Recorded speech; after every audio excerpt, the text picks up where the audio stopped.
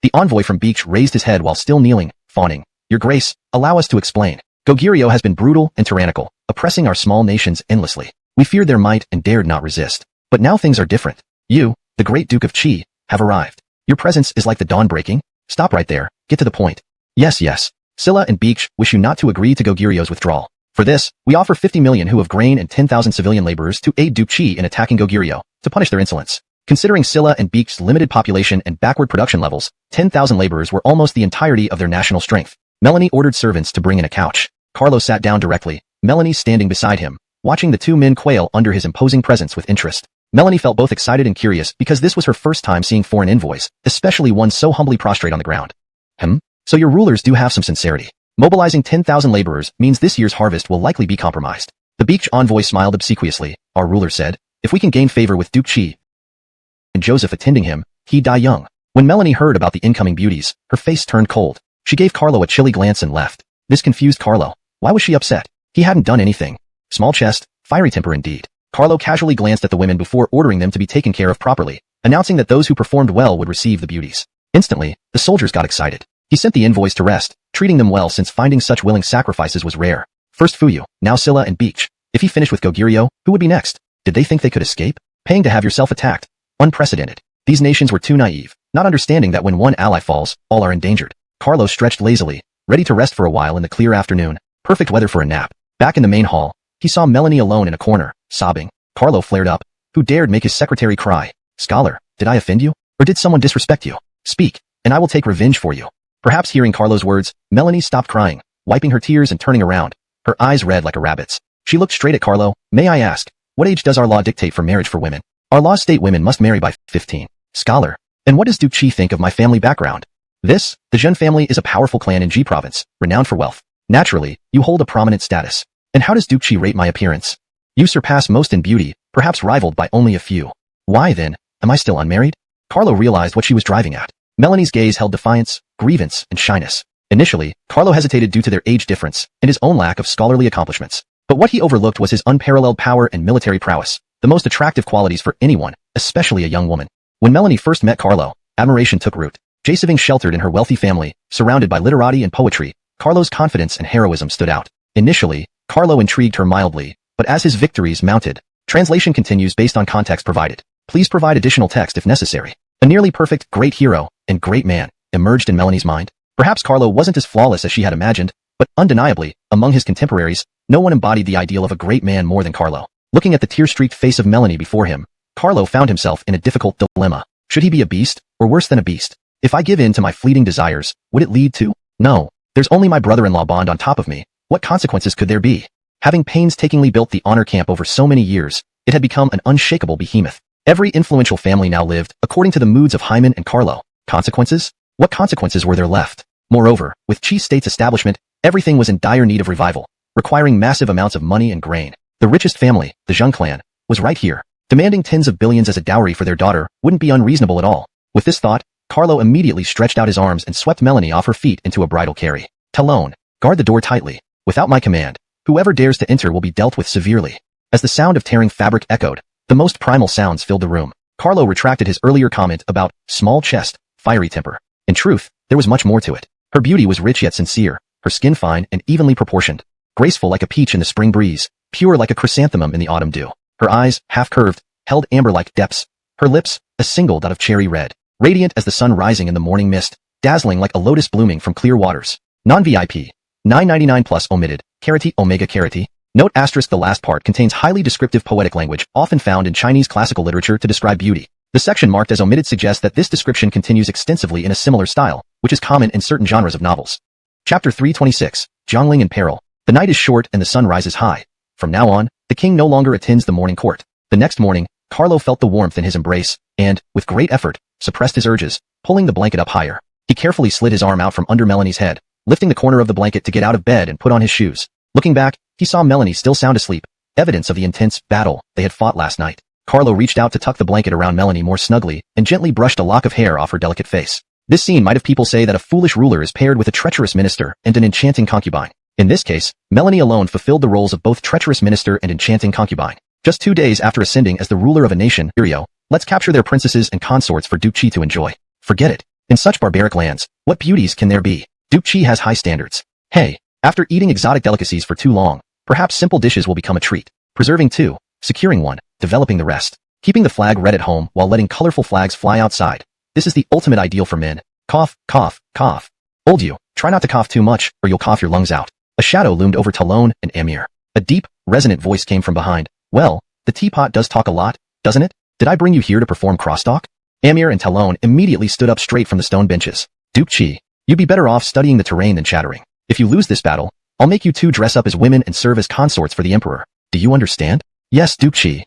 Watching Amir and Talon, Carlo shook his head with amusement. Where did they learn these things? Talon was initially a valiant general, but later developed some cunning ways. Amir, who was once a cultured scholar general, now spoke incessantly and even threatened to destroy enemy rosters. Who taught them? Indeed, it must be Hyman's influence. Hutch gave a look of disdain towards Talon and Amir before handing over the intelligence to Carlo. Duke Chi, this information comes from Gogirio's scouts. Hugo attempted to seek peace but failed. He then forcibly conscripted civilians into the army, adding to the original 27,000 troops, making a total of 87,000 men. Women and the elderly are required to support the army by transporting provisions. Meanwhile, Hugo has been plundering the countryside, causing widespread resentment.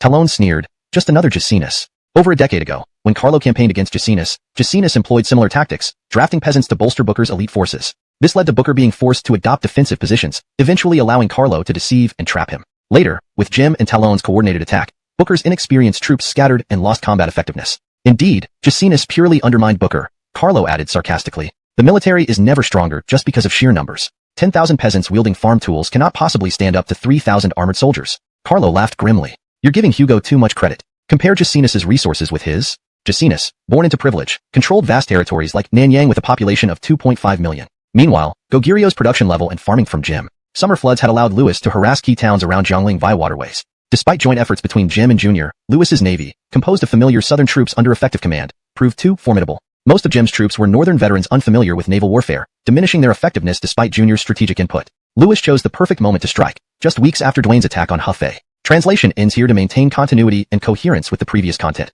Why? Because Lewis clearly knew that apart from the Xiongnu and the Xinbei to the north, no other nation could pose a significant threat to Carlo. This meant that if Dwayne failed to capture Hefei and Hyman still retained a substantial force, the most likely target for attack would be Yi Province, the stronghold of his elder brother. Although Giselbert led troops to guard Jiaming Pass and there were defenders at Jimin Pass, she was currently vulnerable with its main forces having been taken by D. Lewis did not want to leave the fate of Yi Province to Hyman's whims. Therefore, Lewis resolutely chose to launch an offensive, using it to draw the attention of Hyman's camp. Initially, Lewis had no intention of taking risks. After all, with just these 2 or 3 tens of thousands of men, his forces were sufficient to tussle with Jim, but engaging in a direct confrontation with Hyman's main army would be suicidal. Yet, who could have anticipated that Chester Zhongmu, Dwayne, could further tarnish an already dismal record? You attacking Hefei might not win, but at least hold out for a couple of months to buy some time. But Dwayne displayed the essence of blitzkrieg to perfection. He attacked swiftly and, damn it, lost even faster. Not every lord is so spectacularly incompetent. With your performance, don't claim you're from Jiangdong. It only brings shame to King Xiong. Lewis, leading his navy and marines, sailed upriver, capturing every town in his path, gradually encircling the important city of Jiangling, aiming to besiege it completely. Over a month, Lewis and Horace split their forces and successively captured 7 key towns around Jiangling, forming a vague encirclement. During this period, Jim engaged Lewis in one direct conflict and suffered a severe defeat. Before the encirclement was fully formed, he sent a message to Hyman requesting reinforcements, as this old fellow proved too damn formidable. Jiangling was a crucial stronghold in Simas province and a vital point on the Xiang River defense line. Losing it was simply not an option. The city was well stocked with enough provisions to last Jim's entire army for 3 years. Thus, Jim opted to abandon the outer defenses around Jiangling and retreat directly back to defend the city while awaiting support. A pivotal battle of this era was about to unfold. Thousands at Scarloping Pass, and despite sending 20,000 troops under Rhett westward to reopen the Silk Road months ago, despite all these deployments, Hyman still had the power to mobilize 100,000 troops against Lewis at any time. Moreover, being ennobled as Duke was only the first step for Hyman. Advancing to King required a significant victory. Dwayne, although lacking in military strategy, still possessed formidable hard power. The veteran generals left by Grant could bring the Wu Navy to fight the honor forces to mutual destruction. Therefore, to further expand his territory, Hyman had to focus on Siamusju and Izhou. Siamusju, with its complex water systems and proximity to Wu, meant that if attacked again, Dwayne would inevitably support Siamusju, changing the one-on-one fight into a two-on-one, an unprofitable situation for Hyman. But Izhou was different. With Adamershong Plain and Scarloping Pass already in Honor's hands, the entire Shu region had only Jiaguan standing between it and the Amarigdu Plains. Honor did not yet know about Akin's newly constructed Jinangwan. No matter how strong Giselbert was, how long could he hold Jiaguan? Hyman's overwhelming force could overrun him easily. Without Lewis's almost suicidal offensive drawing Hyman's attention, Izhou north of Jinangwan might have already fallen. This would further weaken Di's already tenuous foundation. Hyman, known for mass migrations after conquests, would rob Di of his gains in Nanyue. Di's efforts in the south, bringing back hundreds of thousands, would be undone by Hyman stealing away hundreds of thousands and pushing the front lines right to Dee's face. Every morning, Dee would see Hyman hovering outside Janangwen. Xuanda, open your mouth, I need to talk to you. Lewis himself hadn't seen Janangwen either and was unsure if it could withstand Hyman's army. Since taking command in Siamusju, Lewis had never visited Amarigdu. From his perspective, Dee was battling Jiaoji, while Hyman sneaked up behind him. Xuanda, I'm coming in. While Dee was fighting Jiaoji, Hyman's sudden attack was alarming. Without Lewis's intervention, who knows what Hyman would do to his elder brother. Moreover, Lewis was gambling on pulling Wu into the conflict to shield Dee. By setting the battlefield around Jiangxia and Jiangling, he aimed to shift the main conflict towards Wu. If Wu joined, not only would Lewis achieve his goal of diverting the enemy's attention, but they might even win and repel the honor forces. If Wu refused to help, Lewis would sacrifice Jiangxia directly to Hyman. Jiangxia was a key strategic point for Wu. Once controlled by Hyman, it would cut off connections north and west, trapping Wu like fish in a jar. In Jianya, Duane kicked his concubine aside. You encourage me to read, understanding that, when the lips are gone, the teeth feel cold. Today's honor is like the Seamus of old, and Wu and Dee must rely on each other. Even a fake surrender could lead to our demise once Lewis is defeated and Siamusju falls to honor. Dorian slashed his wound with his sword, blood streaming down his arm. Pale and sweating from pain, he spoke sincerely, My lord, as a commoner favored by generals, I entered the military to serve. Encouraged by your trust, I studied to enhance military strategy. I owe you immeasurable gratitude. I volunteer to lead reinforcements to aid Lewis, defending Wu's foundation with my life. Only then can I repay the generals and lords above and fulfill your kindness. Moved by Dorian's resolve, Duane helped him up, disregarding the blood. He tore off a piece of his sleeve to bandage Dorian. Dorian tried to refuse. My lord, this is unworthy of you. Please continue the translation where it ended abruptly, ensuring continuity and coherence. Duane, however, laughed heartily and said, The responsibility on Ziming's shoulders is the safety of Jiangdong. How can this be considered a trivial matter? After bandaging Dorian's wound, Duane turned around and picked up his own sword from the table, holding it horizontally with both hands as he approached Dorian. This sword was once wielded by my father and elder brother. My father used it to conquer the world, and my brother used it to unify Jiangdong. During the Battle of Chibi, I entrusted this sword to Gongjin. Today, I entrust it to you. From this day forward, Dorian will be the Grand Commander of our Jiangdong forces, leading all naval and land troops. With this sword in hand, you have full authority to mobilize the army without reporting back. If any generals or ministers show signs of rebellion or collusion with Hyman, execute them immediately.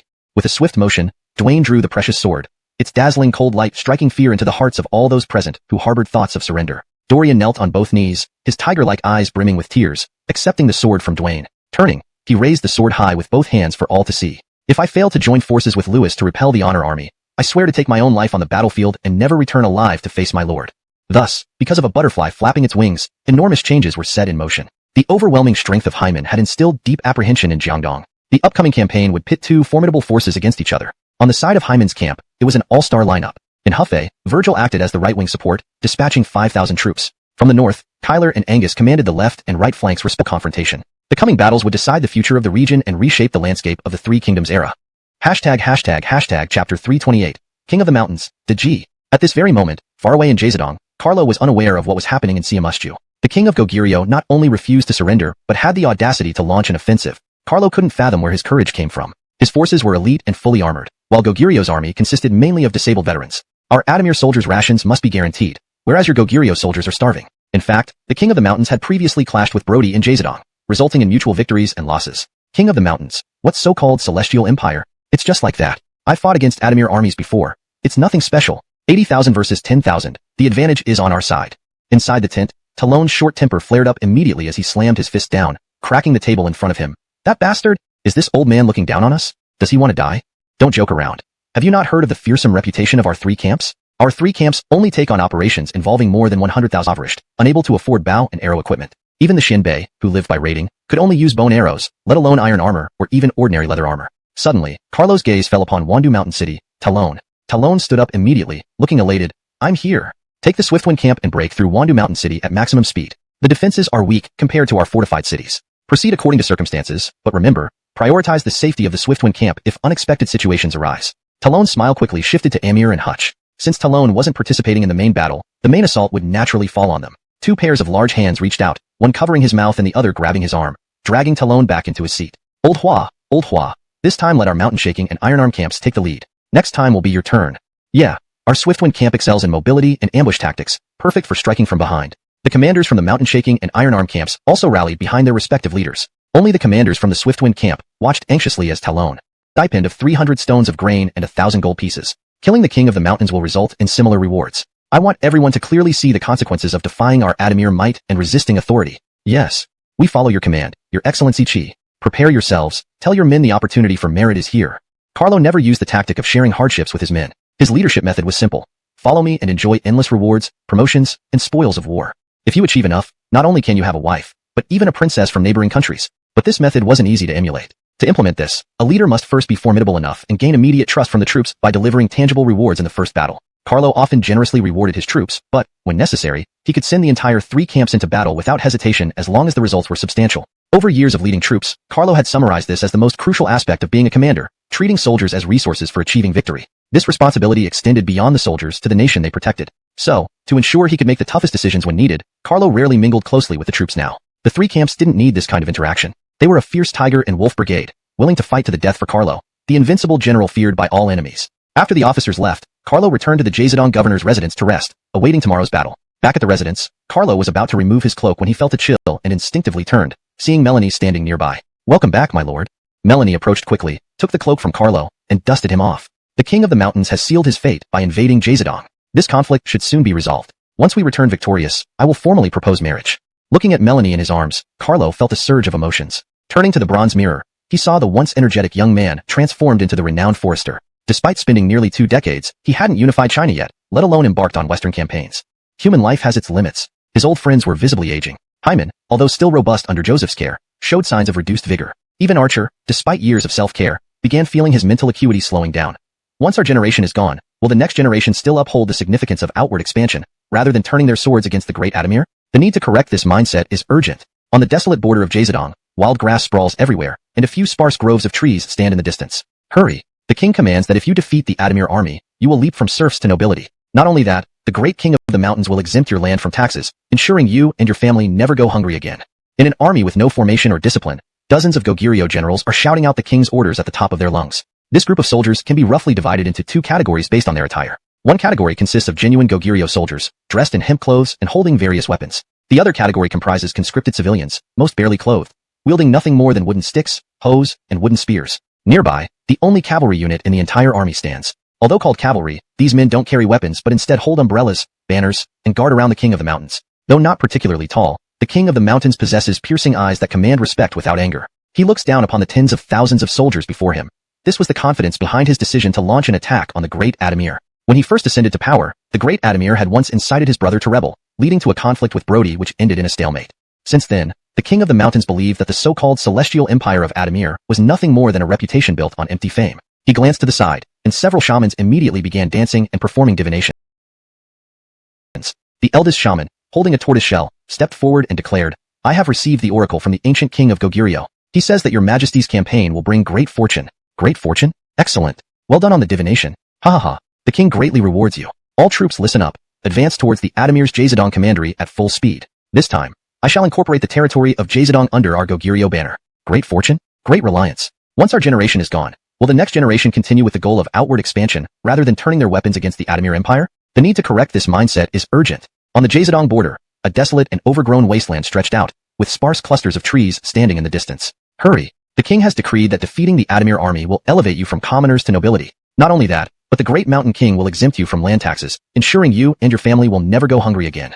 Amidst a disorganized force with no semblance of formation, several Goguryeo generals were shouting the mountain king's orders at the top of their lungs. These soldiers could be roughly divided into 2 groups based on their attire. One group consisted of regular Goguryeo troops, dressed in standard hemp clothing and wielding various weapons. The other group was made up of conscripted peasants, most barely clothed and armed with little more than wooden clubs, hoes, and spears.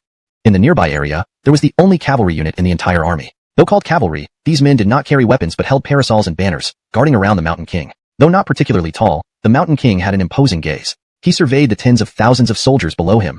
This was his confidence to launch an attack on the Adamir Empire. When he first ascended to the throne, the Adamir Empire had incited his brother to rebel. This led to a confrontation between him and Gong Sundu, which ended in a stalemate. Since then, the mountain king believed the so-called Adamir Empire was nothing but a false reputation. Glancing to the side, several shamans immediately began performing divinations. The eldest shaman stepped forward with a tortoise shell and announced, "I have received the divine message from the former river king. He says, Your Majesty, your campaign is destined for great fortune." "Great fortune. Indeed. Excellent. A fine omen indeed. Ha ha ha. I shall reward you generously. All troops, heed my command. Advance at full speed towards the Adamir's Jazadong commandery. This time, I shall incorporate Jazadong's territory into Goguryeo." Great fortune? Great reliance. Note, great reliance is a pun on great fortune, implying a heavy and potentially misplaced dependence on something.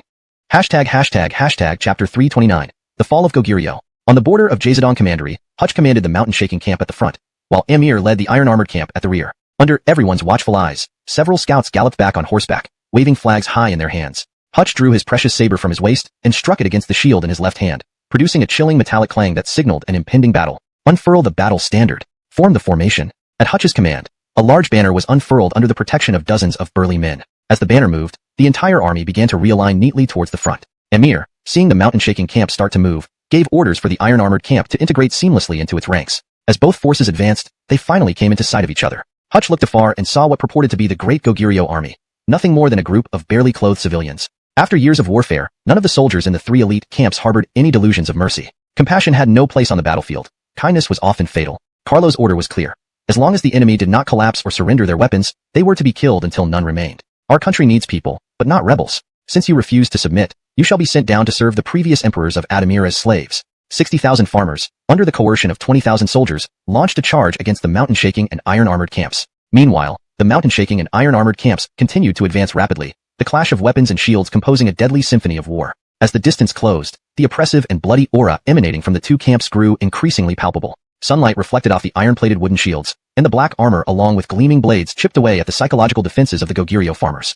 Gifford of Goguryeo, who had initially been confident, finally realized something was amiss. This Adamir army seemed far superior in both morale and equipment compared to Brody's forces. But with the armies about to clash, there was no time for regret. When the two sides were less than 50 paces apart, Hutch gave the order, mountain-shaking camp, crush the traitors, kill, iron-armored camp, obey my command, slay the enemy.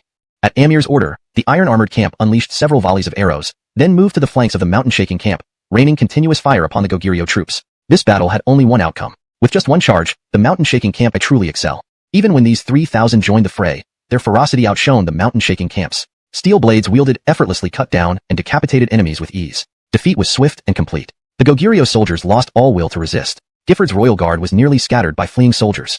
Wanasoziong, riding a white horse with a green silk canopy and accompanied by a retinue of cavalry, was easily spotted by Hutch. Gifford is right there. By Duke Chi's order, capture him and be made Marquis of Dutingsi. Kill him and rise in rank and nobility.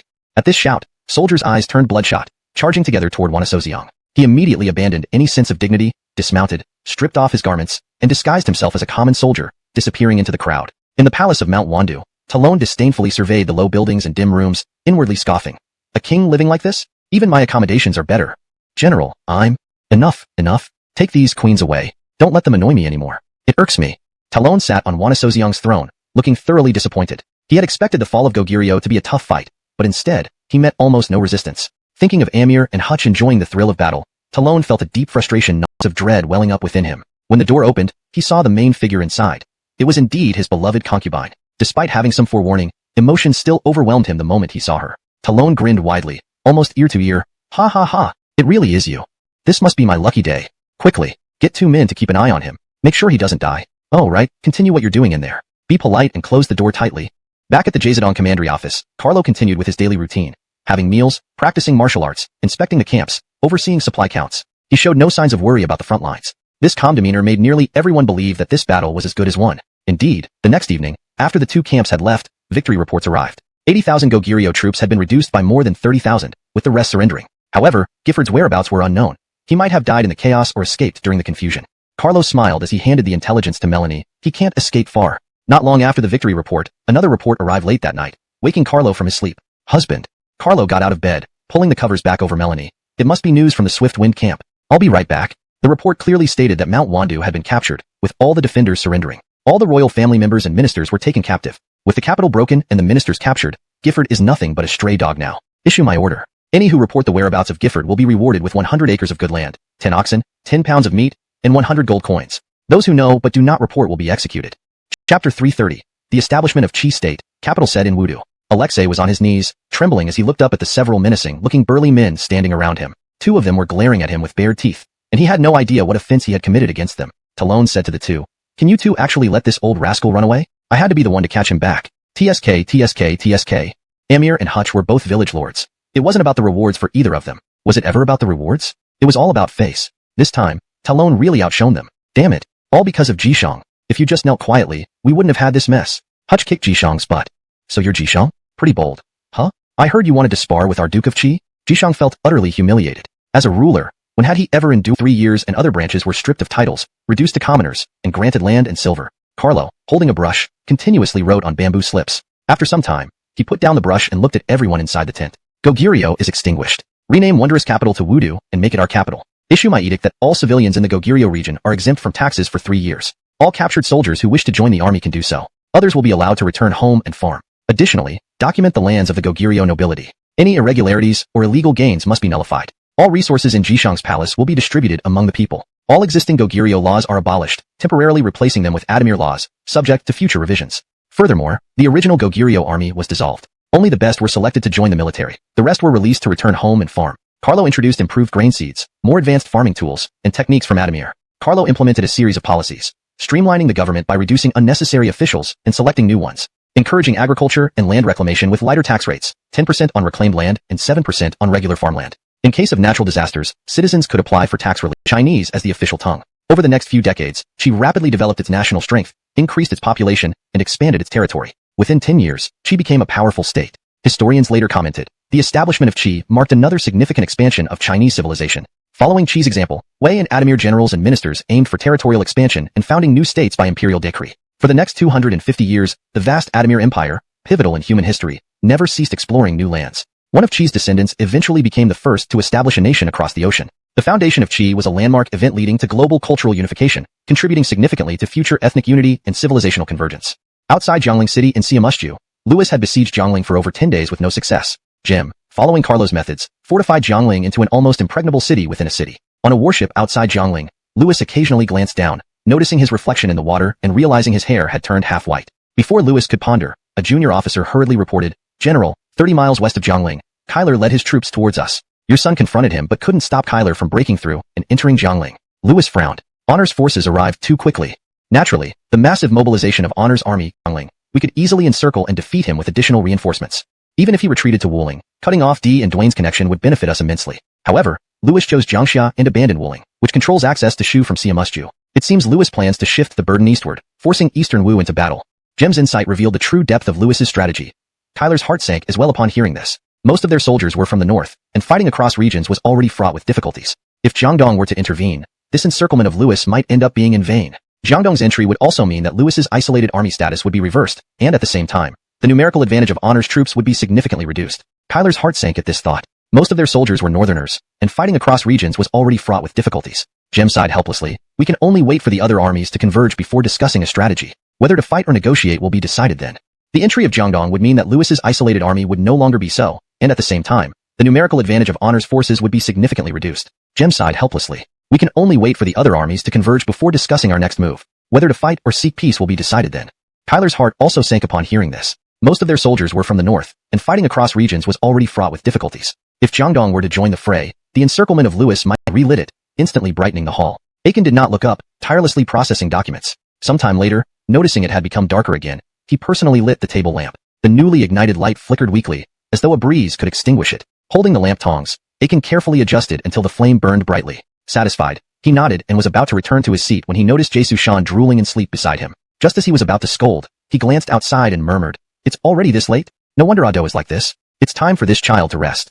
Ado, Ado." Calling twice without response, Aiken gently picked up Jae Sushan, placed him on his resting mat, and covered him with his own robe before returning to his desk. Unbeknownst to him, Jae Sushan's round eyes snapped open, watching Aiken briefly before closing again.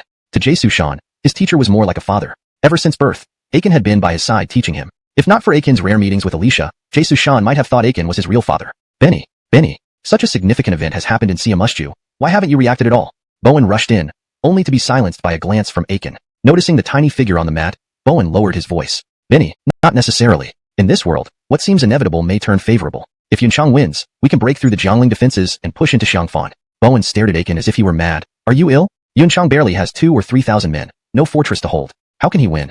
We lack the troops to aid Yunchang, but Dwayne does not.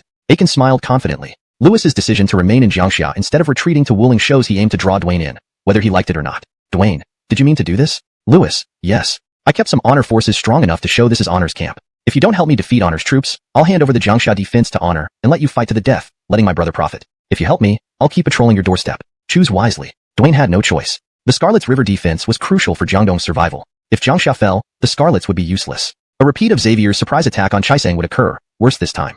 Xavier only had 5,000, but if Hyman took Jiangxia, the number could easily be 50,000. Upon receiving word from Jiangdong, Virgil immediately dispatched 10,000 troops from Shochuan to the northern bank of the Scarlets, facing Jianya to pressure and contain Jiangdong. Finally, Duane made a wise decision. He swiftly mobilized all southern armies, dividing them into two parts. One part, commanded by Dorian, totaling 27,000, claimed as 50,000, headed to Jiangxia. Duane led Briggs, Zachariah, Jae Tong, and others with 50. The agreement was that the Sun and Jesu households would stick together and fight Hyman to the death. But as soon as the fighting began, Duane had jumped up onto the fence, watching from above. Now, Duane had no choice but to come down.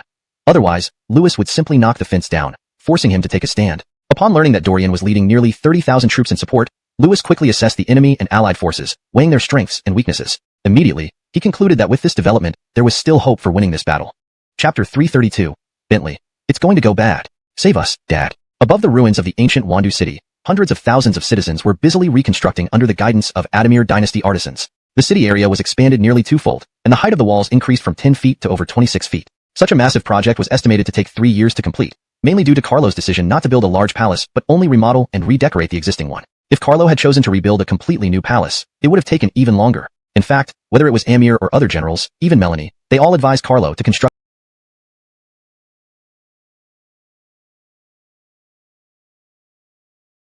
Well, in a certain sense, this legend wasn't entirely wrong. Meanwhile, Carlo had already returned to Xuchang, unaware of the changes in how his subjects perceived him. Within Xuchang City, Hyman had already traveled to Yi City in Ji Province to oversee his feudal territory. In the Prime Minister's residence, Yonatan began gradually handling all significant matters. It wasn't just within the honor family. The second generations of other generals also became increasingly active. Among them, the most noticeable were Yonatan, who was already an adult and a disciple of Lionel, and Carlo's eldest son, Bentley. Although political reasons determined that Bentley would not inherit the position of the Prince of Qi, as Carlo's eldest son and the grandson of the famous scholar Connor, Bentley inevitably attracted a lot of attention. Moreover, Bentley demonstrated excellent insight and talent for literature, as well as inherited his father's divine strength, excelling both in scholarship and martial prowess. On this bright and breezy day, Bentley returned from hunting with friends, pulling a large tiger carcass behind his carriage. There were no wounds on the tiger except for an arrow embedded 3 inches deep into its left eye socket. Notably, its fur remained undamaged. Honor Xiong was also an adult, though he was frail and often ill due to congenital issues. Fortunately, thanks to the medical prowess of Joseph, he survived. Ironically, the young Honor Xiong was particularly fond of Carlo and Everett, who had bullied him when he was little. As Bentley grew older, he started playing with Bentley daily. Honor Xiong wished to play with his nephew Maddox as well, but Maddox had no interest in him and looked down on him, causing Honor Xiong much distress. Bentley often teased him about this. Hey, brother Seamus, let's talk about something? What does Uncle want? Bentley, sitting on a horse, had a sunny face, resembling Carlo but with a more refined scholarly air. That tiger skin is pretty rare. Could you give it to me? I'll trade you the 42 Desires Realm Demoness painting owned by Everett Cho. Bentley sighed helplessly. Uncle, your health is already weak. You should be cautious. Besides, what do I need that thing for? If not for Carlo's strict prohibition against him leaking essence before 16, 13-year-old Bentley might have been a father by now, considering how many people wanted to be Bentley's in-laws and thus relatives of Duke Carlo. Since Carlo's other children were too young, the pressure all fell on Bentley. Even without the family background, Bentley's talents placed him among the top in his generation, possessing considerable divine strength at only 13. Seeing Bentley refuse, Honor Xiong persisted, unwilling to let it go. Finally, Bentley explained, Uncle, no matter how you insist, this tiger skin is meant for making hats and coats for my younger siblings. Kids get easily startled. Wouldn't you worry if they got frightened because of not having tiger skin hats? As they talked, they approached the gate of Xuchang. Suddenly, they heard rolling wheels behind them. A lavish carriage, accompanied by several attendants driving away the pedestrians, came speeding towards Xuchang City. Bentley frowned. Who in Xuchang dared to act so arrogantly? Since Carlo eliminated the previous Grand Commandant, Virgil held this position and maintained law and order strictly. No one dared to be so arrogant in Xuchang. Honor Xiong, disdainfully, ordered a guard. Stop them. Let's see who dares to be ruder than me. A nagging feeling troubled Bentley. He tried to stop Honor Xiong, but Honor Xiong dismissed him, saying, My dad is Hyman. Yours is Carlo. Who in our generation has higher status? Let's deal with it. The carriage stopped. A beautiful woman stepped out. Honor Xiong's face turned pale. Oh no, it's my elder sister. Logically speaking, few people in Xuchang could compete with Honor Xiong in terms of family connections. Either his elder brothers or sisters were busy or married except Honor Qing, who wandered around daily. Honor Xiong had no choice but to accept defeat this time. Bentley wasn't Ken's home. So, I can only politely decline Aunt's invitation. Honor Xiong hadn't detected any unease and smiled foolishly, saying, Elder sister, since brother Seamus is not going, I'll drink his share for him. Grapes wine was an extremely rare commodity in this era, difficult even for royalty and nobility to obtain. Due to his physical condition, Honor Xiong did not involve himself in politics or military affairs, gradually forming a character that loved food and fun. But such a lifestyle suited Hyman just fine. With so many sons, most of whom were capable, he didn't mind having 1 or 2 foodies. Sometimes, having a silly son around could be quite amusing. Hearing that Honor Qing had half a unit of grape wine at home, Honor Xiong's eyes lit up with excitement. Honor Qing saw that Bentley had made up his mind and worried that being overly enthusiastic might scare him away, so she stopped persuading him. She merely reminded Bentley to bring his siblings to visit her manor when they had free time. Elder sister, if brother Seamus doesn't go, then I will? Well, in that case, I'll have some grape wine sent over for you. You're still as greedy as when you were a child. Just as Honor Ching was preparing to get into the carriage and return to the city, a banner fluttered in the distance. Soldiers led the way, and a carriage pulled by 5 horses slowly approached. One of his mothers, whom he once called aunt, later became his mother. Another was a former empress who came directly into his father's household. 2 of his mothers were sisters, making them of the same generation as Bentley according to maternal lineage. It was rumored that his elder aunt had also harbored feelings for his father in her youth. Now there was another one. Father, you really know how to do things. If anyone knew his father as well as he did, Bentley mused, it would be himself. As soon as Carlo felt something was off. Is this kid criticizing me? Thankfully, Carlo didn't know what his son was thinking. Otherwise, he'd likely cry foul. I, Carlo, am far from lecherous compared to someone like Hyman, a paragon of virtue and integrity. Honor Xiong chuckled and bowed. Greetings, brother-in-law. Seeing Honor Xiong, Carlo brightened. A mischievous idea struck him. Just settle Xiong. Come here and give your brother-in-law a hug. That remark turned Honor Xiong red, prompting Carlo to laugh heartily. All right, let's head into the city. Talon, Emir, Hutch, take the troops back to camp. Rewards will be distributed in 3 days. Go ahead. Yes, sir. After entering the city, Carlo sent courtesy visits to the Honor residence and the Sun residence. As for Everett's place, no need for formalities. They could just kick open the door. Old friends didn't need such pretenses. First, Carlo went home to settle Melanie before heading straight to ran down his spine, jolting him upright. Something's wrong. Could Carlo already be back? Before he finished, a familiar voice echoed, Isidore, are you home? Nothing much happening today? If not, I'm coming in. Woof woof woof. Hearing the barks, Everett's eyes widened. Damn, that dog is dead. How? Everett hurriedly had the servants hide the wine and continued lounging. Bang! Debt slips. Carlo pulled out a stack of IOUs and tossed them to Everett, then plopped down on the ground before him. Greetings, Duke Chi. Carlo waved dismissively, and Everett dismissed the servants. Noticing the spring and autumn annals, Carlo stroked his chin. Reading spring in your spare time? Not right at all.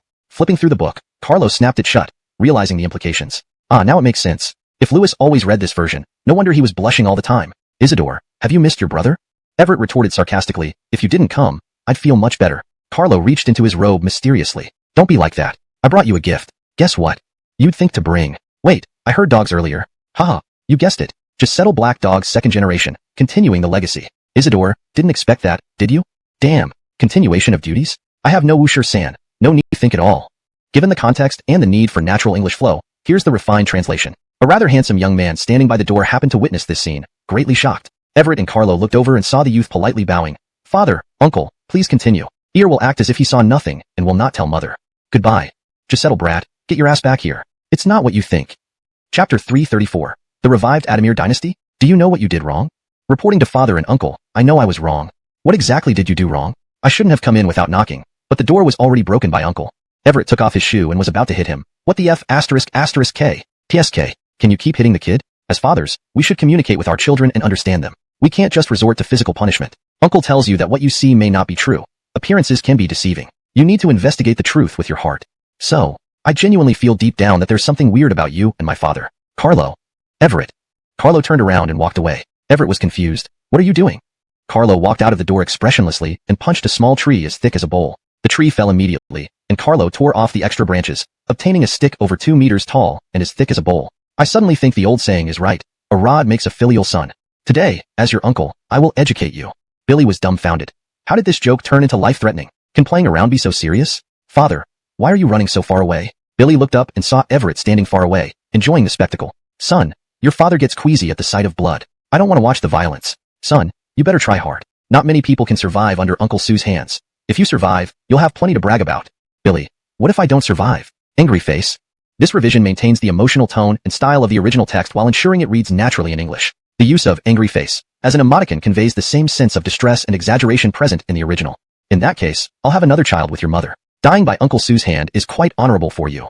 Billy was bewildered. Father, am I really your biological son? As soon as Billy finished speaking, a shadow loomed over him. Carlo held the tree branch in one hand, an air of invincibility around him. Don't imagine things. Just look at both of your personalities. They're identical. However, joking about your uncle recklessly will make him angry. Billy looked at Carlo and swallowed hard. Uncle, I need to report something. When you're not around, Honor Xiong often drinks with brother Seamus and shows him the 42 Demonist Desires Realm pictures. Before Carlo could respond, Everett jumped up. Wait, the 42 Demonist Desires Realm. Why does that sound familiar? Isn't that my rare collection? How did it end up with that kid? Billy, hehehe. He traded me a bottle of clear wine for it. Note, clear wine is not Japanese sake.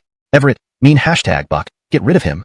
This maintains the intensity and context of the original line while ensuring it reads naturally in English. The phrase, get rid of him, captures the implied threat without being too literal or losing the conversational tone. Billy, what the? Note, The original text uses emoticons and internet slang which may not translate directly. I have attempted to convey the sentiment in a more natural English expression. Depending on the context and desired style, you might also consider Billy, oh no, or Billy, help. Got it. Of course, kill was an exaggeration, but physical punishment was inevitable. A flagpole was set up outside Everett's door, with Billy tied to it. Carlo and Everett clapped their hands, satisfied with the scene of Billy apologizing repeatedly on the pole, then went back inside to discuss important matters. Bang asked a doctor if he could be cured and was told, yes, he retorted. As a commoner, I rose with a 3-foot sword to conquer the world. Wasn't this due to fate? If fate decides, even BNK wouldn't help. Afterward, he rewarded the doctor with 50 pounds of gold and dismissed him. From this incident, one can see the breadth of the original Jesu family's charm and magnanimity. Some said Jesu Bang insulted his subordinates. Ingbu, great king, I've come to join you. Jesu Bang, why do you annoy me? What can you possibly do? Ingbu, I know you look down on me. Jesu Bang, here's the key to the Lamborghini parked outside, and 2 Victoria's Secret models and a golden card worth 100 million in the car. Go handle business now or die. But Jesu Bang kept his word. If you failed him, he'd really kill you. Throughout history, few kings dared face death directly. Even the great emperors couldn't escape such norms. Starting from Chester Gaozu, each Adamir emperor possessed remarkable quality, especially during the early and middle Western Adamir period. If any one of them were transplanted to another era, they'd shine among the top tier. From Chester Taizu onward, Chester I, Chester Simisk, Chester Wu, Chester Zhao, and Chester Xian, 6 successive generations of wise rulers. The reign of Chesters I and Simisk mark the 4 directions. Some people always try to add a line to Chester Taizu's poem, but he had already reached the pinnacle with just 3 lines. Why gild the lily? The name, Adamir, held infinite charm for the people of this era. Even Hyman hasn't let go of the Adamir dynasty, let alone others. So while losing slightly in Siamushu is tolerable, a major loss is unacceptable. If people see hope for the Adamir's revival, Everett can't imagine how crazy everyone would get. Carlo furrowed his brows in thought and finally spoke after a long pause. If it doesn't work, I will personally. No. Before he could finish, Everett vetoed the idea. Carlo also lacked experience in naval warfare, so even if he went, there was no guarantee he could turn the tide. More importantly, Carlo, with his undefeated reputation, was like a nuclear bomb. A nuclear bomb's greatest deterrent is when it remains undeployed. As long as Carlo, this pillar of stability, stayed put, the situation wouldn't change unless Louis directly pushed back to Xiangyang. Just the threat of Carlo's presence was enough to deter any significant shift in power. Chapter 335. You, brother-in-law, are truly a beast. At dawn, Carlo slowly withdrew his arm from under Karina's head, then gently pulled the quilt over Abrielle on the right, covering her exposed and fair. Carlo cleaned up and headed outside without eating breakfast. The battle situation in southern Siamushu had been deadlocked for over a month. Jem and other generals held Louis and Dorian's troops firmly suppressed in Jiangxia and Changsha areas.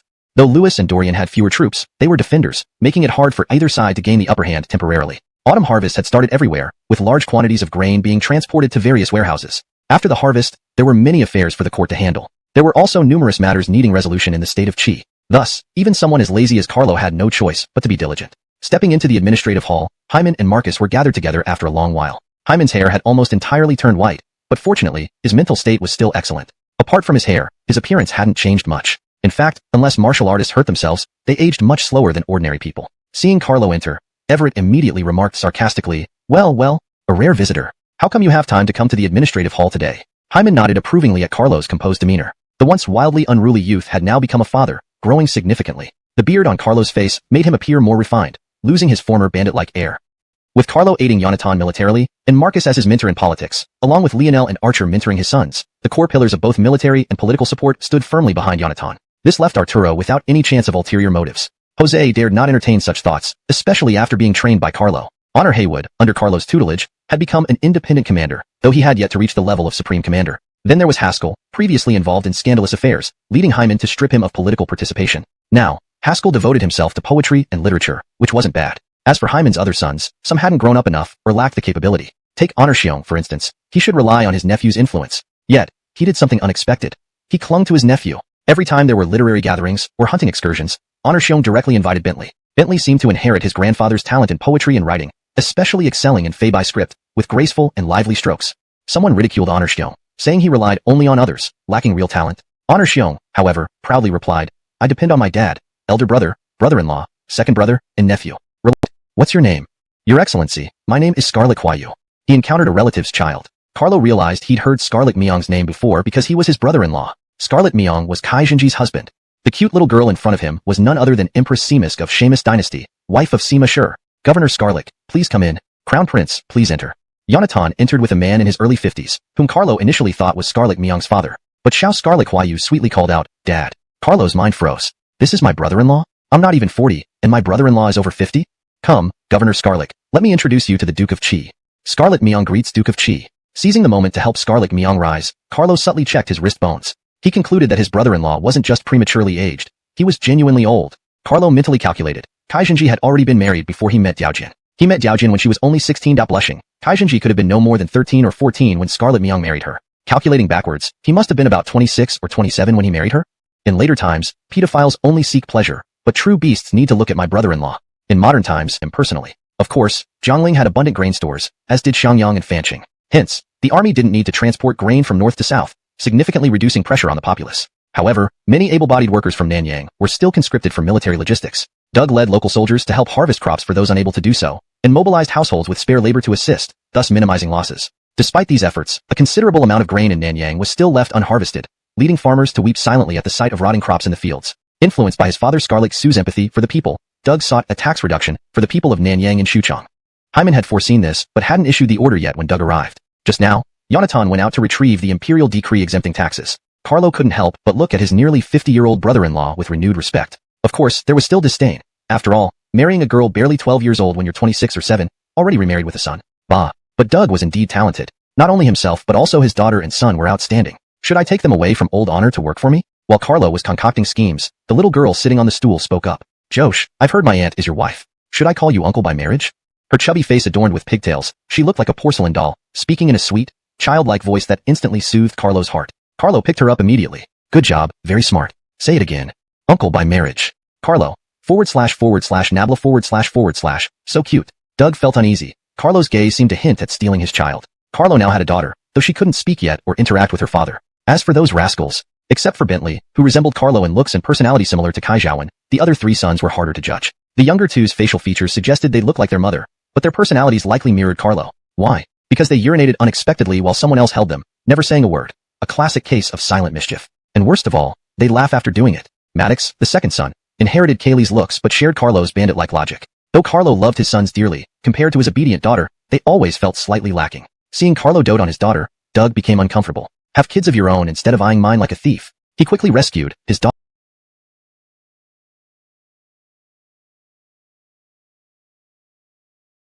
from Carlo's arms. Carlo grumbled, eyeing his brother-in-law. If not for knowing the downsides of incestuous marriages, I'd have my sons lure her away daily just to annoy you. Growing up, they'd ride a chestnut horse, carrying your daughter, shouting at the door. Here comes the steed, standing by the gate. Yonatan, perhaps, Governor Scarlet, you could let Josh hold her again? Doug, look at him. Seems like he wants to steal her. Want a daughter? Go home and make one yourself. Carlo, young man brother-in-law, don't say I'd steal. I always openly take what I want. Doug, and you're proud of it? Eventually, Yonatan had his wife take little Scarlet Huayu away, ending the impasse. They resumed their seats. Jian, I have a question. I heard D conquered Jiaoji and gained hundreds of thousands of households and millions of tons of grain. Is such a remote land truly so prosperous? Well, prosperous might be too strong, but it does support 4 harvests a year. Any crop planted won't starve anyone. 4 harvests a year? Yonatan and Doug looked stunned, staring at Carlo. Yes, didn't I tell you before? A moment of silence filled the room before chaos ensued. Get the map. Fetch the map. Mobilize the troops. These thugs resemble Old Honor in every aspect. Seeing something good, they must snatch it, whether it's land or widows. But Carlo liked this attitude. Robbing isn't wrong, what matters is taking control. Doug kept quiet, knowing the discussion could lead to the destruction of nations. Even as a provincial governor, he lacked the authority to participate. Zishio, calm down. The land isn't going anywhere. I want our Adamir empire to grow stronger. See how anxious you are. We've just pacified the north. Developing those fertile lands and resources will take time. Besides, Siamusju is in a stalemate. Let's avoid major conflicts for the next few years. Previously, Carlo had been a staunch advocate for war, urging attacks upon most inquiries by Hyman. But Jiaoji was too far away, separated by D. How could they attack? Yonatan rubbed his forehead, trying to stay calm. He then smiled apologetically at Doug. My apologies, Governor Scarlet. I lost composure. Doug forced a smile but inwardly criticized. Is Xuchang a bandit stronghold? Josh Carlo acting like this is one thing. But even Prince Yonatan? Sigh, you're wrong. Basically, the entire honor camp leadership consists of bandits. Non-bandits don't make it to the top. Regarding conquering Jiaoji and southern regions, Carlo claimed that even a slight effort would result in widespread devastation. Not exactly, but according to military strategy, conquering Southeast Asian territories shouldn't require an army. There's a tactic. Divert the Lansang River and the Yarlung Tsangpo River back to Bosch. Sichuan's friends are my compatriots, brothers and sisters, beloved kin. How could I possibly let them become mermaids? It's all in jest. Epsilon. The paragraph maintains the original tone, style, and structure while ensuring natural English flow and coherence with the previous content. Chapter 337. Jesu Neichu returns to the national service. Inside Jiangling City, Jem noticed the temperature gradually dropping. He picked up his brush, preparing to allocate hay from the warehouse to be dried and used for the soldiers' warmth. As the saying goes, the army moves, but food and fodder must come first. Food generally refers to provisions for humans and horses, while hay is not necessarily meant for the horses. Horses are too valuable. Could they eat such dry and broken grass? War horses consume a fine mixture of alfalfa, millet, soybeans, and other ingredients. The true purpose of the hay in provisions is to provide warmth for the soldiers and serve as a place to sleep at night. In the evening, soldiers either embrace bundles of hay or lie directly on it. This is one reason why military camps can catch fire so easily. As for quilts, a joke. In an era without cotton, quilts were either made purely from animal hides or silk fabrics. Soldiers could not afford them, nor could ordinary landlords or even minor clans. At this moment, Berkeley, Brant, Kyler, and Jace Tong each led their troops, besieging Jiangxia. Despite winning some battles due to superior numbers and better equipment, the situation was not ideal for Jim. With 10,000 troops facing off against Lewis and Dorian Daly, this was already considered a colossal failure for Jim. 10,000 troops consumed an enormous amount of supplies every day. Although Jiangling had sufficient provisions, Xiangyang and Fan Emmerich also stored large amounts of grain, but this kind of expenditure could not last indefinitely. Jim found himself in a dilemma. Finally cornering Lewis and Jiangxia, capturing this place would mean crossing the Scarlet's River defense of Jiangdong and cutting off D and Dwayne's communication, effectively achieving two goals at once. But the opposition was incredibly resilient. Dorian refused to engage, and Lewis led raids around, disrupting Jim's plans and disturbing various sections of the Honor Forces. Worse yet, Lewis utilized waterways for guerrilla attacks, appearing and disappearing without a trace, impossible to capture. Jim had already sent troops to attack Wuling to block Sichuan's entry into Simas province. Yet leaving Lewis alive posed a significant threat to Simas province in the long run. Even if Jim blocked the entry points now, Lewis could reopen them once the troops withdrew, rendering all efforts futile. Attacking provided no advantage. Retreating felt unsatisfying. This was truly problematic. Just as Jim was troubled by these issues, another disaster was reported by the chief clerk outside the tent. General, I have urgent news to report. Come in. The chief clerk lifted the tent flap and walked in, only to find Jim sitting inside, visibly exhausted. General, due to the damp weather, all the hay in the warehouse has become wet. It will take some time to dry before we can distribute it to the soldiers. Though rage rose within Jim, he was not unprepared for such weather conditions. Even with proper storage, the hay remained soaked. Moreover, recent climate changes caused condensation and frost, making it difficult for anything to stay dry. In the morning, when Jim went out to relieve himself, upon returning, his pants were already damp. Yet failing to hold someone accountable would not sit well with everyone. Ultimately, Jim ordered the logistics officer to be publicly flogged 20 times. He then rewarded him 10 gold coins from his own pocket. This gesture was twofold. It addressed public concerns and reassured the logistics officer that Jim understood his plight but needed to maintain discipline.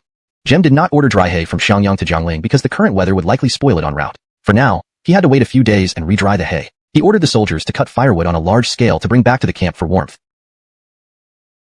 Earlier, this place would have been conquered long ago. What an excellent territory. The king of Jiaoji died under tragic circumstances. Just as Dee and Terence reached the royal residence of Jiaoji, the king rode an elephant, leading a personal charge. However, Terence's loud shout frightened the elephant, causing it to rampage through his own army. Eventually, the king fell off the elephant and died instantly. Honestly, during the entire campaign in Jiaoji, and while transporting hundreds of thousands of people back to Emerigdu, Dee questioned if he was dreaming. Am I really this strong? An area with tens of thousands of people was conquered so easily? Why have I never beaten Hyman then? Eben and Zephyr were the most frustrated, as engaging this group required no tactics or strategic maneuvering. Terence simply advanced directly. Eben and Zephyr felt utterly uninvolved. Nonetheless, bringing back such a vast population to enrich Shu was very satisfying. The only regret was that many people died during transportation.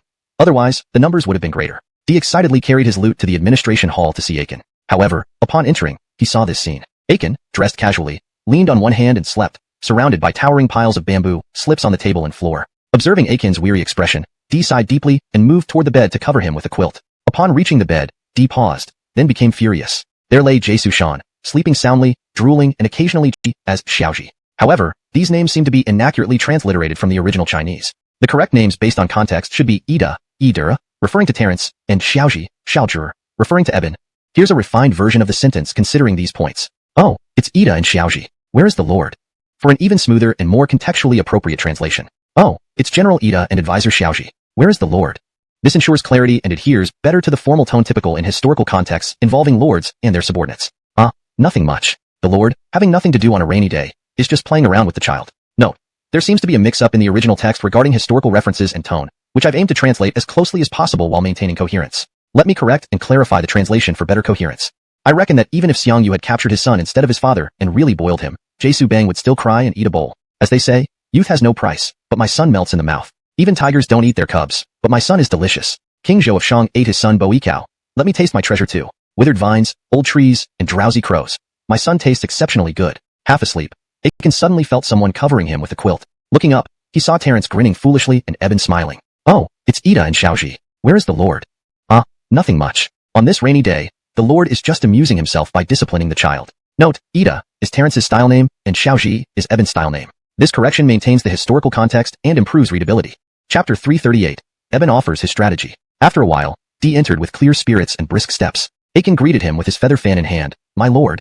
Military advisor, I am grateful for your hard work while I was away. Aiken ordered servants to bring fruit wine, dried fruits, and meat. Everyone took their seats one by one. D smiled and raised a cup of wine, drinking it in one go before turning to Aiken. I never expected our expedition to Jiaoji to be so easy. Terence tossed aside his wine goblet and poured directly from the flask into his mouth. Upon hearing D mention the campaign, he became immediately interested. He put down the flask and eagerly sat beside Aiken's desk. Haha, military advisor, you wouldn't believe how weak the soldiers in Jiaoji are. All I needed was to lead my troops in a charge, and they were thrown into chaos. Ha ha ha, and that Jiaoji king on an elephant?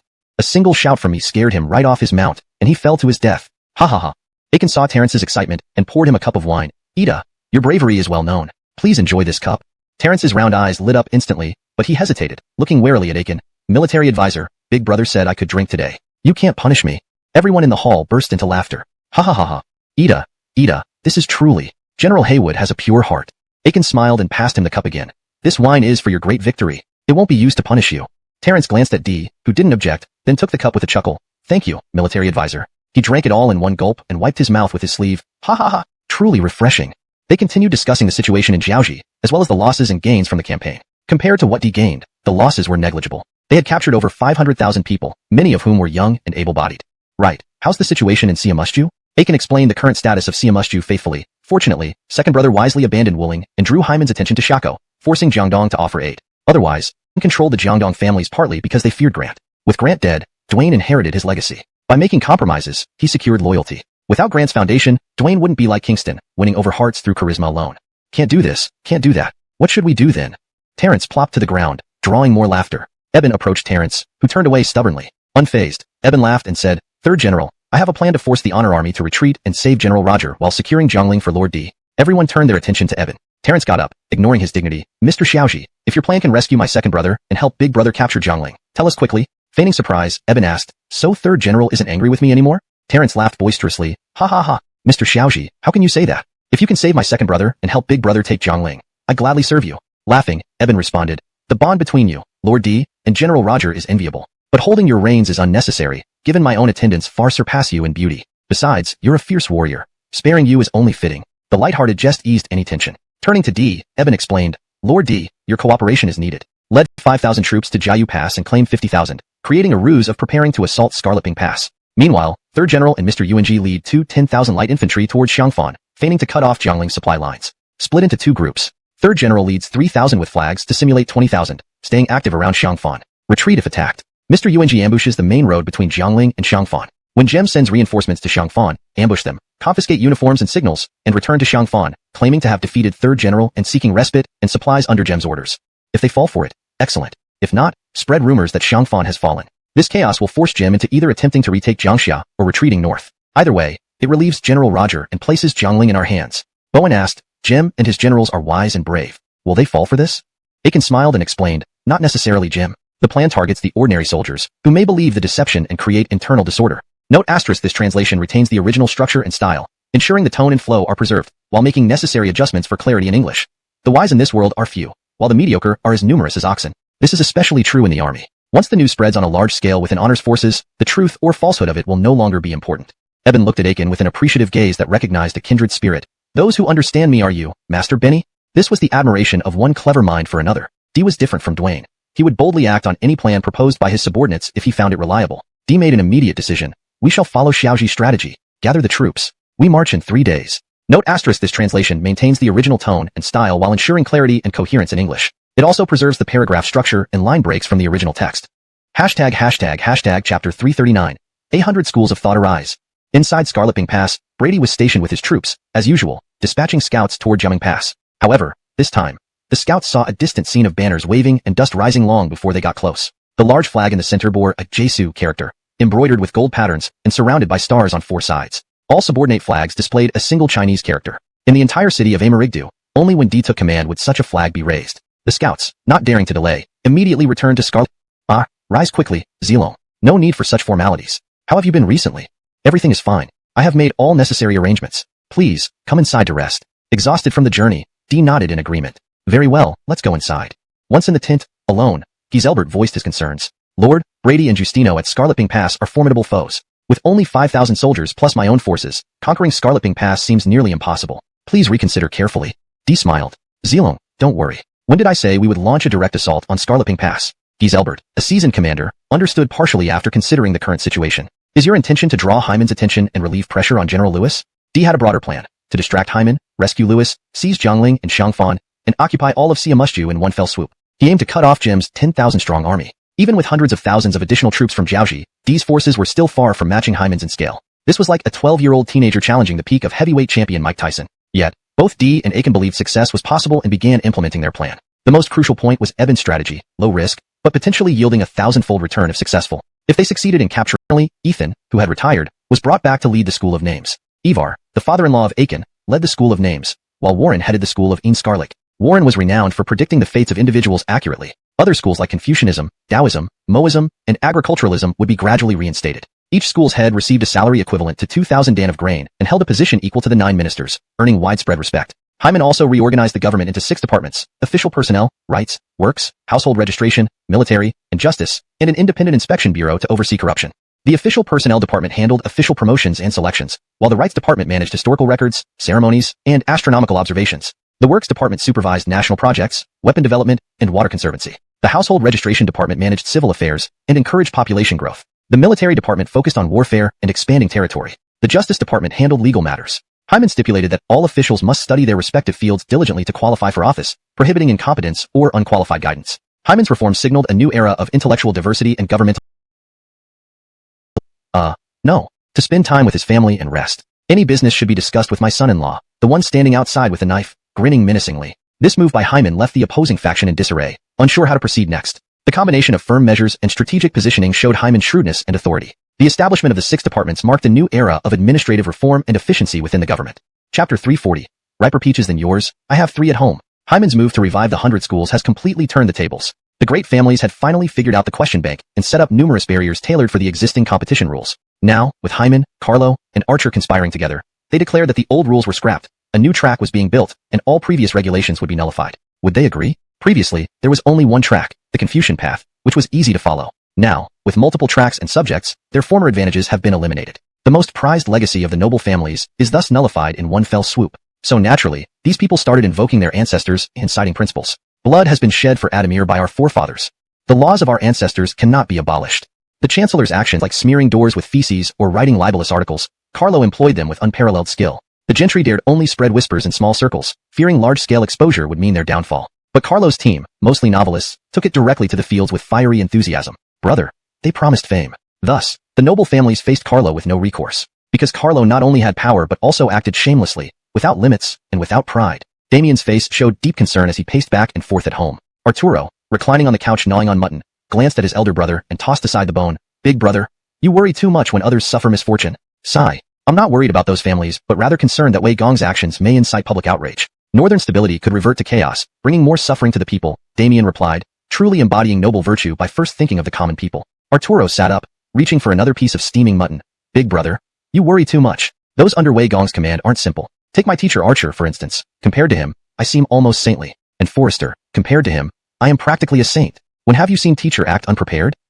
Arturo knew his teacher well. If there were any risk, Archer wouldn't publicly endorse it, but distance himself immediately. Yet now, Archer openly supports and even plans the revival of the 100 schools. This was unprecedented. Very odd. Extremely odd. So Arturo wisely told his family to stay clear of the foolish ones who joined in. Carlo and Archer might be setting traps for them. Hearing this, Damien reconsidered, deep in thought. After some time, he looked up and said, Dominic, join the contention of 100 schools bureau and bring copies of our family's collection. Mouth full of mutton.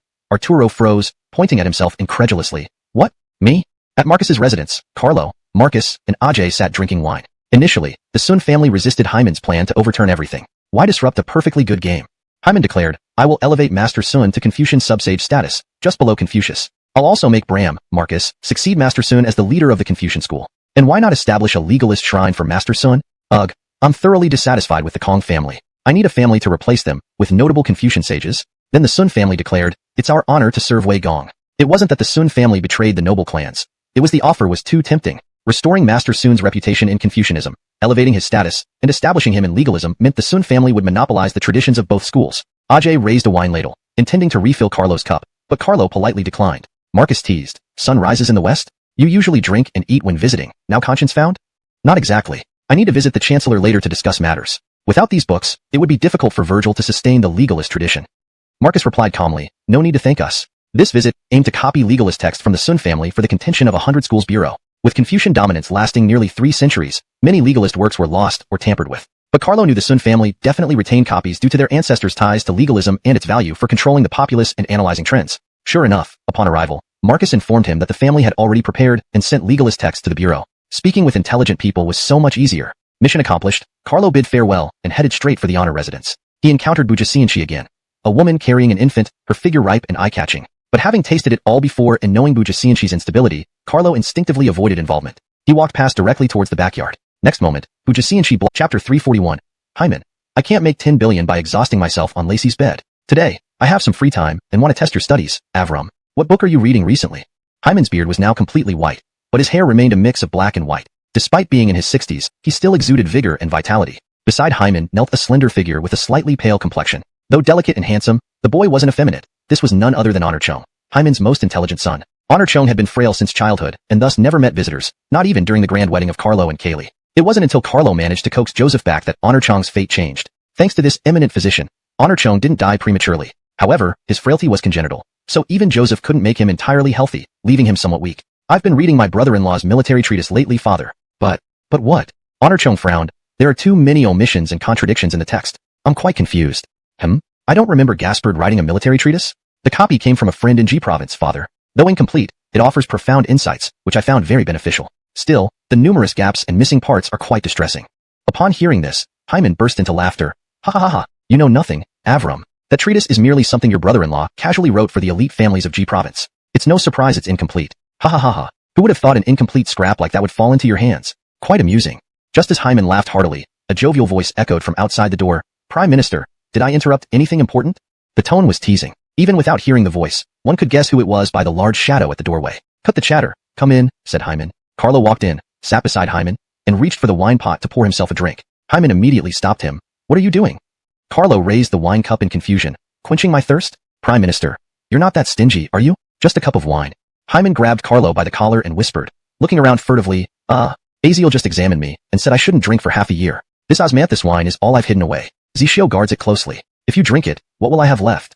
Carlo understood and put down the cup, then lifted the wine pot straight to his mouth. Hyman froze in shock, then quickly stood up to snatch back the pot, only to find it completely empty. He turned it upside down. Not a drop remained. Carlo wiped his mouth contentedly. Prime Minister should follow medical advice. I drank the wine on your behalf. Hyman, dismayed, why didn't you drink the medicine for me instead? Carlo replied with a teasing tone. Omega, well that stuff is bitterly unpleasant. If you don't want to drink it, neither do I. Note, the emojis and formatting are kept as in the original text to maintain the author's stylistic choices. Carlo nonchalantly. Omega, well that stuff is unbearably bitter. If you don't want to drink it, neither do I. Hyman subconsciously reached for his jade belt. Carlo hurriedly stopped him. No, not necessary, Prime Minister. See how small an issue this is. To be honest, I found some good things at Sinclair's place, including osmanthus wine and plenty of grape wine. I'll send them over after the new year. Hyman eyed Carlo skeptically. Will you keep your word? Carlo promised. I'll be a dog if I lie. Hyman finally relaxed his hand. David like David and Goliath-esque Honor Chong couldn't help laughing at their antics. Apologies, father, brother-in-law. I lost my composure. Honor Chong tried to suppress his smile. Hey, Avram, long time no see. Want to go tiger hunting with your brother-in-law? Carlo was fond of this little brother-in-law. Among Hyman's sons, Honor Chong was a rare white ball. Look at them, one here, another there. Yonatan was originally a white ball but hung out with Carlo, Archer, and Lionel so much he turned into a sesame ball. As for Jose, black through and through, pure darkness for ages. Honor Haywood, a brutish warrior, and Haskell, a prodigy whose talents were all invested in literature. Rare was a well-behaved child like Honor Chong. No wonder everyone loved him. Even Yonatan admitted, among my brothers, none is wiser than Avram. I won't burden you, brother-in-law, due to my frail health, but I do have questions I'd like to ask. Carlo glanced at Hyman and then at Honor Chong. Prime Minister is here. Can't he answer your questions? Let me tell you, I'm not particularly learned, having read few books extensively. Brother-in-law, these questions are about a military treatise. After listening to Honor Chong's queries, Carlo answered straightforwardly, those parts? Intentionally inserted nonsense. They were jokes. Don't worry about them. Honor Chong stared, wide-eyed and confused, never imagining someone would leave pitfalls in a military treatise. Carlo stroked his chin. Actually, they're not pitfalls. Everything inside is solid, but I deliberately ignored objective conditions. So, much of it seems obscure. Thus, those parts are useless examples. Honor Chong asked another question. But there are contradictions in the book. Did you deliberately plant those errors? Not exactly. Everything is interconnected yet contradictory. One must deal with specifics individually, especially in warfare and governance. Focus on the essential, avoiding the trivial and abstract. Everything in military strategy is like a mathematical formula, but formulas are static while problems are dynamic. No one sets questions strictly by the formula. You need to consider formulas from different angles, or transform them, or combine multiple formulas. It's absurd to know 6 plus 7 is equal to 13 and then forget 7 plus 6 equals? If someone can't understand that, Carlo felt they shouldn't wage war. Contradictory yet unified. As Honor-Cheong contemplated, Carlo and Hyman began discussing serious matters. Both were unaware that Carlo's words today would shape a great philosopher and politician. Later, Honor-Cheong succeeded Marcus, becoming an exemplary statesman and earning comparisons to Duke Zhou. So, why are you here, you scoundrel? Hyman picked up a piece of date cake from the side. Carlo, in a flattering manner, pulled out a roll of found ancient books from his robe and handed it to Hyman. Knowing you love these things. I'm here to borrow a bit of money. Hyman eagerly accepted the bamboo slips and opened the knot. Smart move. Say how much? Not much. Just 10 billion coins and a few hundred skilled craftsmen. Hyman slapped the slips shut, threw them aside, and roared, "Get out! 10 billion coins? And hundreds of master craftsmen? Dream on." Hyman kicked Carlo's bottom hard. Carlo rubbed his sore spot, mumbling, "This old man, so temperamental. Not lending is fine. Get out. Greater than or equal to mean less than or equal to?" Given the context and style of the original text, this translation is accurate. The emoticon greater than or equal to mean less than or equal to is retained as it appears to be a stylistic choice to express strong displeasure or anger, which fits Thaltal's reaction in this scenario. However, for better readability in English, you might consider translating the emoticon into words. Get out. What do you take me for? 10 billion coins? And hundreds of craftsmen? Dream on. This version keeps the intensity of Thaltal's emotion while making it more natural in English. 10 billion coins. Impossible even if Hyman exhausted himself daily on Lacey's bed. Ridiculous was asking for hundreds of master craftsmen. Just as Carlo was muttering and preparing to see if he could get some help elsewhere, the door behind him suddenly opened. Hyman walked out from inside. "Prime Minister, you?" Hyman took 2 steps as if they were one, quickly picked up the ancient book he had thrown out, and then hurriedly closed the door to see his guest off. "Carlo. This plant has a high yield and strong reproductive power. In the marshes of Qi, vast patches of ula grass are available in abundance, too much to be used up. If Carlo widely promotes the use of ula grass, the impoverished civilians could endure the winter without much hardship. Countless lives could be saved." Carlo even considered promoting ula grass more important than developing mines. To him, Honor's camp already had much stronger foundations compared to Dee and Dwayne. Opening mines 1 year earlier or later wouldn't make a huge difference. But ula grass is different. Introducing it 1 year sooner could save many more lives. If only millions of spacious houses could shelter all the poor scholars so they could live happily, Carlo mused, quoting Enos. Although he didn't have such grand structures to shelter scholars, he could save tens of thousands of people who would otherwise freeze to death using ula grass. It would mean his rebirth wasn't in vain. He hadn't come to this chaotic era of the late Adamir dynasty for nothing. Besides the mines and ula grass, Carlo prepared numerous looms to weave woolen yarns from the wool acquired on the steppes. In about another month, the first batch of woolen sweaters made from these yarns would arrive. Carlo wanted to let the citizens of the Adamir dynasty know that beyond their borders, there were countless treasures in the regions they thought were desolate. He aimed to stir up the greed of the aristocrats, making them desire lands beyond Adamir's territory. Greed is the fuel of civilization's growth. However, what Carlo did not know was that someone had been eyeing the 2 little pigs at his home for a long time. The bigger pig was coveted for its meat, and the smaller one was coveted for the same reason. "Uncle, why did you drag me here? I haven't practiced archery today." Bentley looked helplessly at his rogue-like uncle. Honor-Cheong rubbed his hands together nervously, laughing sheepishly. "Mainly because my elder sister said she has delicious food and wants to share it with you. Brother Seamus, you know me. I have a weakness for good food." "So?" Bentley slapped his forehead. "Uncle, you're beyond saving." Bentley was no fool, inheriting his mother's meticulous nature. From the moment he first saw Honor-Cheong, his instincts set off alarm bells. Moreover, when he returned home that night, he asked his father about the past relationship between his father and Aunt Honor-Cheong. Bentley became even more cautious, worried that Aunt Honor-Cheong might bear a grudge out of love and take her anger out on him instead of his father. Yet now, he had followed this dim-witted uncle to her doorstep, leaving him speechless. However, Bentley wasn't worried about what Honor-Cheong might do to him. By strict hierarchy, his father was Duke of... Marcus wiped the alcohol from his face, his handsome features contorted, and he grabbed a precious sword from inside the house. Within seconds, Carlo had leaped through the window, sprinted across the yard, and scaled the wall. "Don, hold your uncle back. Once he calms down, I'll apologize and get the money." Before Ajay could react, Carlo was out of sight. Amazing, worthy of being the greatest warrior of the realm. He runs fast. Meanwhile, Bentley was speculating on how Honor-Cheong might embarrass him when Honor-Cheong began gobbling up snacks with abandon. Luckily for Honor-Cheong, he had no ambitions, otherwise, he would be easily manipulated by anyone with half a brain.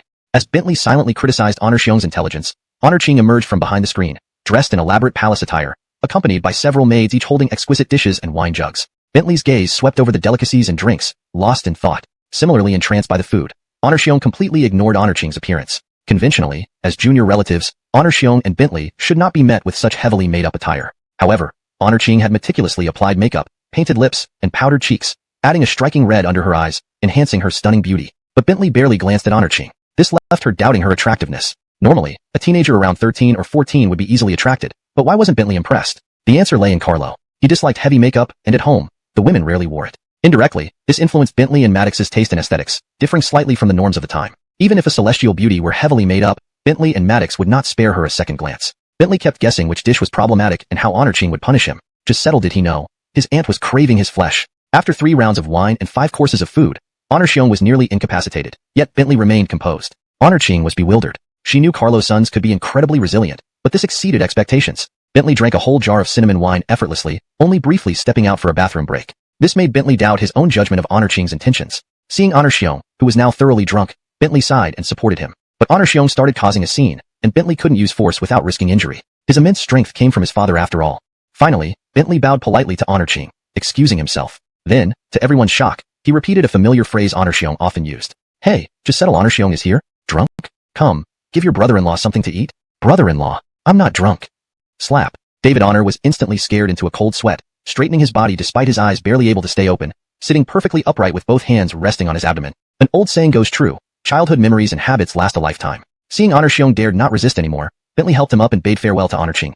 Aunt, uncle cannot handle liquor well? I will take my leave with him now, and will visit another day with gifts. Please. Honor-Ching had intended to retain them but feared Bentley would notice something amiss. After all, there were always more days ahead, so she let the 2 of them go. Prince, I have a little granddaughter who is wise, gentle, and beautiful. Why don't I bring her over another day for you to meet? Maddox sat at the table like an exquisite porcelain doll, quietly reading a book. Hearing Jiaji's words, Maddox put down the book, blinked her long lashes, and looked up. Second master, such matters should be discussed by you with my teacher and my parents. Besides, I am still young. There's no rush. Jiaji mused inwardly. Oh dear. It's not you who's in a hurry, it's my father. Prince Maddox, you're too much in demand. If you weren't so young, my father might already have drugged you. Carlo originally thought that his good friend Archer was simply turning down various marriage proposals for Maddox out of pure consideration for her. After all, Maddox was also Archer's student. But he never expected that old Jiao was playing a long game. If Seamus Ku had a map as long as yours, even Chester Chin Nate might have lowered his guard. Note, the original text contains a mix of ancient names and modern references, which I've adjusted for clarity while maintaining the humorous and informal tone. Hashtag chapter 343. The sky changes. A new Giselle Ice Age. Fortunately, Maddox was still too young. Otherwise, his innocence would have been compromised today. It might even have resulted in Carlo becoming a grandfather by next year. Both Bentley and Maddox were raised under the care of their several mothers, which instilled in them a natural resistance to beauty. Additionally, Carlo often instilled in them clear and sober-minded views. All under heaven seek profit in their comings and goings. Marriage is no different. It either seeks your background or potential, at the very least for looks. The scenario where a completely ordinary person, lacking talent, looks, or potential, gets chosen by a wealthy young lady exists only in novels. Thus, Bentley and Maddox grew up with a clear understanding that they wouldn't be love-struck easily. Regarding Bentley's marriage, Carlo could be more lenient, but with Maddox, it was another matter. Even if Carlo agreed to let his son pursue free love, Hyman wouldn't allow it for his own grandchildren. Marriages between equally matched families are a timeless norm. Young Carlo once thought that the elders' talk of marriage within one's social class was feudal rubbish. But now he understood that it was actually the best advice the elders could give to the young. Misalignment of values and ideologies would inevitably lead to conflict and heartbreak. Carlo managed to accumulate just over 700 million coins through various means. Of this, the bulk, 400 million coins, came from Melanie's dowry. Not that the Jeune family refused to provide more funds. Carlo had drained their resources enough over the past few years, most of which went into aiding the state of Qi. Thanks to the Jeune family's assistance, Qi had developed rapidly. Now, as Carlo squatted at his doorstep with Xiaoxiao Hai lying beside him, chewing on a piece of grass, he pondered aloud, Teske, where am I going to get the remaining 300 million coins? Perhaps, should we confiscate properties? After all, it's quick money. No, better discuss this with Hyman. Hyman and Carlo, the rulers of 2 major duchies, jointly revived the Baijiazhengming 100 schools of thought era, much to Abdullah's dismay. He couldn't argue against the debater's sophistry, nor would anyone be foolish enough to challenge Carlo physically. Note, the phrase Baijiazhengming is directly translated as 100 schools of thought, which refers to an era in ancient Chinese history when different philosophical schools flourished. If you prefer a more natural English expression, it could be rephrased as Hyman and Carlo, the rulers of 2 major duchies, jointly revived the era of intellectual debates, much to Abdullah's dismay. He couldn't argue against the debater's sophistry, nor would anyone be foolish enough to challenge Carlo physically, especially after Hyman elevated Cliff to the revered status of a co-saint of Confucianism and legalism. The Sun family posed a serious threat to the Kong family, even threatening to surpass them. Abdullah was frantic. Previously, when he organized people to cry outside the imperial temple, he hadn't anticipated Carlo's tactics. While they mourned Chester Wu, Carlo and Archer led people to mourn Chester Gaozu of Adamir. When Abdullah raised a tablet of Confucius, Carlo countered with Shu Jiezhang He, Confucius' father, placing it in the academy. Come on, my side has someone who can outdo Confucius in every way. In terms of shamelessness and lowliness, Carlo never lost. Just as Carlo arrived at Archer's residence on horseback, fluffy snowflakes began to fall from the sky. His face turned grim as the temperature plummeted rapidly. This winter came so quickly. The situation in Siamusju will likely change dramatically. This is not good. Carlo tightened his cloak, handed the reins to the guards at the gate, and walked inside. Just a few steps in, he encountered Maddox carrying a stack of books, running towards a room. Hey Witter. Father. Maddox turned, blinking his big, watery eyes at Carlo. Carlo bent down, lifted Maddox onto his shoulders. Ah, my dear son, how are you adapting to your studies here? Father, there are many books here that I've never seen before. For example, in Teacher's Place, I've read books like the Guguzi, the Su book, the Taigong Stratagem, and the Taigong Golden Treasury. Carlo's eyes twitched. Even if he lacked knowledge, he knew these books were full of cunning strategies. The Guguzi and Su book were lost 200 years ago. Where did Archer find them? And the Taigong Stratagem, also known as Taigong's Secret Strategies, wasn't suitable for children. The Taigong Golden Treasury contained esoteric writings. Damn it. Was Archer trying to mold his son into a second Archer? Of course, Carlo was never a good man, and having his son outwit others was fine. However, he worried that exposing his son to these books too early might affect his development and character. But Carlo reconsidered. Archer wouldn't misjudge such matters. Since he allowed Maddox access to these books, it must be safe. Satisfied, Carlo set Maddox down and let him continue studying, then headed straight to Archer's quarters. At the door, Carlo prepared to kick it open, but a maid opened it instead. Servant greets Josh, medicated thoughts, but for Archer, he saw the perfect successor. The only downside was his young age. Otherwise, he'd have already given little Maddox a potion and slipped his granddaughter into his arms. Since Archer assured him, Carlo stopped worrying and turned to the sudden snowfall. Heim. Notice how winters have started earlier and become colder in recent years? Carlo couldn't shake the concern in his eyes. Archer sipped his wine and exhaled steam.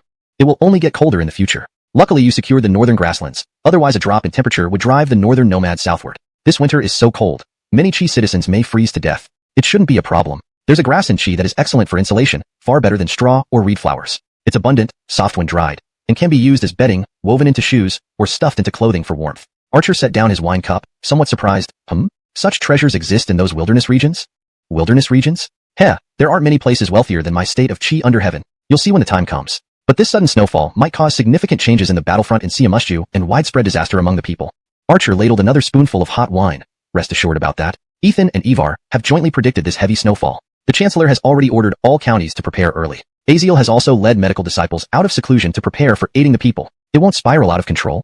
Zephyr and Terrence, following Evan's strategy, led 20,000 troops to forcefully break through Honor's army blockade in Wooling County, heading openly toward Xiangfan. Midway through their march, with the army resting overnight, Terrence was awakened from his light sleep by the bitter cold. Wrapping himself in his cloak and wielding his 18-foot spear, he rushed out of the tent. Looking up, he saw a thin layer of snow already covering the ground. Terrence was greatly alarmed.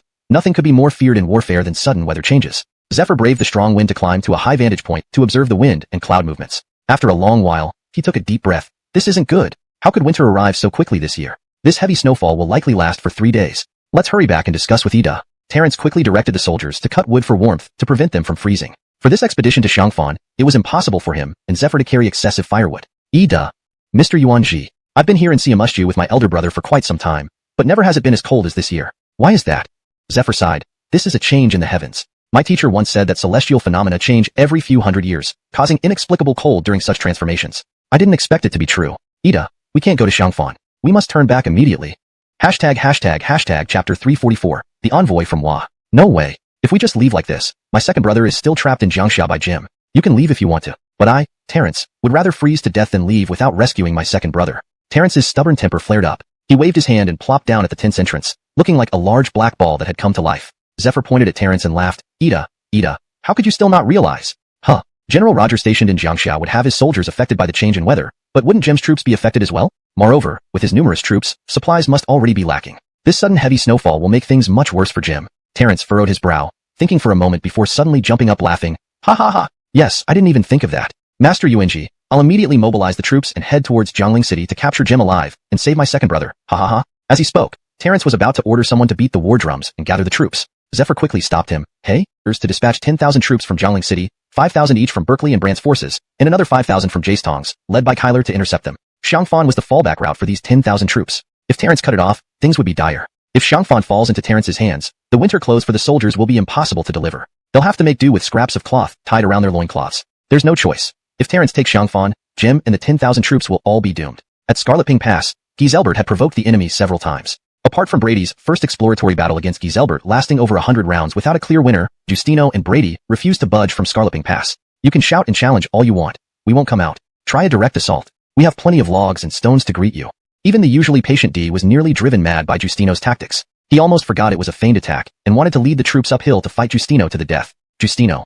Big ears, try and defeat me if you can. My provisions at Scarlet Ping Pass will last more than a year. And if they run out, there's still Adamer's Hong. Let's see who holds out longer. D. Will you dare come out for a decisive battle? Justino. Ha ha ha ha. No. D. Everyone says Justino is overrated. I agree wholeheartedly. Justino, yeah. Just watch your wife. I might send troops to raid your base. On the third morning, Virgil was astonished by the sight on the riverbank. Is Dwayne crazy? It's hard enough for us to attack southward. Imagine the difficulty for southern troops attacking northward in the dead of winter. During this time, Dwayne should have stayed home with his troops, ready to support Dorian and Lewis. Instead, he dared to cross the river for an offensive. Does he follow any principles or strategy? Not even Jetty would dare launch an attack in such cold weather. And Dwayne dares to do so? Virgil's beard blew in the cold wind, frosting slightly at the edges. He tightened his wolfskin cloak and retreated to the command tent, ordering a withdrawal to Hafei. Before leaving, he burned all the grain and firewood on the shore. Dwayne led his troops, red-faced from the cold, across the river. As soon as they landed, the bitter wind caused the army to sway. While Eastern Wu was richer than D, their logistical support far lagged behind the Wei army. Even the Wei army's troops in Nancy hadn't received winter clothes in time, let alone those of Eastern Wu. So after just 2 days in the north, Dwayne had no choice but to retreat quietly. Fool, you're dead. Virgil, I swear to kill you and mutilate you. If I ever take control of Xuchang, I will exterminate your clan. Dwayne swung his sword wildly in the room, scaring the attendants into hiding. A report might displease Dwayne. Note, I've maintained the original structure and tone of the passage while translating it into fluent English. The names are kept in pinyin as requested. Chapter 345. Eben defeats Kyler. Is Yamato not the country beyond the sea, later bestowed its name by Chester Achilles? Dwayne was well-read and immediately recalled the origin of the name Yamato. Crew praised Dwayne instantly. My lord's son is truly erudite and knowledgeable about ancient and modern affairs. I am here under orders from our queen, bringing tributes and maidens to visit your great nation. But I have no one willing to recommend us. Please help me introduce us to the court, so that I may meet his majesty. Dwayne stroked his beard. Oh? How many people did you bring on this mission? Answering my lord's son, I brought 30 soldiers, 50 maidens, and 100 civilian workers as per my queen's orders. Dwayne frowned, slightly displeased. 100 or so people? Crossing the vast ocean for a diplomatic mission? Are you kidding me? What can this handful of people achieve? Are you here to mock me? Andre feared a misunderstanding and promptly explained, my lord's son, it's not disrespect from Yamato but rather due to their small population, likely less than 1 million. According to the envoy, Yamato is currently in internal strife with numerous fragmented powers. And although their queen admires our dynasty, she genuinely couldn't mobilize more people. Hearing Andre's words, Dwayne calmed down and looked at the kneeling crew.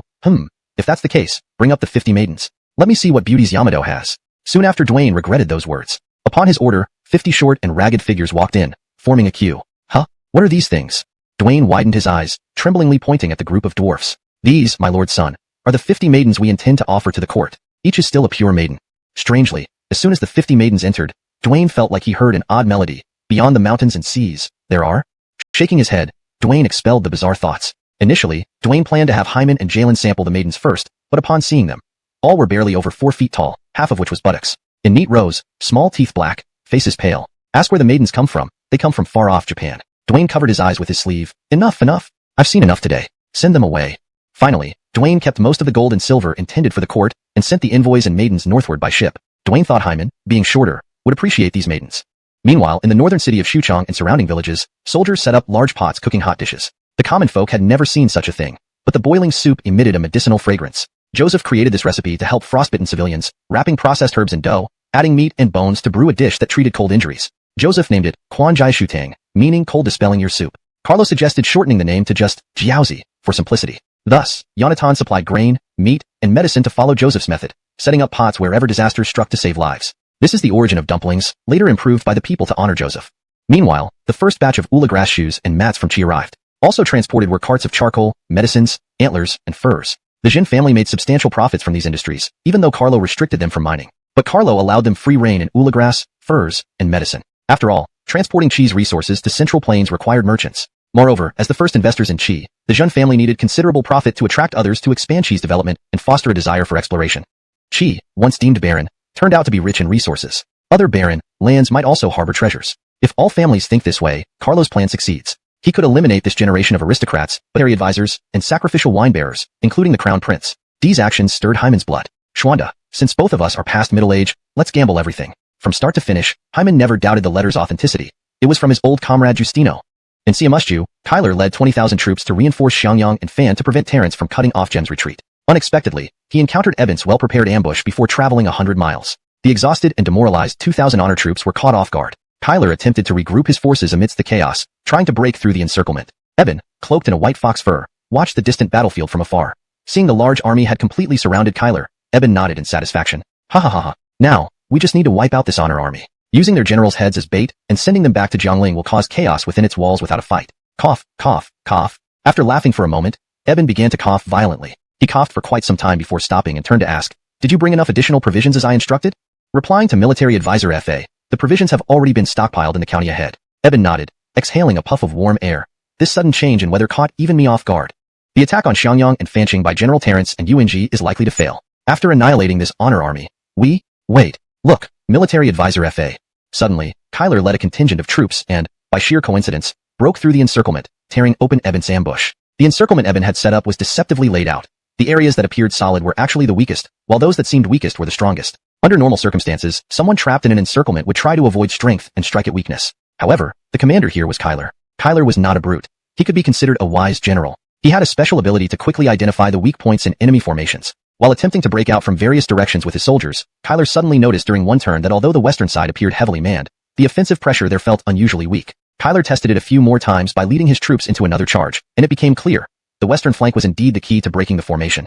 The west looked crowded because there were too many banners flying, giving the illusion that it must have contained at least 10,000 men. In reality, the western side only had less than 3,000 soldiers. Eben had deployed his main forces in the north and east directions. Having torn open a gap, Kyler led his remaining 10,000 troops out and immediately chose to retreat toward Jiangling. Since there were hidden forces here, it was likely there would be more behind them. Most critically, while Kyler had managed to lead these 10,000 troops out, all their provisions were seized by Eben. Kyler couldn't possibly take this 10,000 men all the way to Xiangyang and Fanqing, surviving by begging along the way, could he? Hashtag chapter 346, Hyman's special sentiments toward D. Prime Minister? Why do you decide to dispatch troops just after a heavy snowfall? Marcus looked puzzled at Hyman, who sat at the head of the table. Hyman handed over Justino's letter to Yonatan, instructing him to read it aloud. After everyone listened to it, they began to ponder the authenticity of the message. It wasn't that they doubted Justino's loyalty, but rather feared he might have been deceived by D. Carlo frowned and stroked his beard, trying to think from D's perspective. If he were D, given the current situation, his second brother besieged, Siamushju on the verge of falling, and himself potentially trapped in Ijo, would he dare to make a desperate move? The answer was no. In such dire circumstances, Carlo would likely attempt to save his brother while playing his cards carefully. Attacking Scarlet Pass was too difficult. Sheer numbers wouldn't suffice. But Carlo also knew that Hyman and D were different. These ambitious figures were all daring gamblers who dared to think and act on what others wouldn't even consider. Thus, Carlo reconsidered. Perhaps D really intended to go all in? The biggest challenge now was obtaining reliable information from inside Amarigdu. Communication was almost non-existent, if not entirely cut off. Otherwise, based on official movements or supplies within the city, some clues could be deduced. Moving an army of 50,000 soldiers couldn't possibly go unnoticed. Hyman smiled broadly. Look at this. Jason Schwanda is ready to put all his chips on the table and gamble his life with me. Haha, what a true man. Everett instinctively reached for his wine gourd, but found it empty, glaring at Carlo before sighing. My lord, in my humble opinion, D's move might be a deception, and General Miaotsai may already be caught in a trap.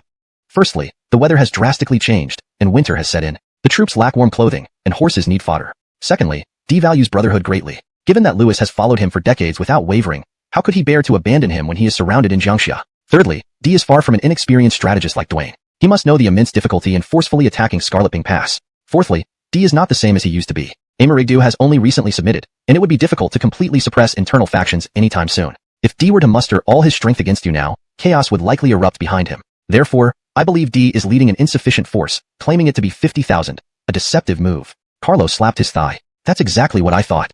Everett shot Carlo a contemptuous look, as if saying, with your intelligence all focused on military strategy, you can still figure this out? Carlo rolled up his sleeves, clenched his fists, and raised an eyebrow. Isidore, what's your point? Everett retorted sarcastically, I meant you've got muscles for brains. Got any guts to come fight me face to face? See if I don't thrash you. Archer joined in with a glance. Did Prime Minister hear Isidore's argument? Carlo replied, in my view, this is like showing off a big knife in your pocket. Everett asked, what does that mean? Carlo explained crudely, pretty darn sharp.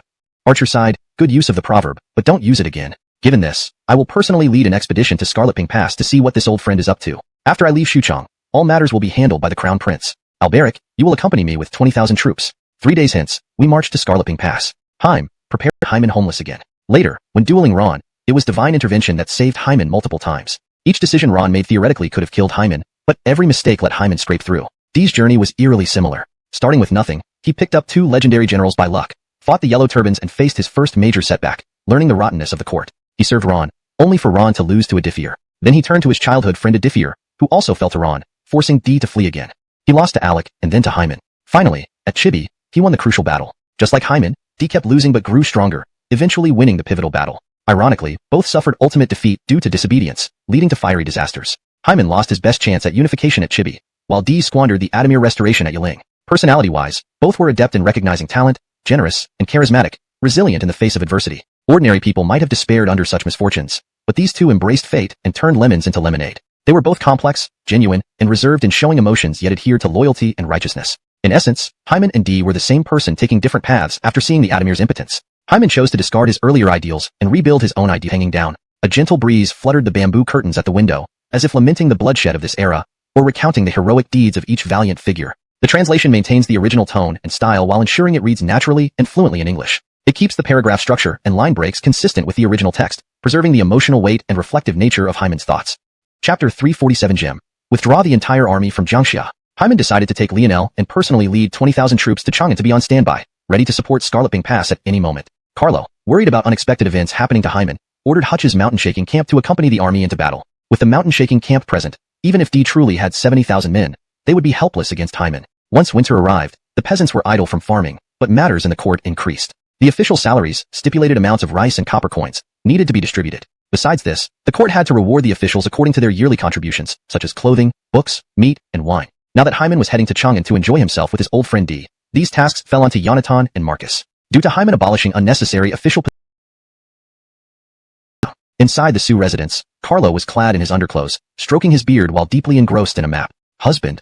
A soft voice called out, snapping Carlo back to reality. He saw Louisa holding an infant standing at the doorway. Putting down his hand, Carlo turned and smiled weakly. How come you're not out with Xiaopi and Jie today? It was year-end time. Yvette visited her sister at the Scarlet residence, separated for nearly 20 years. Meanwhile, the Honor sisters returned home to visit their mother and younger siblings. One thing Carlo admired about the elder Honor was his strong reproductive desire, having 2 more daughters even after 60. Though Carlo practiced marital arts daily with his wives, his chances of hitting the target were low on purpose. He believed 1 child per wife was good enough, given the era's dangers during childbirth. His 6 wives and 6 children, a balanced family. Why have so many? Unambitious kids would remain unambitious. The Sioux family preferred elite education over quantity. Abrielle also visited the Fu residence, everyone tacitly accepting the former queen's death. Only Louisa, as the adopted daughter of Hyman and his wife, remained secluded to avoid unnecessary trouble. She only sent gifts through the Honor sisters. Carlo quickly rose to welcome Louisa, wary of her catching cold. Husband, I see you've been staring at the map. What are you looking at?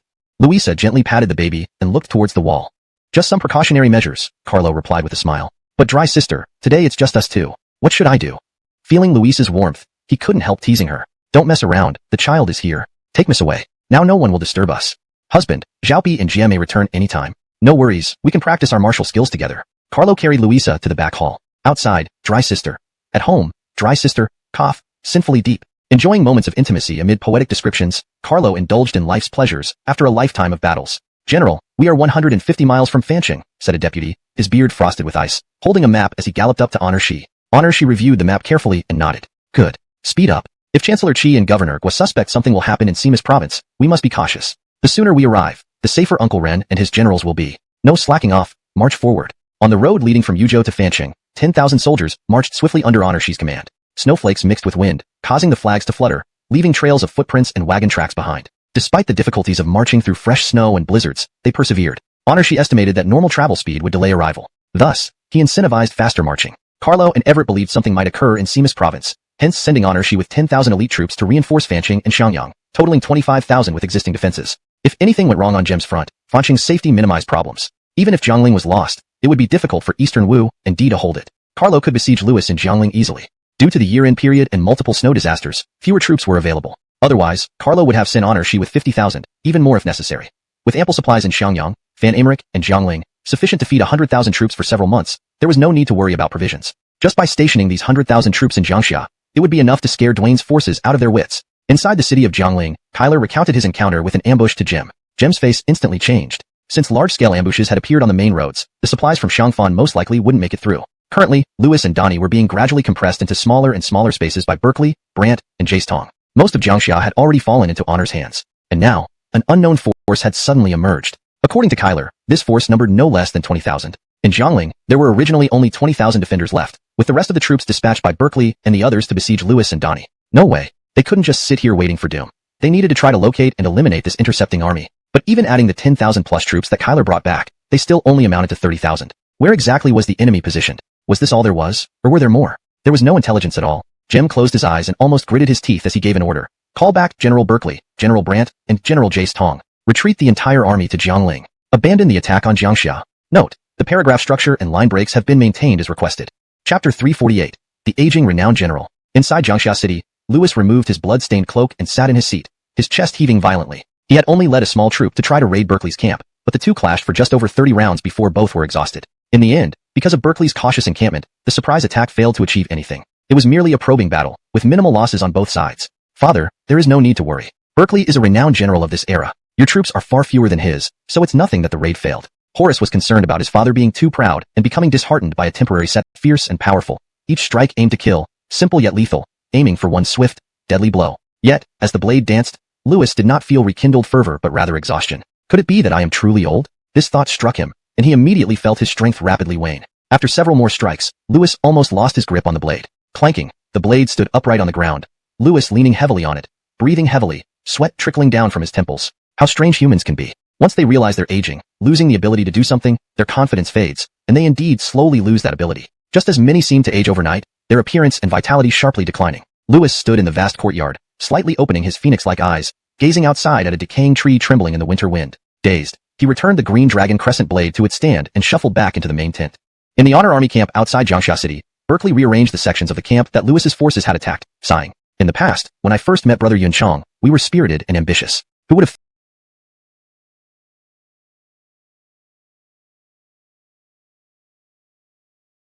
thought we'd grow old? Just as Berkeley sighed, Brant entered with a messenger from Jim. Brother Wen Yuan, a letter from General Honor. Berkeley's brow furrowed, a sense of foreboding arising. Now that most of Donghua had been occupied and the siege tightening, generals typically wouldn't send random messages unless serious issues arose. Firstly, it displayed trust to avoid discord between generals and commanders. Secondly, battlefield opportunities were fleeting. Even the best commander might not issue better orders than those on the front line. Thus, a tacit rule in Honor's army dictated that, except for major events or war reports, other matters should not interfere with frontline operations. So, a message from Jim likely meant bad news. Without opening the letter, Berkeley guessed it either involved supply problems or blockades between Xiangfan and Jiangling. A shortage of supplies would be manageable, but if the latter were true, their significant advantage might vanish. Unsealing the pouch, Berkeley retrieved the silk letter, revealing that a force of at least 20,000 had emerged between Jiangling and Xiangfan, presumably reinforcements sent by Di from Yizhou. As feared, their retreat route had been intercepted. They couldn't continue fighting. They needed to withdraw towards Jiangling and find a way to contact Xiangfan to prevent getting surrounded. Taking a deep breath, Berkeley handed the letter to Brant, who also fell silent. We're nearly atop the high ground. Yet you tell us our high ground is about to be breached? Ridiculous. Berkeley quickly deployed, Brother Wenze. Lead the main army to withdraw tonight. I will lead 10,000 troops to feign an attack on Dorian's camp to draw Lewis. Without engaging, I will create a ruckus and then retreat. At nightfall, they won't dare pursue closely, fearing an ambush. Brother Wen Yuan, as the frontline commander, you cannot risk yourself. Let me. AI. Precisely because I'm the commander, I must do it personally. Otherwise, failing to distract Lewis and Dorian could result in massive losses during withdrawal. Berkeley knew this well from experience. When Alec withdrew from attacking Ron, his overconfidence led to near disaster. Meanwhile, Jace Tong also received the message and decided to retreat under cover of darkness, leaving a portion of troops as rear guards and burning any supplies left behind. About 100 miles northwest of Jiangling City, Eben successfully met with Terrence and Zephyr. Eben had prepared provisions and tents early, waiting for Terrence and Zephyr to arrive. Inside the tent, Terrence cut a piece of pork knuckle and stuffed it in his mouth, drank a large sip of wine, wiped his mouth and said, Military Advisor F.A., why are you here? You've even prepared meals and set up tents? Eben coughed, his pale face flushing. General. My calculations were off, unable to predict the heavy snowstorm, nearly isolating Generals Fei and Shu. How could I watch idly? Moreover, I've assured Lord Di that our plan will save Jiangling. I can't disappoint him. How did you know we wouldn't return to Amarigdu but rush to Jiangling? Eben smiled. According to military principles, lacking supplies and intelligence would mean avoiding rash advances. But I know the deep bond between you and General Roger, and your penchant for unconventional tactics. Moreover, Lord Di often speaks highly of your valor. Both your loyalty and confidence dictate you would never retreat. Thus, I led 20,000 troops with ample supplies to wait here. Translation notes. Kept the structure and tone consistent. Used pinyin for names like Lewis, Berkeley, and Eben. Maintained paragraph and line breaks from the original text. Look at that. What a way with words. Terrence had merely asked how Eben guessed he wouldn't withdraw. Yet, in his reply, Eben casually praised Terrence and Zephyr's capabilities, while also commending the brotherly bond between Di, Lewis, and Terrence. No wonder Di always listens to Eben. His ability to win people over is much like Marcus's. Di may seem easily swayed on the surface, but in reality, he's notoriously stubborn. If you don't handle him carefully, he might just balk. General, let's feast and drink heartily today. But from tomorrow onwards, we must focus entirely on relieving General Roger. No more drinking, lest it hinders our military operations and delays saving General Roger. Hearing to Alec, he could now barely hit targets within 100 paces. When the soldiers handed him the precious bow, Berkeley hesitated for a moment, but quickly took it, securing it along with the quiver on the saddle. Just as Berkeley was about to turn his horse around to lead the troops into battle, Brant appeared with 2 cups of steaming wine, blocking his path. Brother Wanyan, both Lewis and Dorian are formidable foes. We must not underestimate them or engage them outnumbered. The safety of our men is paramount. I will ensure that our army arrives safely at Jiangling City. I look forward to sharing drinks with you upon your return. Berkeley twirled his spear, bending down to accept the cup and draining it in one go. Wine dribbled down his graying beard. Laughing heartily, Berkeley said, "Ha ha ha, Wenza, as commanders, we should honorably die on the battlefield. What joy is there in idly growing old in the forest springs? But rest assured, my mission this time is to protect the rear of our forces. How can I disregard the safety of thousands behind me? Troops listen, march in silence, and anyone who speaks out of turn shall be executed. Move out." Deep into the night at the Jiangdong camp, Dorian tossed and turned, unable to sleep. Finally, he threw off the quilt, grabbed his clothes, and put them on while shouting, "Someone? Yes, great commander. Prepare my armor."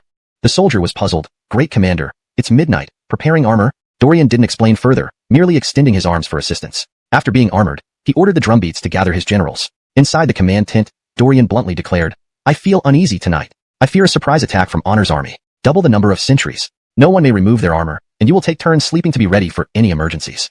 "Yes, sir."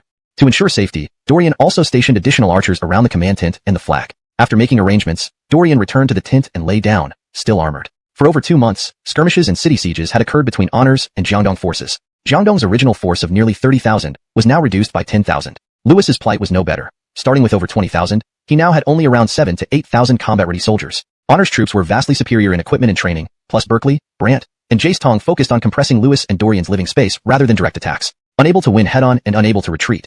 If they did, Jiangxia would fall completely into Honor's hands. Neither side could afford to lose. A loss here would make the Scarlet's river defense meaningless, total breach. However, they may not hold for long. They request our help. Lewis examined the letter and token, then asked, "How many troops did Berkeley bring?" The darkness and chaos made it hard to tell. Lewis faced a dilemma. If he didn't help Dorian, the Jiangdong contingent's destruction would make holding Jiangxia with only 7 to 8,000 soldiers nearly impossible. Yet, rushing to help without clear intel risked falling into an ambush. Caught between these choices, Lewis closed his eyes and thought deeply. Finally, he opened his phoenix-like eyes and commanded, "Arm me and sound the drums to gather the officers." Helping offered a slim chance of survival. Not helping meant certain death. Lewis decided to take the risk. Dorian's initial fears eased as time passed. The Honor army seemed small, perhaps 10,000, too few to sustain prolonged engagement. During the battle, Berkeley made several charges towards the flag, but was repeatedly repelled by Dorian's prepositioned archers. Berkeley silently commanded his troops, keeping Lewis engaged while estimating when news would reach him. An hour in, with nearly 3,000 casualties, a force emerged from outside the camp. "General, Lewis's troops are coming." Berkeley smiled inwardly but feigned frustration, leading another charge before withdrawing, shouting, "Just settle, Dorian. Have the guts to chase us?" This only made Dorian more cautious, ordering everyone not to pursue and to timidate. However, within 10 li of the camp, they encountered no Honor patrol scouts. 5 li out, there was still no sign of any Honor troops. At 3 li, 2 li, and even 1 li, it remained the same. When they reached within 1 li, Horace's scouts could see nothing but faint embers where the Honor camp had once stood, and immediately returned to report back. Upon learning this, Horace rushed with his 500 men directly to investigate the camp. Upon arrival, there were no signs of Honor forces, only an unextinguished fire and heaps of ashes. The camp was completely deserted, and the Honor army had only taken enough provisions to reach Jiangling, which infuriated Horace. "Damn rich bastard. We don't have enough food as it is, and he would rather burn it all than leave a single grain for us." Initially, Dee followed Hyman's methods of developing farmland and granaries. For the first couple of years, the results were impressive. Granaries were filled to the brim, especially in Shu territory with Dujianjian ensuring protection against droughts and floods. A tribute to Governor Jace Bing and Jace Erlang. Unless a major catastrophe occurred that overwhelmed Dujianjian's defenses, crops would not be entirely lost. Thus, Dee and Lewis enjoyed prosperous days. However, Dee adhered to the Eastern Adamir model of collaborating with influential families, leading to large tracts of newly cultivated land being swallowed up by powerful clans, regardless of natural disasters or not. In the north, no one dared challenge the authority of Hyman, Carlo, and Archer openly. Yet in Dee's domain, taking advantage of his weak foundations and newcomer status, these aristocratic families dominated. Reviving the Adamir Empire without their support and relying on commoners? Unthinkable. This caused Dee's grain supply to be just sufficient, but far from abundant like Hyman's, who even reserved surplus grains for disaster relief. Sitting silently in the command tent, Lewis and Donnie waited anxiously for news. Suddenly, they heard horse neighs and armor clinking. "Father, General Donnie, I led 500 men to the Honor camp, which is completely empty with no soldiers in sight. Only partially burned provisions remain."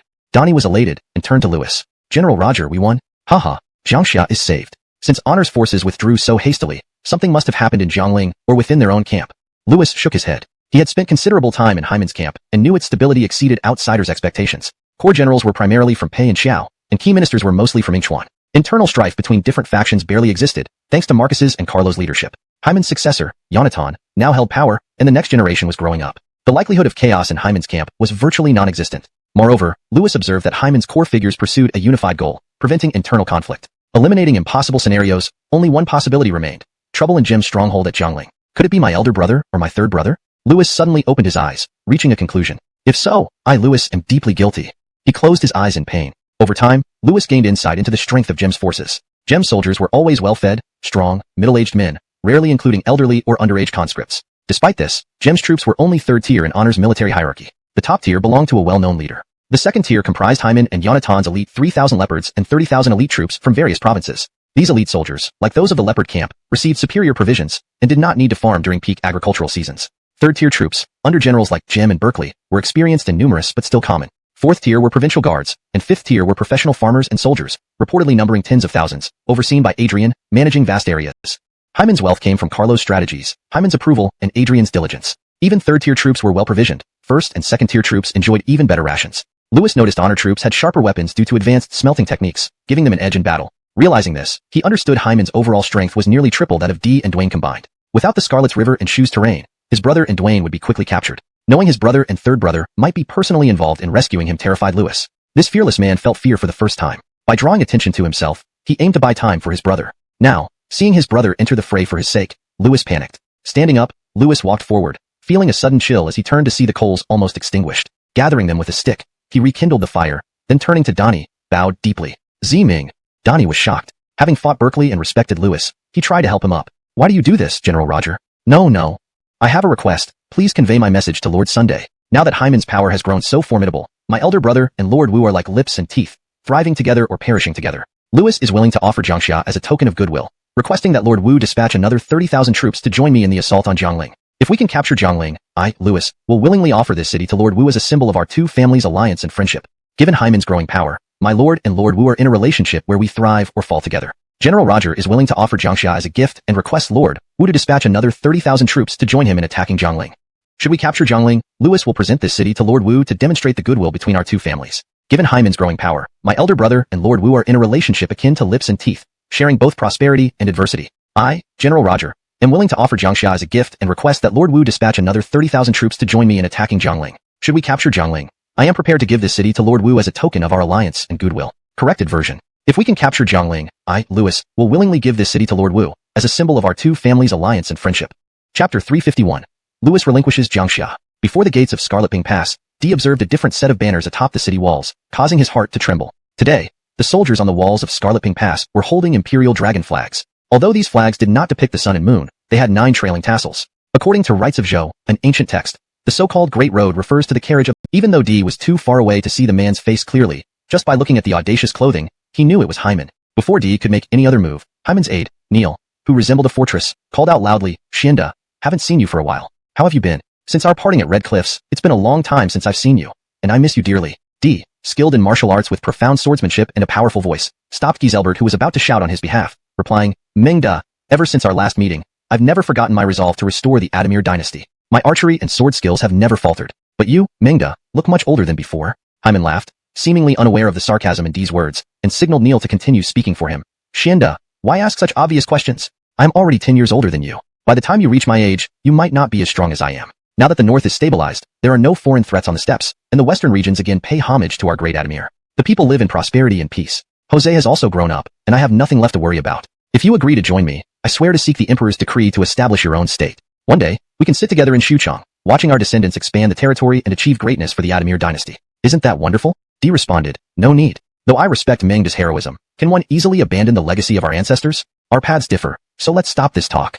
Their interaction seemed less like enemies confronting each other and more like old friends bantering after a long separation. Upon seeing the spirited Dee below, Hyman felt an inexplicable sense of satisfaction. Among the 18 warlords who once joined forces against Karl, only Dee remained among his contemporaries. Despite being mortal enemies, they understood each other best in this era.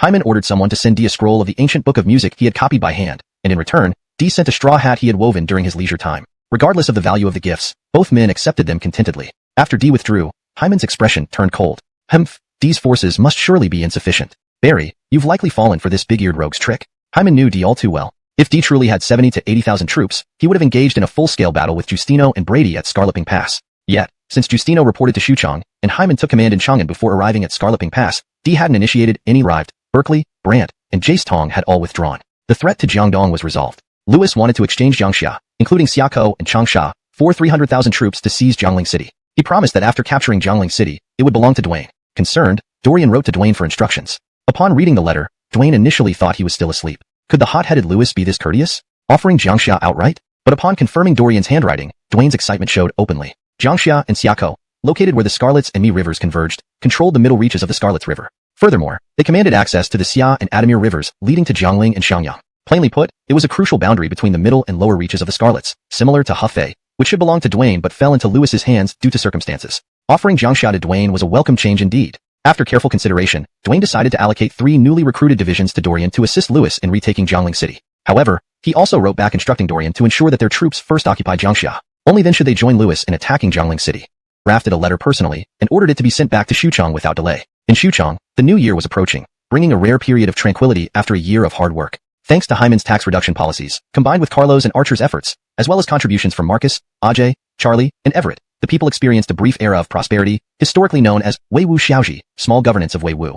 Carlos' military strategy influenced the generals to strike swiftly, fiercely, and accurately, protecting allies while striking enemies. Thus, despite frequent wars in the north, civilian casualties were minimal. The worst battle was led by Hyman himself. At the administrative hall and honors residence, everyone continued their routine. Behind Everett's small desk, Carlo lounged like a northeast tiger, making Everett look like a child in comparison. Everything remained the same, except that Yonatan now sat at the head. Yonatan's character leaned towards benevolence, unlike his father, but having been tutored by Archer and Lionel, and serving alongside Carlo in the army, he started to adopt more of Hyman's traits. Yet he still maintained a higher level of benevolence compared to his father. For instance, regarding rewards for officials, Yonatan would give subtle warnings to those who had criticized Hyman, Yonatan himself, or Carlo. If the criticism ceased, Yonatan would overlook past indiscretions. Persistent offenders faced repercussions until they conformed. If it were Hyman, he would likely ignore these matters initially, but later punish them severely. Thanks to this contrast, Yonatan's actions seemed adorable to the officials, as his motives were transparent on his face rather than hidden in his eyes.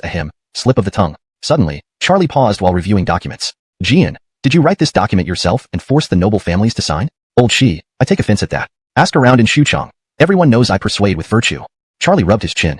That doesn't make sense. So many people willing to relocate to your Qi state? Just for some ulva grass, animal hides, medicinal herbs, and timber? Carlo responded. It's because I've already infested the Zhun family with 100-mile fiefdom in my Qi state. It may be remote, but it is a legitimate domain. The room fell silent. 100-mile fiefdom? How large is your Qi state currently? Who said the land I granted was within Qi? There's plenty of unclaimed territory to the north and east. I provided grain, tools, and procedures. They have to cultivate the land themselves and cannot migrate a large number of civilians without imperial approval. Previously, no one wanted to go north due to poor living conditions and the risk of freezing to death. But with Qi state, academic monopoly was also harder now, given the variety of schools of thought. Too many paths existed to monopolize. Thus, the noble families within Adamir watched helplessly as their influence dwindled. Resistance was futile when looking at the strong man standing behind Carlo, flashing white teeth and holding a gleaming sword. Everyone felt his size was intimidating, so they endured quietly. Report. Urgent message from Honorshio in Xiangfan.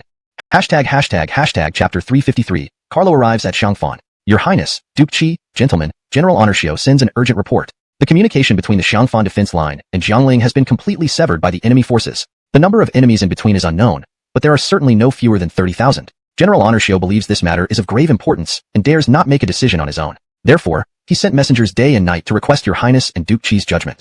Everett wore an I told you so expression.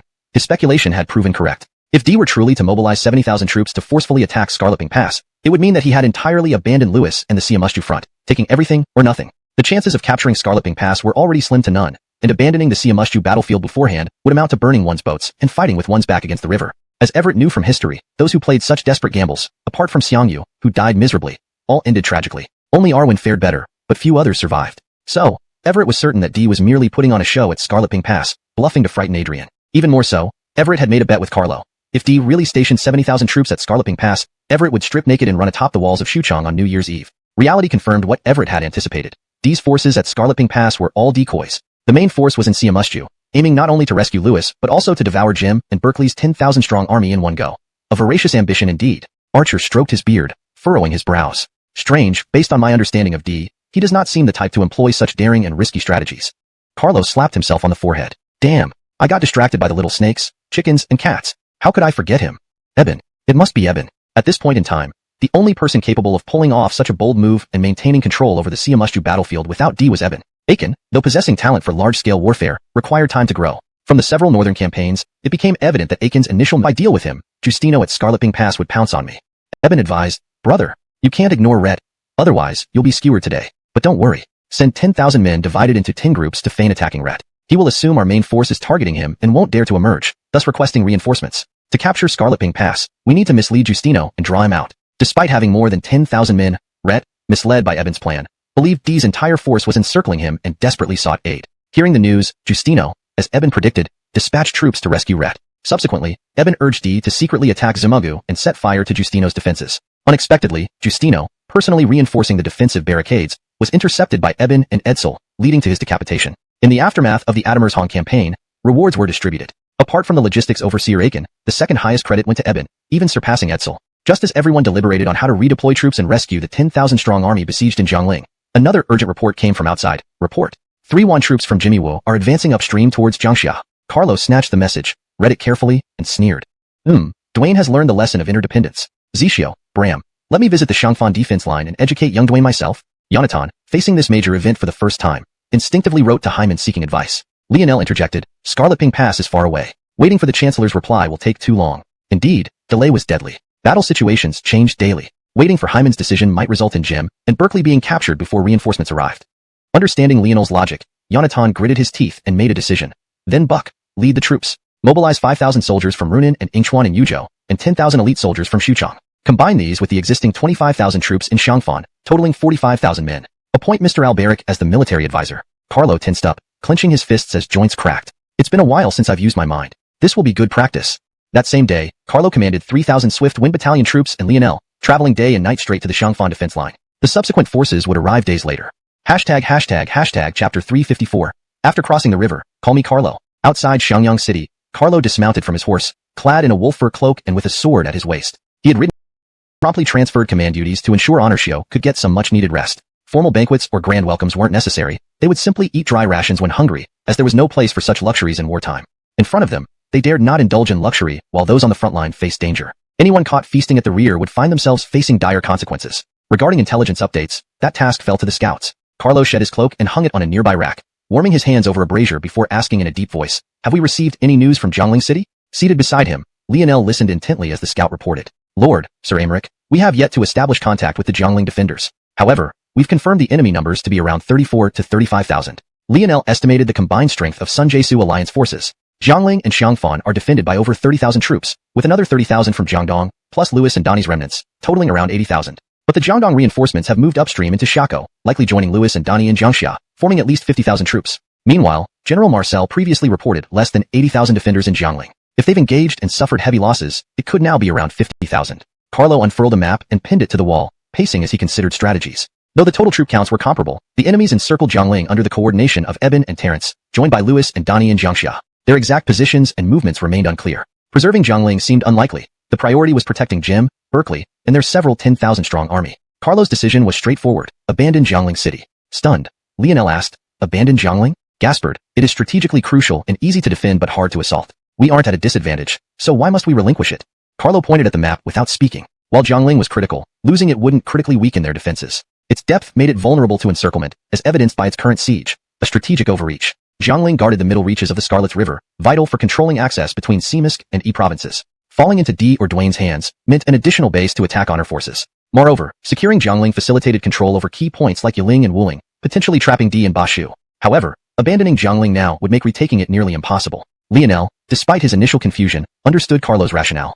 3 echoes this sentiment. D always feared Dwayne's designs on Jiangling, which is why he maintained vigilance. But no one foresaw the surprise defection of a prominent official, an unprecedented event. Regarding the reclamation of Jiangling, Carlo planned a single strategy, siege. Exploiting numerical superiority, he aimed to stockpile supplies. Facing Jiangling's strong defenses, he intended to besiege it with overwhelming numbers, 10,000, 20,000, up to 30,000 if necessary. No attack, just encircle until the city starves. In Carlo's experience, numbers were the key to reason and strength. In this age of cold weapons, sheer numbers equated to power. Carlo estimated that if the honor camp continued to develop for another 10 to 8 years, the population would likely increase by at least half. With a population of over 30 million, facing off against D and Dwayne's combined 4 million, it would be a piece of cake. His population was 10 times theirs. To put it bluntly, having Jiangling City would be an asset for the honor camp now, but losing it wouldn't be a big deal. As for whether the Sun Jesu allied forces would use Jiangling to launch a strong attack on Shangfan, if they dared to push recklessly northward, Carlo, leading the 3 major camps, could swamp their 10,000-strong army in mud. Though he wasn't adept at naval, focus on the Gourd Pass, then clear the Dangyang area.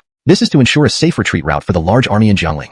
Lionel listened attentively and silently noted down the instructions before glancing at the map. He pointed to Dangyang on the map and said, Christian, it seems Dangyang is closer to us, and this area has little natural defense. Wouldn't it be better to use this as a breakthrough point? Carlo shook his head sternly. No, if we only look at the local front, that might seem right. Dangyang's defenses are weak, while the Gourd Pass is strong. Normally, we should strike the weak points and avoid the strong ones. However, Alberic, look at the location of the Gourd Pass. This area is geographically perilous, close to the river, making it a naturally difficult terrain. If we first attack Dangyang, it would easily force their defenders into the Gourd Pass, increasing the difficulty of attacking it.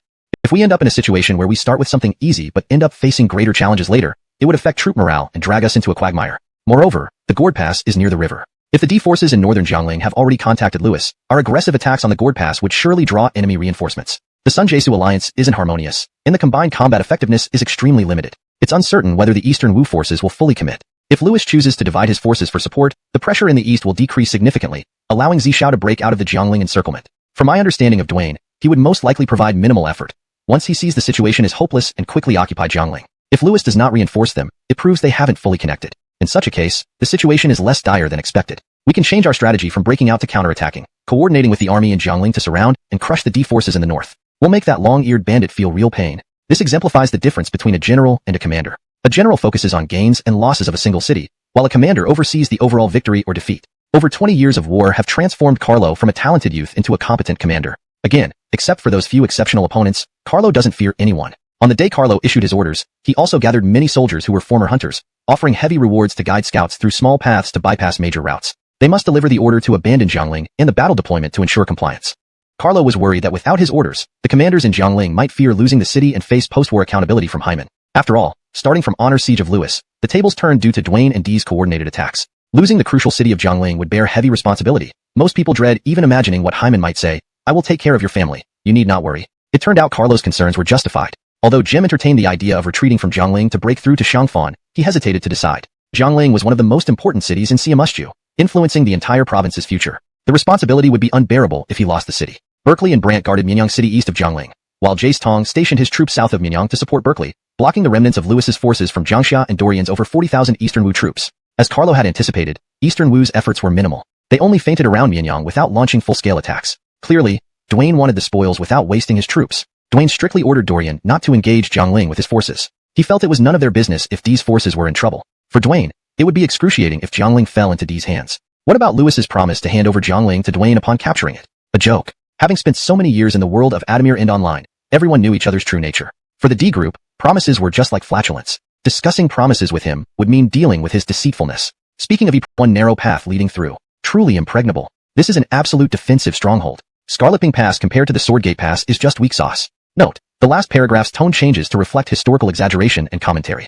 Chapter 356, Dorian's feigned illness misses a golden opportunity. The Jinmen Pass is an opening through the Jinmen Mountain, known for its perilous terrain with near-vertical cliffs towering close to 300 meters. At its narrowest point at the base, it is only about 50 meters wide, forming a natural fortress. On either side of Jinmen Pass are towering precipices that seem to pierce the sky. The smaller and larger peaks of Jin Mountain are rugged, thick in the south and thinner in the north, with gentle slopes in the south and sheer cliffs in the north. This steep northern face and gradual southern slope make it easy to defend but incredibly difficult to attack. Even worse, attacking from north to south here is like playing on hell mode. But taking it from south to north would be child's play. This is because the northern side is nearly vertical while the southern side has a gradient. Even if Hyman could capture Jinmen Pass, he would find it extremely hard to hold onto it. D could easily retake it with a swift counterattack. In this treacherous terrain, even an army of 100,000 can only deploy a few thousand effectively.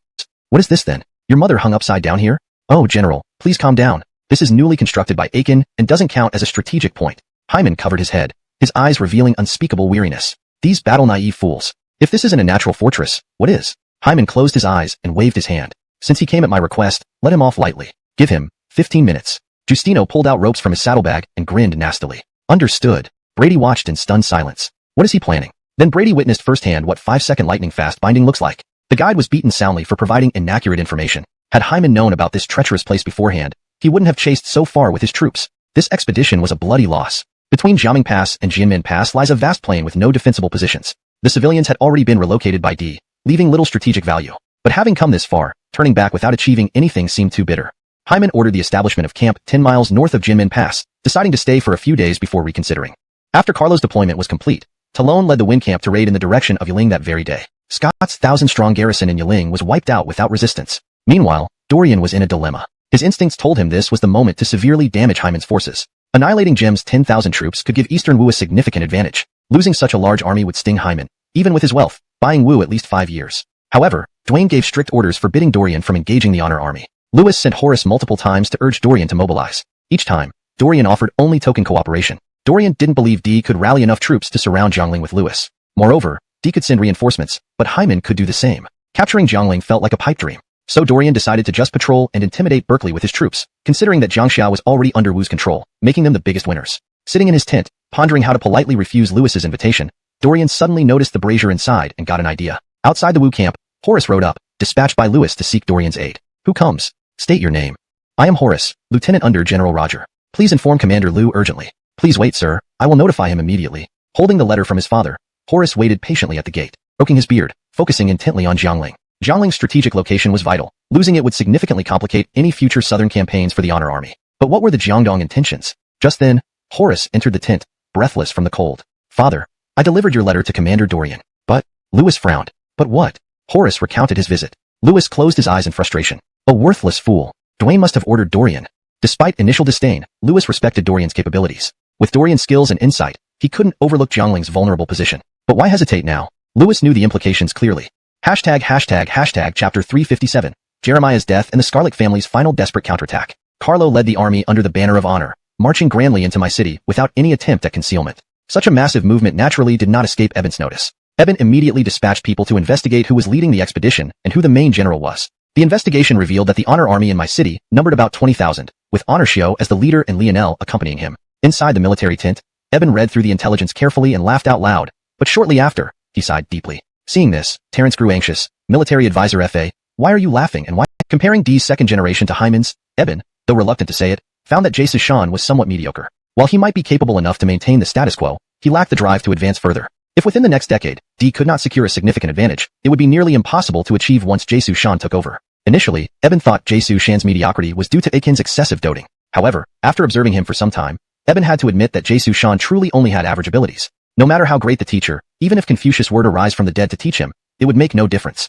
Jae Shan's innate qualities limited him, making it impossible for him to improve significantly. Teaching him leadership, his kind-hearted nature, having not experienced the same trials as D, meant he couldn't develop the complex duality of being both benevolent and ruthless. Teaching him military strategy, he tended to follow bookish instructions rigidly, unable to apply them flexibly. As for martial arts, young master Jae Shan didn't inherit his father's swordsmanship prowess at all. Frankly, even if Jae Shan practiced his entire life, he wouldn't reach the level D had attained by age 15. With all these issues, Eben genuinely feared for the future. At the foot of Jimen Pass, Hyman had been encamped with his troops for 3 days. During these days, scouts had thoroughly examined the surrounding terrain and concluded that attacking Jimen Pass head-on was impossible. Any assault would be few unsettled mind. Duke Wei, it's time for dinner.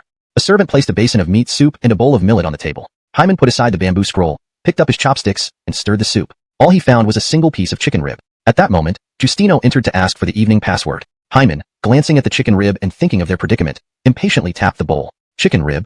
The password was passed down layer by layer. When it reached Jeremiah, he began packing his belongings. Someone asked why. Jeremiah replied smugly, chicken rib, unappetizing but hard to discard. Duke Wei must be considering retreat. When Justino and Brady inspected the camp, they found everyone preparing to move. Upon questioning, soldiers said Duke Wei was retreating. This left Justino and Brady speechless. How could ordinary soldiers know before the commanders? Investigations revealed Jeremiah was responsible. This was serious. War wasn't a drinking game where false boasts went unpunished. It was a grave offense. Though both Justino and Brady suspected Hyman was planning a retreat, no formal order had been issued. They remained silent, knowing premature rumors in the army were forbidden. False orders were punishable by death. Jeremiah, familiar with military regulations, should have known better. He gambled on his noble background, assuming Hyman was an important man. He waved a hand, and several soldiers dragged Jeremiah out of his bed and towards the door. What are you doing? This is outrageous. I am the son of the House of Scarlet. My father is the Grand Commandant. Justino paid him no heed. Jeremiah, you have spread false military orders and disrupted morale. By the order of Duke Wei, take him outside and behead him before the camp gate. To be honest, Justino had disliked Jeremiah for a long time. The man constantly flaunted his noble origins and treated the generals with disdain. Unbelievable. I don't believe Duke Wei would execute me. My father is the Grand Commandant. The House of Scarlet is one of the most prestigious families in the land. Justino sneered. Technically, your father Carson is the former Grand Commandant. Now, he is nothing more than a commoner. Carson's attempts to oppose Hyman had failed miserably. If it weren't for the fact that he committed no crimes and Virgil defended him against Hyman, he could have ended up far worse. A Grand Commandant? Who cares? Was old Sue proud because he once slept with the Empress? Just a minor position like Grand Commandant. Keep showing off, and your father will end up worse too.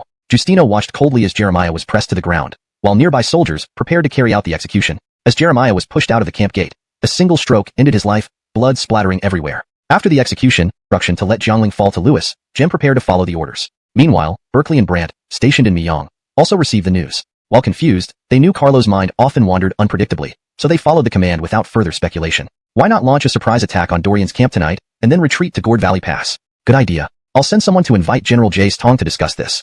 That night, Zhongling's west gate suddenly opened, and Kyler led 5,000 men straight towards Terrence's camp. Simultaneously, the main force from Zhongling began retreating north towards Gourd Valley Pass. Despite being vigilant, fatigue set in as the moon climbed high, and soldiers grew drowsy. On a lookout tower, a sentry nodded off while leaning on his spear. Suddenly, amidst the dark haze, a faint line of fire appeared. At first, he thought it was a hallucination, but soon the fire became clearer. A sea of torches. Clash, clash, clash. Alarms sounded, waking the sleeping soldiers. Hyman's forces are attacking. Be ready. Hearing the alarm, Terrence emerged in full armor, gripping his 8-foot-long serpent spear. Haha, finally, they're out of their shells. Bring me my horse. Terrence mounted his horse, ordering the...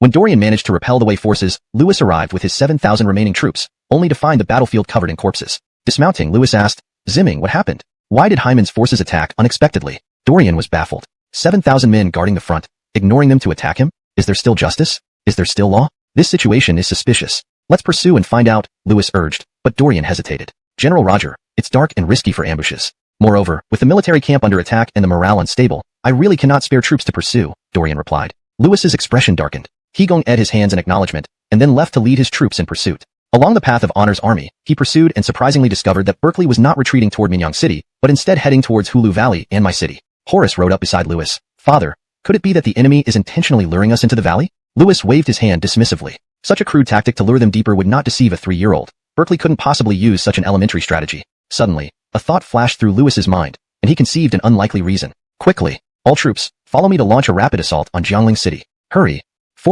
Forward. Chapter 359. Lewis and Terrence enter Jiangling. Zephyr falls into the trap. Lewis led 7,000 weary troops at a gallop, the sound of hooves echoing across the land, stirring up clouds of dust. After an exhausting march, they finally arrived near Minyang City. Lewis halted his horse and dispatched several scouts to investigate the situation ahead. Soon after, the scouts returned with news that the 3 large camps of Honor's forces were all deserted, devoid of any soldiers. Horace, puzzled, asked, Father, if they have retreated, wouldn't Jiangling City be directly exposed to our attack? What are they planning? He furrowed his brow, trying to decipher Honor's strategy. Lewis stroked his beard, contemplating for a moment before replying, Berkeley and Brandt are seasoned generals. We mustn't underestimate them. Remember Hulagu Pass and my city? Yes. Lewis grew more certain of his suspicions and gave orders without delay. Pinger, you take 1,000 men back to camp immediately and escort the provisions toward Jiangling City. The rest, follow me to Jiangling. Hurry. Although the army quickened its pace, Lewis remained vigilant of their surroundings. Having traveled several dozen miles without encountering any ambushes, a glint appeared in his eyes as he silently prayed to heaven and earth for their success. This was the first time Lewis had led his troops in such a shot. Hatcher reported this eerie silence to Lewis. For safety, Lewis sent over 100 men to scale the walls. Inside, they found ashes from fires long extinguished and dismantled houses, but no sign of Honor's army. Jiangling was indeed abandoned. Overjoyed, Lewis laughed heartily. Ha ha ha, this is heaven's favor upon us. Destiny lies with Adamir, and Adamir will never fall. Ha ha ha, Jiangling City is destined to be elder brothers. Soldiers, enter the city. With Jiangling, we control Simusknan. Despair had filled Lewis's heart when Scarlet Ping Pass fell to Hyman. Losing control of Siamusju would trap elder brother in Ijo forever. But now, heaven seemed to favor his brother, giving them the leverage to reclaim southern Siamusju from Dwayne at any time. Moreover, controlling Jiangling meant dominating the Scarlet's River waterways. Even if Lewis's entire army were decimated, capturing Jiangling would be worth it. Just as Lewis entered the city, a soldier reported urgently, General Roger, 10,000 men approach from the west. Lewis was startled. Was it a trap to ensnare him within the city? He quickly mounted his horse and rushed to the west gate. Outside, Terrence squinted his round eyes, scanning the wall suspiciously. Strange, what is Jim planning? No guards in sight. Could it be a trick? Despite his rough nature, Terrence was always alert to anomalies. Upon hearing Lewis call out, he looked up to see a familiar figure on the wall. A man in green robes, with a white beard, holding the green dragon crescent blade. Second brother. The booming voice nearly deafened nearby soldiers. Terrence couldn't be mistaken. Third brother. Lewis ordered the drawbridge lowered and rode out. Seeing Lewis, Terrence felt immense relief. Third brother. Second brother. Reunited, the brothers embraced and wept, overcome with emotion. Composing themselves, Terrence spoke. Second brother, isn't Jim still in Jiangling? Why did you leave? Lewis explained the situation, causing Terrence to smack his thighs in regret. No good. If so, Master Yuanji is in danger. Eben ordered me to feign attacks on Jiangling's west to buy time, while Master Yuanji ambushed Honor's reinforcements at Hulagu Pass. Now that Jim has retreated, Master Yuanji knows nothing of this? Lewis's heart sank, knowing it was too late to send help. All they could do was pray. Third brother, order the troops to secure Jiangling. We can't let Dwayne try to seize it. Terrence brandished his spear. That Dwayne dares such treachery. Rest easy, second brother. Leave it to me to keep the Wu forces away from Jiangling. But third brother, remember that Dorian is also a distinguished general. Without his aid, I might have perished. Do not treat him lightly. Don't worry, second brother. Reason prevails. Saving you is saving my life. How can I not honor such kindness? Watch how I handle this. In Hulagu Valley, Zephyr prepared thousands of logs and rocks, ready to set fire to Honor's northern reinforcements. Unaware of the retreat, he awaited an ambush that would never come. 18 noon. As Zephyr was inspecting the dry firewood preparations as usual, a messenger rushed to report. Report to Master. Things have taken a bad turn. Honor's forces are attacking from the south. They are not hurrying through Hulagu Valley, but are leading their troops towards the valley summit. This translation maintains the original tone and style, ensures natural and fluent English, and preserves the storyline's coherence with the previous content. The paragraph structure and line breaks are kept intact as in the original text. Hashtag chapter 360. D's uncle fooled. Inside my city, Carlo gazed at Zephyr, who was tightly bound in turtle shell armor. He rubbed his chin thoughtfully. Mr. Ung, why are you so surprised to see me? Come, someone, untie Mr. Zephyr. Oh, look at this. Marcel still needs improvement with his binding techniques. See how tight it is around Ung. Never mind. Next time we'll use a different method. Fortunate end. Carlo consoled him gently. Think positively, Ung. Your venerable mother is quite old. I worry about her health, so I specifically sent someone to escort her to Shucheng for care. She's very healthy now. Zephyr's anger flared instantly, and he slammed his hand on the table. Carlo, how dare you take my mother hostage? Don't think that because I fear your bravery, I won't fight to the death. Carlo laughed coldly. I'm not so despicable. Since you joined D in the south, I've had your mother escorted to Shucheng where she's been well cared for. If not for this, she might have died years ago. As a man of great ambition, swallowing the world and encompassing all under heaven isn't wrong. But leaving your elderly mother alone and unsupported, can that be considered filial piety? All these years, have I ever used her to coerce you? And now, as a captive, you're nothing more than fish on a cutting board. There's no need to threaten you further. I extended goodwill, but you see me as a villain. How disappointing. Carlo's words were harsh, yet not insulting, stripping Zephyr of his dignity. His face flushed red as he kneeled back down in silence. Carlo rose from behind the desk, drew his sword with a swift sound, and walked towards Zephyr. I dislike empty talk. Will you surrender or not? The sword pressed against Zephyr's neck, and he felt the icy chill. Zephyr closed his eyes and sighed. Josh rescued my mother, which I deeply appreciate. However, Lord Schwanda treated me with kindness and understanding, and I cannot repay that debt except through death. I beg of you, please do not let my mother learn of my death. Let her live out her remaining days in peace. As an unfilial son, I can only promise to repay your kindness in the next life. Carlo sneered. So be it. With a swift slash, the sword cut through Zephyr's hair and blood dripped onto the ground. Yet Zephyr did not feel the pain of death as expected. He asked, why don't you finish it? Carlo pointed to the fallen hair and blood. Who says I didn't act? The body is given by parents. Now, having severed your hair and shed blood, isn't this like dying once?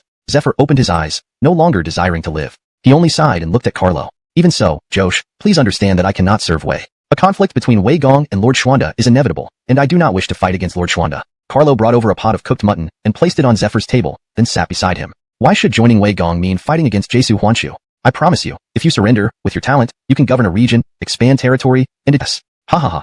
Zephyr always kept his word. As for why Carlo was willing to let Zephyr return, it was to show the true victim the extent of the deception.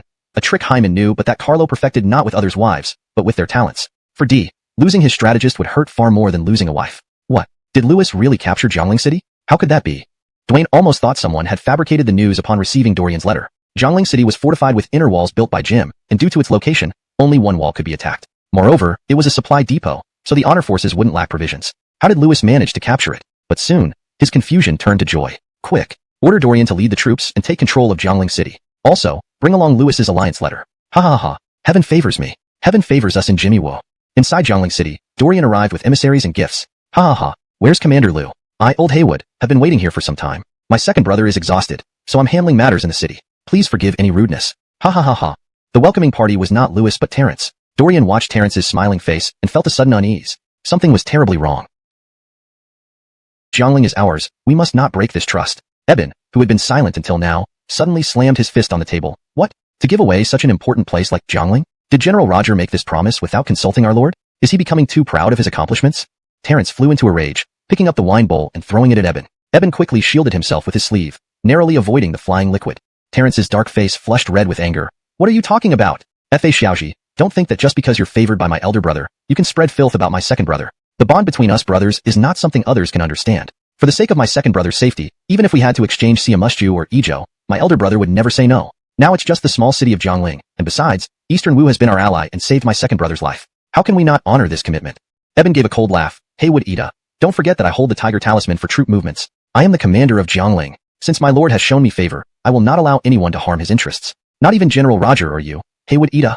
Hey, you're asking for death. Terence flipped the table and lunged at Eben. Guards. Third general is asking for Jiangling with such audacity. Should I just let my lord give all his territory to you? Even offer Dwayne my elder brother's wife and clothes? Are you Wu people or Adamir people? Why do you want everything? After Dorian left, Terence came laughing from outside. Military advisor Fa, did I act well? Ha ha ha ha. Lord evaluates the third general as having roughness with wisdom, truly a rare talented general. Indeed, today shows it. Cough, cough, cough. As they laughed, Eben suddenly began coughing violently, his face turning an abnormal shade of red. Terence was alarmed. Military advisor F.A. Eben continued to cough, covering his mouth for a while before stopping. General, please don't worry. It's just some discomfort due to climate and weather. Now the priority is to send someone to investigate Yuanji's whereabouts in Hulu Valley. Alas, this is destiny. If the Eastern Wu army had fully cooperated, Jim's 10,000 troops would have been wiped out in Jiangling. In Xiangyang City, Jim sat guiltily behind his desk. Jim has failed and lost the strategic city of Jiangling. What face do I have to show Duke Wei? Carlo nonchalantly tore off a chicken leg and feasted on it. The order was mine. Why should it concern you, Marcel? Bob, if not for your timely rescue, I and tens of thousands of troops might have been annihilated. He was blind. Everyone can see second brother's prowess. Just like how the great old Song dynasty was hailed as semi-saint, but few recognized it. Virtue unmatched with position, ability lacking, and insufficient achievements won't be acknowledged by the people. Translation ends here for now, following the provided structure and maintaining coherence with previous content. The common people may be unenlightened, but they are not blind. Even if some go to great lengths to embellish history, the false remains false and can never become true. The charm of history lies here, and the reliability of Chinese history rests on this foundation. All historical texts must be corroborated with various sources, cross-referenced, and substantiated by evidence before we accept them. Fortunately, Chinese historical records have always been rigorous, which is why Alexander the Great only conquered 3 of the ancient civilizations. His victories were all about exaggeration, and he was at a loss when faced with well-documented events. For second brother Louis to be called the martial saint, with martial prowess preceding sanctity, able to decapitate enemies amidst thousands of troops, and single-handedly challenge the Wei nation's all-star lineup, becoming the epitome of loyalty and righteousness, could this be possible without solid achievements? Thus, Carlo believes that for Jim to have fought Louis to such a stalemate this time, it's already impressive enough. What more could one ask for? Next, it's time to bring out the special attack SSR card against Louis, the Great Wei King of Wu. Hashtag chapter 362. Just a minor country. Japan? Gotcha. Ah. How dare you, Louis, insult me? Dwayne, enraged upon receiving Dorian's report, kicked over an entire box of gifts sent by Eben, scattering the shoe brocade all over the floor. Call up the troops. Call up the troops. I will lead the attack on Jiangling myself and skin that scoundrel Louis alive to vent my anger. Dwayne's eyes bulged in fury, his purple beard bristling as his emerald green eyes flashed with a demonic, murderous light. The servants around him were terrified, falling to their knees. As he aged, Dwayne became increasingly brutal and autocratic, always seeking glory for himself. His treatment of Vlad was particularly problematic. Although Vlad was unreliable in foreign affairs, his administrative skills within the kingdom were commendable. For instance, when Dwayne frequently left the city to hunt because of his proficiency in archery and horsemanship, Vlad advised, "My lord, although you are brave, your primary responsibility is to govern the state, not to risk yourself in such pursuits. No matter how skilled you are, can you match your brother's prowess?" Dwayne smiled and listened, but continued doing as he pleased, acknowledging his mistakes but refusing to change his ways. On internal political reforms, Vlad recommended consolidating military power, loosening managed half of Jiangdong's officials and generals anxious. Ultimately, it took Dorian, who rushed back from Jiangxia to desperately plead, to dissuade Dwayne. In Xuchang, Carlo had just finished exchanging military seals with Jim and immediately headed for the honor residence. At the entrance, they saw a group of small, elf-like figures standing in neat rows, waiting for something. Jim stared in disbelief. Is our lord changing his tastes? Carlo scratched his chin. The Adamir people weren't this short. An average height of about 4 feet. Where did these smurfs come from? Walking into the house, a person flew out at them. Get lost. If you mock me again, I'll exterminate you all. After throwing the messenger aside, Neil dusted off his hands at the door before heading back inside. Bah, bringing such trash as gifts to Duke Wei? What kind of quality is this? Big brother, Carlo greeted the still burly and simple-minded Neil with a smile. After mutual greetings, Neil led Carlo and Jim inside. The first thing they saw was Hyman, whose face was flushed with rage. Wiping the sweat from his forehead, Hyman's expression softened upon seeing Carlo and the safely returned Jim. Well, Gian, Marcel, I'm glad you both returned safely. Jim knelt down, bowing deeply. I am guilty, having lost the strategic stronghold of Jiangling. Please punish me, Duke Wei. Carlo shrugged, unable to change the stubborn Jim's mind. Carlo had explained during the journey. Chapter 363.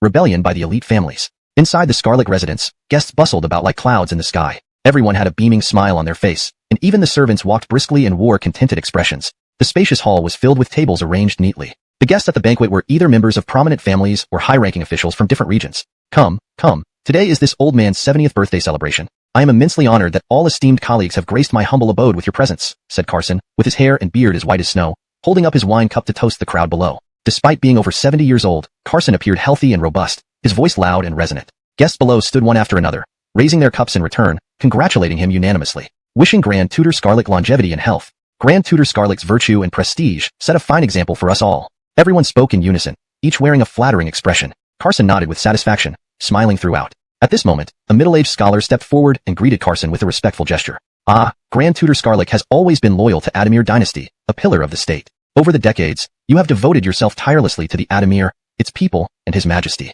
Now, blessed by our nation, You remain vibrant even at over 70 years old. To reach 100 seems just a trivial matter for someone like you. On your next 100th birthday, we will surely visit again to share in the festivities.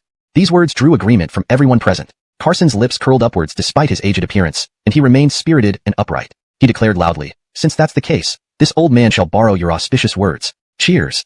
With that, he tilted his head and finished the wine in one gulp. Others followed suit, drinking their fill, and soon laughter and conversation filled the entire hall. Suddenly, Carson stopped mid-toast and sighed deeply. Concerned, the guests quickly asked what troubled him. With a grave expression, Carson looked up towards the sky, waves of sorrow and frustration filling his heart. "We, the noble families, have always been crucial in nurturing the people and safeguarding the nation since the Western Zhou era. Yet today, Hyman dares to imprison the Chester and meddle freely in state affairs. Not only that, but he abolishes ancestral laws and promotes various schools of thought, favoring commoners over us, the aristocracy. Such actions defy heaven itself, intending to undermine the foundation of our great Adamir dynasty." As he spoke, a servant rushed into the hall and reported, "Sir," across the floor. All present gasped in shock. Frequent visitors of the Scarlet household immediately recognized the head as belonging to young Master Jeremiah. But Jeremiah served as Denham in Honor's army. Why had he been decapitated and delivered on this day? What did Hyman hope to achieve? Was he not afraid of inciting a widespread rebellion? Trembling, Carson picked up Jeremiah's head, wiping away the bloodstains with his sleeve while ordering someone to open the letter. The message read, "Elder Scarlet, your son spoke too much and misinterpreted military orders, causing chaos among the troops, not for the first time. Before, he tricked my son into stealing secrets. I spared his life out of respect for our shared service, yet he escalated matters, spreading rumors before battle. I truly did not want to kill him, but military orders must be upheld. Blame not my cruelty then. If you disagree, challenge me in Xuchang. I'll take on all comers." Silence enveloped the room. Suddenly, one person slammed the table, rising to his feet. Does Hyman think he remains the hero who once roamed the world? Carlo leads troops south to save Jim, with tens of thousands besieged in Jiangling. Berkeley, Hutch, Jace Tong, and Kyler are all there.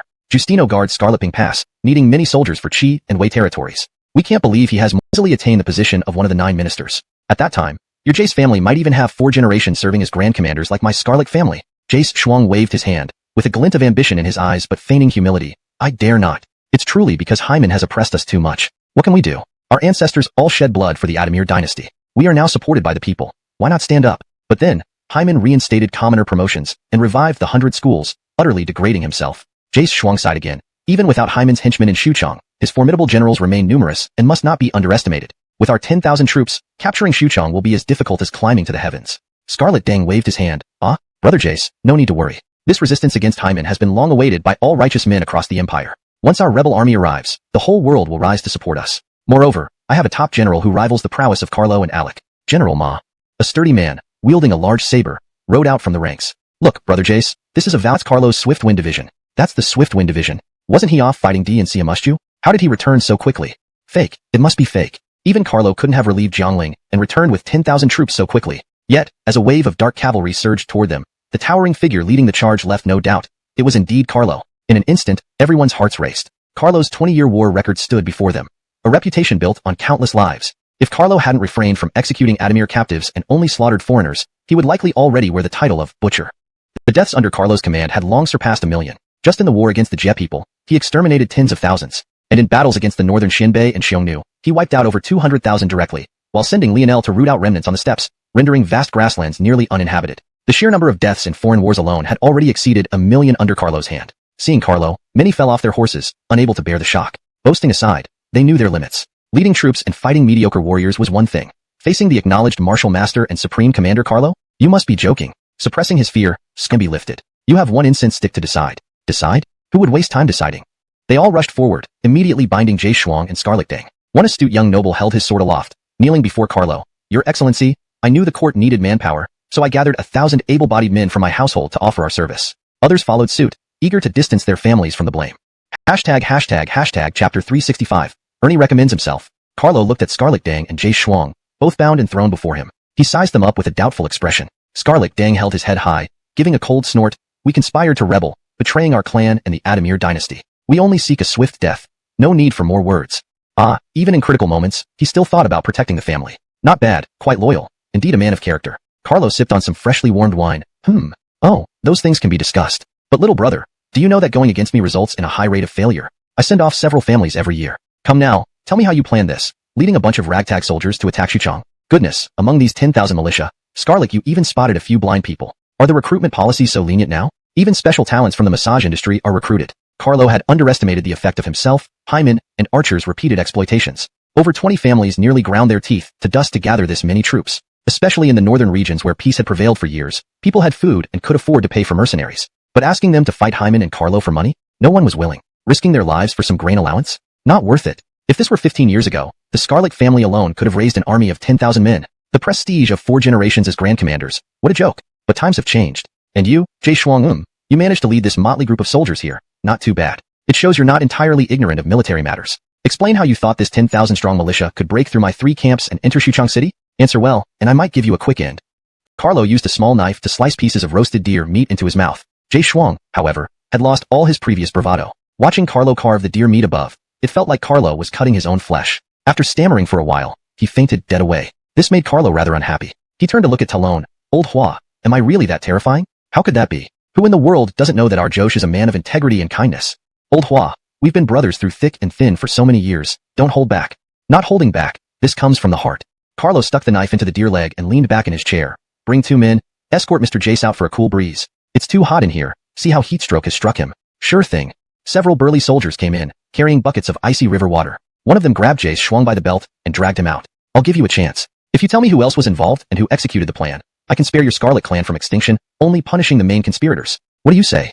Scarlet Dang simply closed his eyes, refusing to speak further. Scarlet Yu waved a hand, signaling the men to take Scarlet Dang away and lock him up, waiting until after the new year to settle accounts. Escape? Where would the Scarlet family go? Without official documents, no checkpoint would let them through. Carson could only wait anxiously with the entire clan. Death isn't scary. What's terrifying is waiting for death. In Amarigdu, Dee was overjoyed upon receiving news from Eben. Jiangling City. Gaining Jiangling is better than having 10,000 elite troops. With Jiangling secured, the situation of being trapped in Shu by Hyman at Scarlet Ping Pass would be resolved on its own.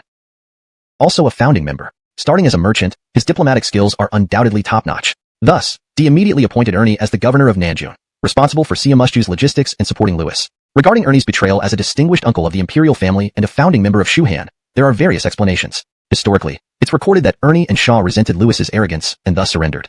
According to the records of the 3 kingdoms, the sequence of events went something like this. Lewis was preparing to march north to confront Jim, but faced a severe shortage of siege weapons and supplies. Lewis had instructed Ernie to oversee the construction of siege machinery and manage supplies. As the deadline neared, coincidentally, the armory, accidentally, caught fire, burning the siege equipment to ashes. This is odd. Shouldn't important equipment like siege weapons have dedicated guards? Also, in those days, with no white phosphorus or petroleum, a fire should have been quickly extinguished. How did it burn so thoroughly? It's eerily similar to how grain stores often catch fire during inspections. How could someone like Ernie, who followed Dee for so long, make such a basic mistake? Before departing, Lewis vowed to deal with Ernie and Shaw upon return. Logically, Ernie should have tried to redeem himself by compensating for the equipment and reporting the issue to Dee. Given John and Ernie's seniority and contributions, this minor mistake wouldn't have mattered. To maintain discipline, Lewis needed to set an example. Had Ernie worked hard during Lewis's absence, expediting repairs or Hulu Valley in Chinese. For natural fluency in English, it would be best to use given the dire circumstances at Hulu Valley. Surviving seemed almost impossible.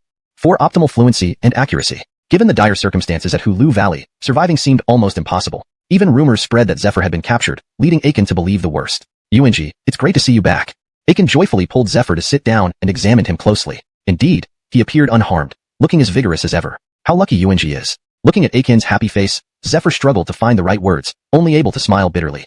At this moment, Dee burst in, disregarding all decorum. Where is UNG? Where is UNG? Seeing Zephyr safe and sound, Dee's joy was evident. Thump. Zephyr knelt before Dee. My lord, Zephyr can no longer repay your trust. He bowed his head to the ground, refusing to rise. Both Dee and Aiken were shocked and confused. Zephyr recounted how he was captured, how Carlo treated him courteously, spared his life, and noted his elderly mother still resided in Hyman's camp. Though Zephyr felt deep reluctance, once given, a word cannot be taken back. Zephyr promised Carlo he would serve in Chi, protecting its borders and people. Well to you, lord, and everyone here. Farewell. Dee personally escorted Zephyr out of Amarigdu, reluctant every step of the way. Zephyr turned back frequently until disappearing into the woods. An official suggested, my lord, Zephyr is a rare talent. We cannot let him fall into Hyman's hands. Perhaps we could. Nonsense. I failed to protect UNG from this humiliation, a sign of my incompetence. How can I blame him for my shortcomings? Remove the trees blocking the view of UNG's back. In Dwayne's residence in Jiangdong, Dwayne gazed at the map, eyeing Jiangling enviously. Jiangxia, once called Sweetie, now called Madame Cow. Previously, Dwayne valued Jiangxia as a stepping stone for westward expansion and a gateway between Siamusju and Jiangdong. Now, with Jiangling as another layer of defense, Jiangxia's strategic value had diminished. Not that Jiangxia was unworthy, but Jiangling shone even brighter. Dwayne pondered over his resources. With effort, he could muster around 80,000 troops. Jiangling, at most, had 20,000 troops, with Eben and Terrence withdrawn. Why not act now? But almost all his ministers opposed the plan. Let's build our strength first. With our current economy, We couldn't even match Hyman's elite troops in 2 years. Dwayne glared at them. For over 800 years, Jiangling has been a key strategic point. Witnessing those indirectly involved or implicated, this crackdown would likely result in no fewer than 2,000 to 3,000 deaths. Such an execution on this scale could be considered brutal. However, historical records describe Yonatan as inheriting the virtues of Wei Wu Di, embodying righteousness and showing great tolerance toward ministers. Thus, this comparison makes the severity seem less harsh. Archer casually yawned from his seat. All right, we'll send a few people later to check if there are any others harboring rebellious thoughts among the survivors. What? How do I determine if someone has rebellious intentions? Simple. I say they harbor such intentions and they do. Archer decided to directly question the remaining members of the aristocratic families. Do you hate the heir apparent of Wei? If the answer is yes, it suggests the person has simple-mindedness and violent tendencies, potentially becoming an assassin, endangering both the Wei Gong and Archer himself. This person must not be spared. If the answer is no, it means the person is cunning and patient, a venomous snake capable of immense endurance. This person must also not be spared. Then, questioning the surviving children. Do you miss your parents? If they say yes, it shows strong familial bonds. This child cannot be spared. If they say no, it indicates filial impiety. Such a heartless person can... Ajay curiously looked. Not really. This document records over 500 candidates who passed the initial evaluations this year. That's not too few, is it? Such a small document recording information for 500 people. Carlos silently pointed to the pile of books behind him. Wei Gong, what you hold is merely a name list. The stack behind is the detailed evaluation results. In this era, selecting officials was not solely based on ability and background, but also moral character. Normally, individuals with poor reputations and immoral behavior could not become officials. China has always included morality as a significant component in evaluating officials. Unlike future eras driven by wealth and power, even with a prestigious family background, if one's morality fails, not only can they not serve as officials, they will be ostracized by everyone, including their own clan. According to the Comprehensive Mirror to Aid in Government, ZC recommended a highly capable official named Go Bian to the ruler of the state of Wei, saying, his talents can command 500 war chariots. The ruler responded, I know he is capable, but during his term, he took 2 eggs from peasants, so I do not trust him. Taking 2 eggs from peasants led to the ruler's disdain. Imagine if an official embezzled funds, accepted bribes, engaged in lavish. When Carlo chose students for his military academy, the primary criterion was a strong sense of belonging and loyalty to Adamir. He didn't want to create loyalists who would someday command enemy forces against Adamir. ##### end of chapter 367. Chapter 368. Ian and Ashton, both in the bowl. Inside the warring house of the Contention Mansion's military academy, 2 young men sat opposite each other. One held the general's chess piece while the other wielded the marshal's order, engaged in a lively game across the board. Both not yet 20, these youths exhibited an intricate strategy on the chessboard that left many surrounding officers in their 30s and 40s in awe. Do you think Disciple Ian is stronger or Disciple Ashton has the upper hand? Piske. That's really hard to say. Disciple Ian excels in military tactics imparted by the Daozhu, known for stable encampments and unconventional strategies which are hard for ordinary people to counter. I'd say Ian might have the edge. Not necessarily. Ashton, also having learned military momentum from the Daozhu, excels at long-term planning and may match Ian. Though the 2 youths seated at the chessboard held low ranks and minor official positions, they had already gained considerable renown within the military circles. Ashton was admitted into the Contention Mansion's military studies because his father was a governor's clerk, akin to a modern-day secretary to the mayor of a direct-controlled municipality. Don't be misled. This secretary position meant dealing with paperwork, not idle tasks. Ian, on the other hand, was personally discovered by Carlo among the minor officials under the Grand Minister of Agriculture after meticulously sifting through candidates named Ian from lower levels. Initially designated as a scholar under the Inspector General of Agriculture, Ian ended up being a petty official due to a speech impediment. When his superior informed him that Forrester, the commander-in-chief Carlo, wished to see him personally, Ian thought it was a joke played by his superiors. Since Hyman controlled both civil and military affairs, the position of Grand General remained vacant, equivalent to the highest-ranking military leader, Commander-in-Chief. Imagine a small clerical staff conducting field research in rural areas when the county magistrate suddenly appeared, announcing, the nation's king, concurrently serving as the vice chairman of the Central Military Commission, deputy secretary general of the National Party, vice premier, member of the Standing Committee of the Political Bureau, provincial governor, deputy director of the Chinese Academy of Sciences, president of the Military Academy, leader of northern ethnic minorities, and supreme commander, wishes to meet you. Any one of these titles alone could easily dictate life and death. Imagine all these roles concentrated in one person. So, when Carlo wanted to see him, Ian felt his heart pounding violently. When the county magistrate brought Ian to the provincial governor's residence, the usually high and mighty governor respectfully sat below, smiling nervously and constantly pouring wine for the distinguished guest above. Carlo observed the young man standing before him. His face was plain, and his clothes modest but neat, revealing a tenacious spirit despite humble origins. AI, meets Forrester. Ian bowed deeply. Worried Carlo might misinterpret the stuttering, the governor tried to explain, but Carlo raised a hand to stop him. I ask you, what position do you hold, and what are you skilled at? BB back, Forrester. AICC currently serves as a grasskeeper under the Inspector General. Despite his stammer, Ian faced Carlo's piercing gaze calmly and answered without hesitation. Carlo asked several questions regarding agriculture, administration, military maneuvers, camp layouts, autumn drills, logistics, etc. Ian provided detailed answers based on his understanding. Though his responses on military maneuvers and camps seemed flawed to Carlo, they were commendable for someone who had never led troops. Thus, Carlo confirmed he had found the right person in Ian. Born the same year Carlo joined Hyman against Karl, more than 2 decades had passed. Carlo offered Ian a place at the Contention Mansion's military academy, specially recruiting him. Admitted in the same year was Ashton, 5 to 6 years younger than Ian. Coming from different backgrounds, one from an official family, the other impoverished, they differed in appearance too. Ian had an ordinary look with dark skin, while Ashton had elegant brows and a handsome face. Yet, despite their differences, they didn't become rivals. Instead, within a month, they became close friends, sharing meals, beds, and outings. They even visited each other's mothers, treating them with utmost respect. This might be what people call mutual admiration between heroes. HM? Nearly year-end, haven't you completed your courses? A deep voice echoed behind the crowd watching the chess game. Huh, what's there to fear? The Daozhu isn't here, and the Vice Daozhu is also away. Who will manage us? Aren't you afraid the Daozhu might return unexpectedly? Huh. Brother Billy promised to send us a pigeon message as soon as the Daozhu left Xuchang. We paid 3 hu of good wine and 5 volumes of Spring Palace illustrations. Billy, caught by Carlo, looked miserable, glaring at the talkative students. With a roasted pigeon stuffed in his mouth, Carlo smiled warmly. Anything to explain? Billy shook his head resignedly. Carlo handed Billy to Talon, saying, take him and tie him to the post outside the gate with a sign around his neck. Untie him in the evening. Realizing what happened, the students turned back cautiously. Wait, did he mention Brother Billy? Called Brother Billy. Terrified, the students saw their most feared figure appear. Mommy, the Daozhu's back. Run. My mommy. Dead meat, give us our money back. Billy, being carried by Talon, was equally despairing. Who'd have thought my pigeons would be caught by Bentley's eagles, Omega? Seamus, did our brotherhood fade so quickly that you'd side with your father against me? Hashtag chapter 369. Jalen, isn't it good to just eat and wait for death? Inside the imperial palace, several ministers were earnestly urging Blaine to make one last desperate attempt. They advised him to personally lead an army to charge out from the palace toward the residence of the chancellor. From within, they could open the city gates to allow the loyalist forces outside Xuchang to enter. Among these loyalists were prominent families like the Jaces, Zhongs, Scarlets, Yuans, Kongs, and others who had previously joined the coalition against Xuchang. They felt they had no choice but to take this risk.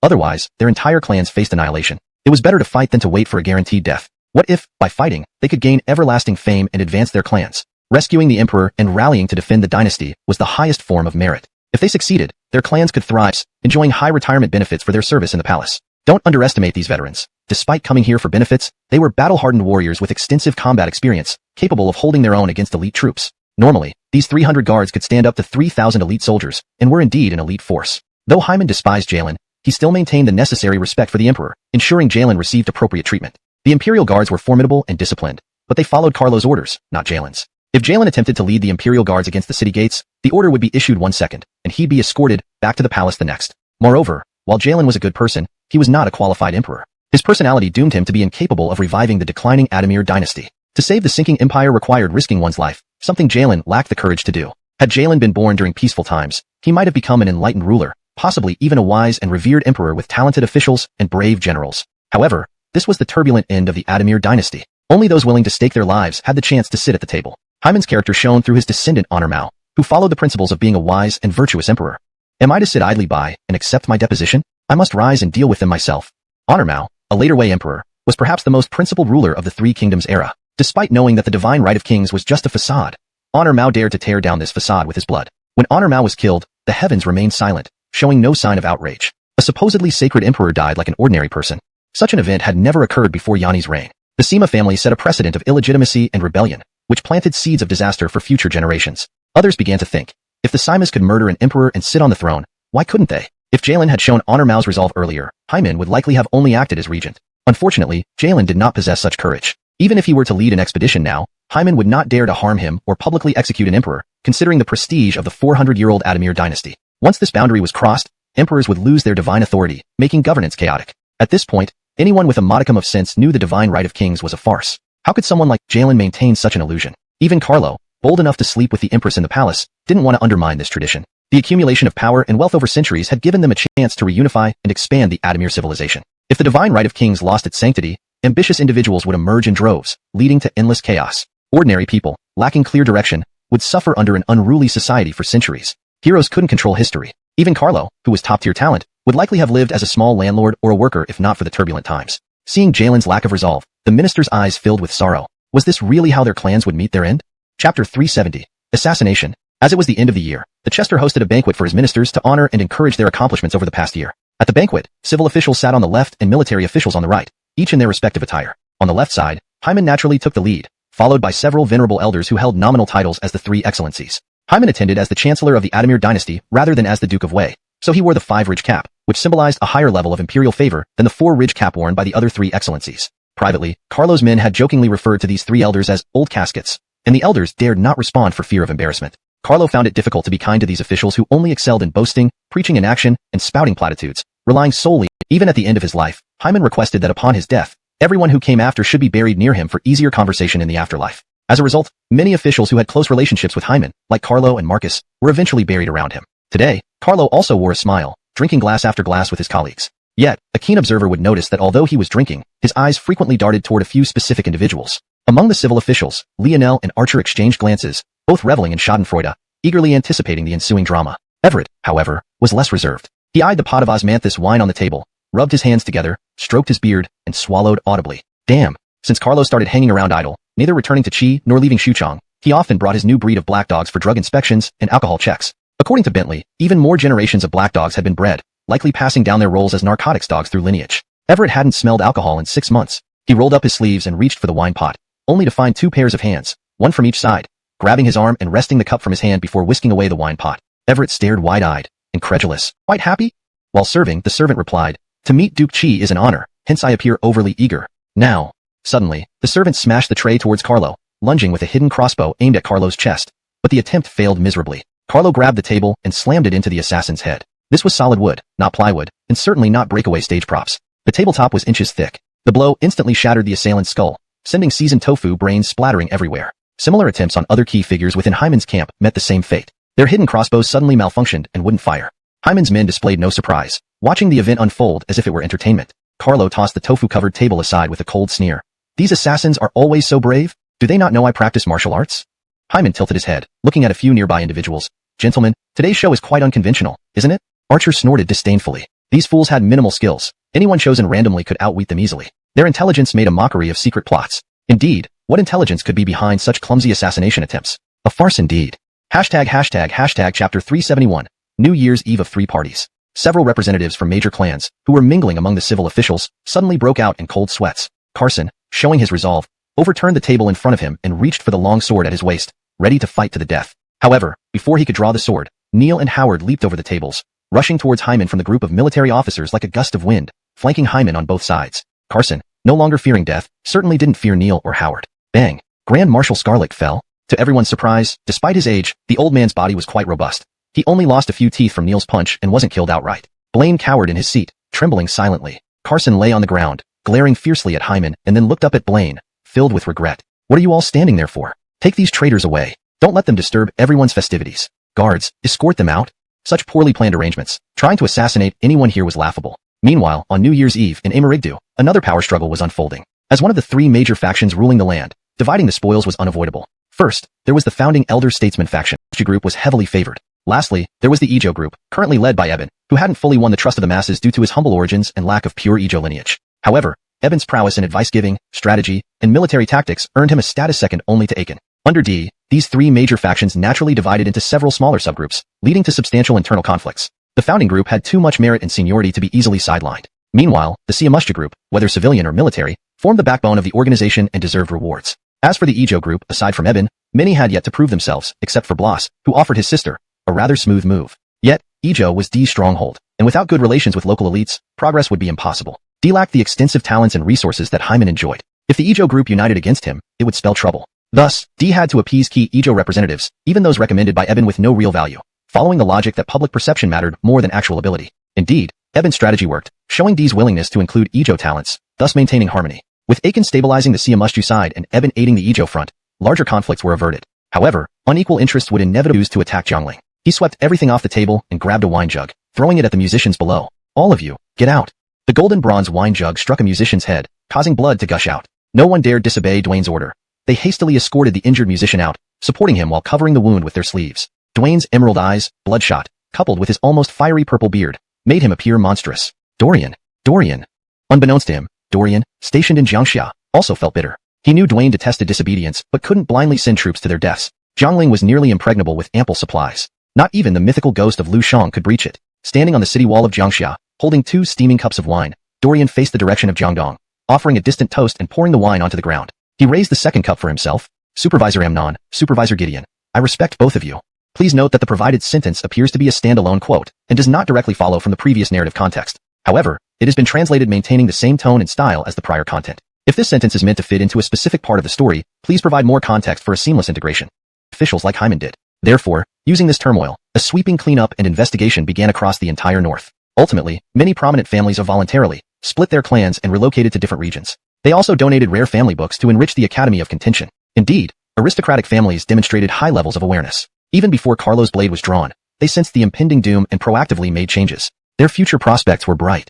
Compared to the slow development under Dwayne and Dee in the South, the North developed rapidly, almost at breakneck speed. With the first batch of students from the Academy of Contention entering government service, the streamlining of the bureaucracy produced significant effects. Clear divisions of labor greatly reduced Marcus's workload, even allowing him time to refine fragrances in the administrative hall. Hyman was highly satisfied with these results, far exceeding his expectations. Initially, he anticipated prolonged chaos following the sudden reforms, but the actual confusion lasted less than a month before the court functioned more efficiently. Carlo and Archer celebrated the success of the streamlining, crediting the right timing, ample talent within Hyman's camp, and strong control. Without any one of these factors, reform would have failed. Throughout history, including later periods, every dynasty attempted bureaucratic simplification. However, paradoxically, without working. Since Hyman reformed the official system with streamlining, the state's salary expenditure decreased by 2/3. No wonder Marcus wondered why, despite population and arable land growth, state coffers didn't increase, nor did household surpluses. It turned out the number of officials grew, along with the population. In the North, nearly 20,000 officials existed, plus petty officers and other personnel. Essentially, 1 in 10 citizens supported a government official. Carlo bore some responsibility.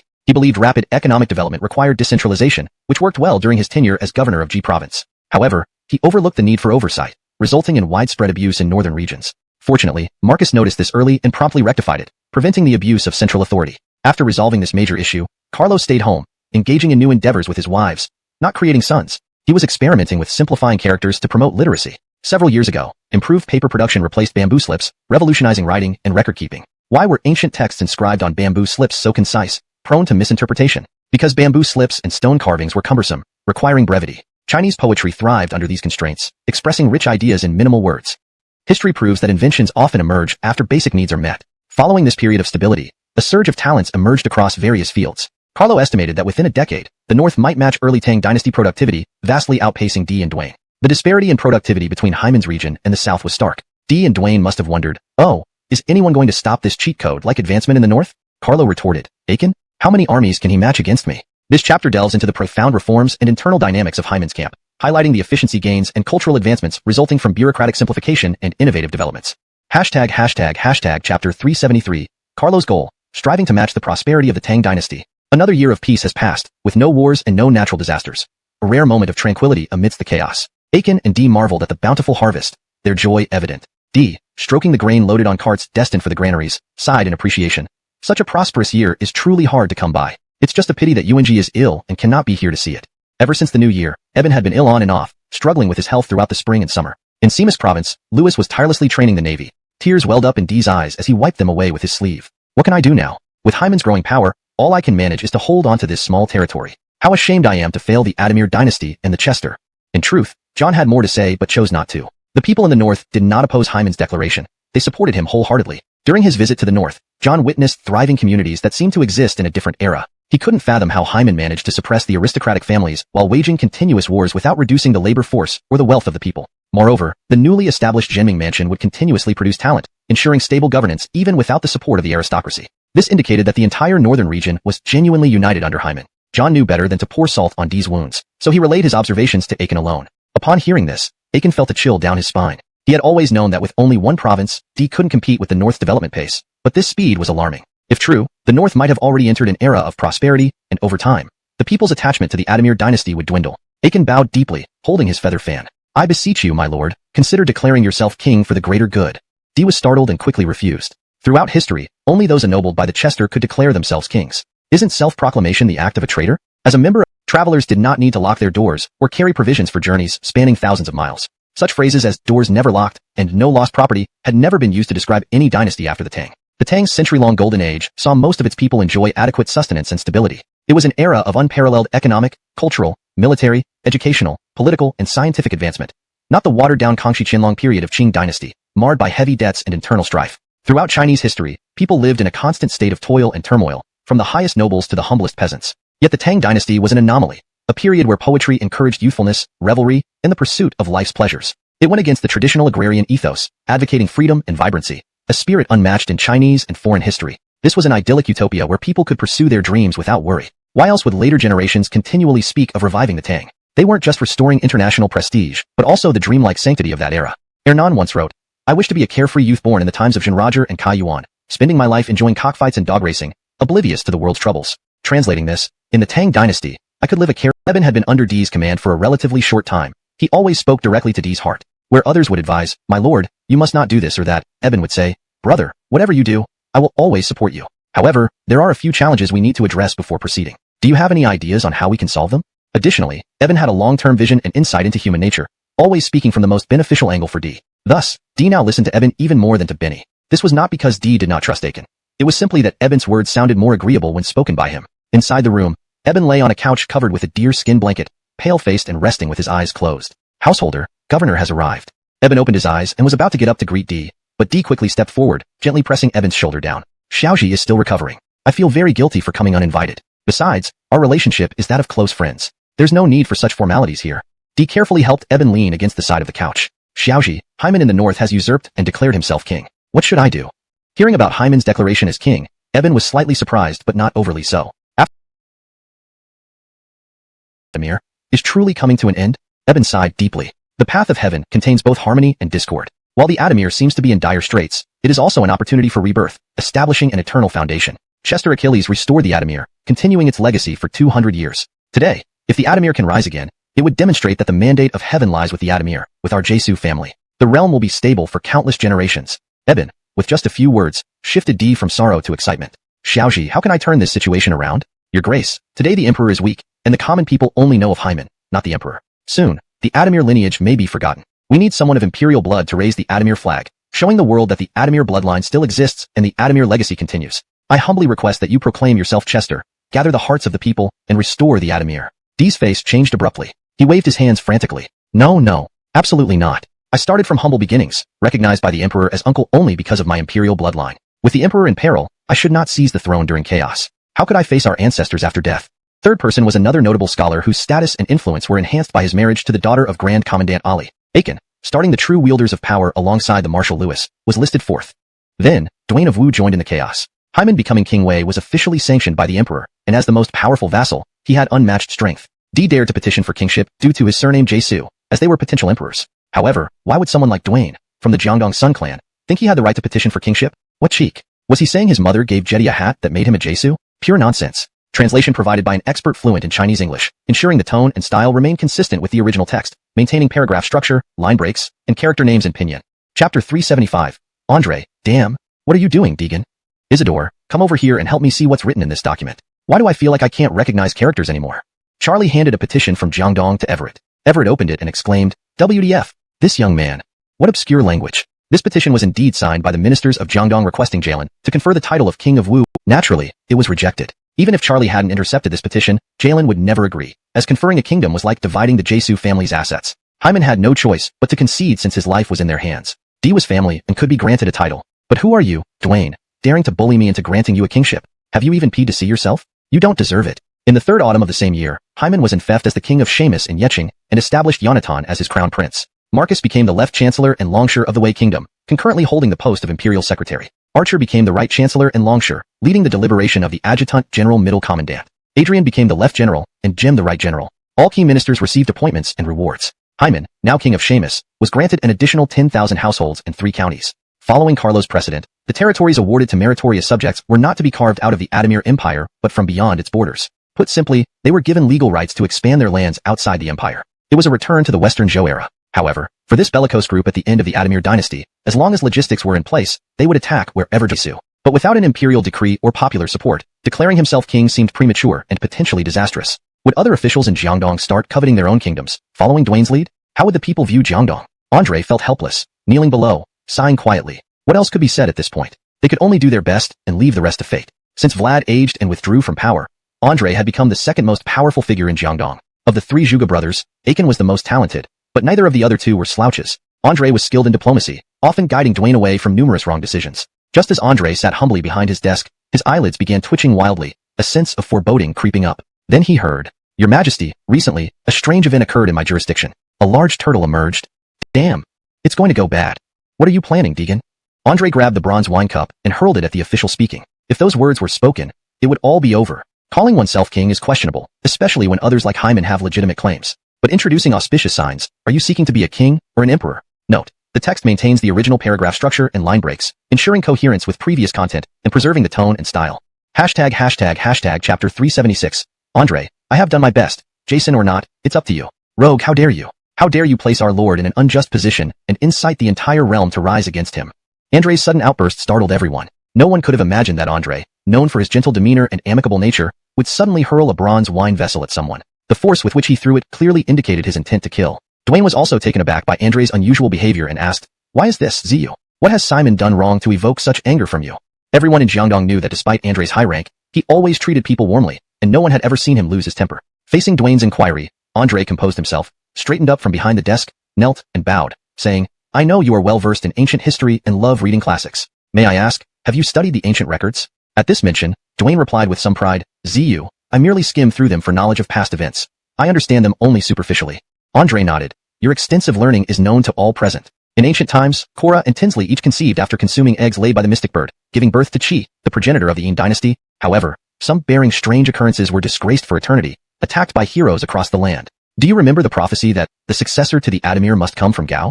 Fushu claimed the throne unrightfully, manufacturing fake auspices, twisting Chester Wu's words to justify his actions. Did the auspices help him secure the empire? No. He was ultimately defeated in Shochuan by the combined forces of Hyman, Di, and us. Today's Hyman is not the same as before. How does your army compare to what Fushu once had? Though reluctant to admit it, Dwayne had to acknowledge that Fushu indeed had a substantial foundation. When others were starting from scratch, Fushu already governed over 2 million people. The entire Jiangdong population today barely matches that. Yes, although my Jiangdong excels in both civil and military affairs compared to Fushu's forces, his resources and wealth far surpass what I possess. Lord, precisely because of this. If you allow such petty men to deceive you and produce these so-called auspicious signs, Hyman will surely use this as a pretext to invade the south. The remnants of the Adamir dynasty still linger in the hearts of many. Acting now will only isolate you from the realm. Apart from Hyman, Di will also turn against us. At that time, Jiangdong and you will be in grave danger. Andre almost wore his lips. Hearing Carlo's name alone sent shivers down surviving noble spines. This man played dirty. Under such overwhelming support, anyone placed in Hyman's position would find it irresistible to claim the imperial throne. Note, the translation maintains the structure and style of the original text while ensuring clarity and fluency in English. Chapter 377. As long as the hoe is well swung, no wall corner can stand. Thinking back to those tearful days, Gaspard sought help when in trouble. I intended to leave it to Honor Gong's discretion, but who knew my brother would come to persuade me? With your earnestness and loyalty, you've touched my heart. From now on, exploring the store will be your priority. Even the prison queues will line up accordingly. Though our paths have seldom crossed, I never thought you'd speak so boldly when I needed you. If this year my salary comes in peace, I'll surely join with you. In the governmental office hall, Carlos stood before Damien, wailing dramatically. Just returning, Hyman and Archer immediately froze, but only out of puzzlement rather than shock. After all, Carlos' episodes weren't unheard of, just unexpected this time. Damien looked at the approaching group of Hyman and others like he had found saviors, hoping for rescue. But then came the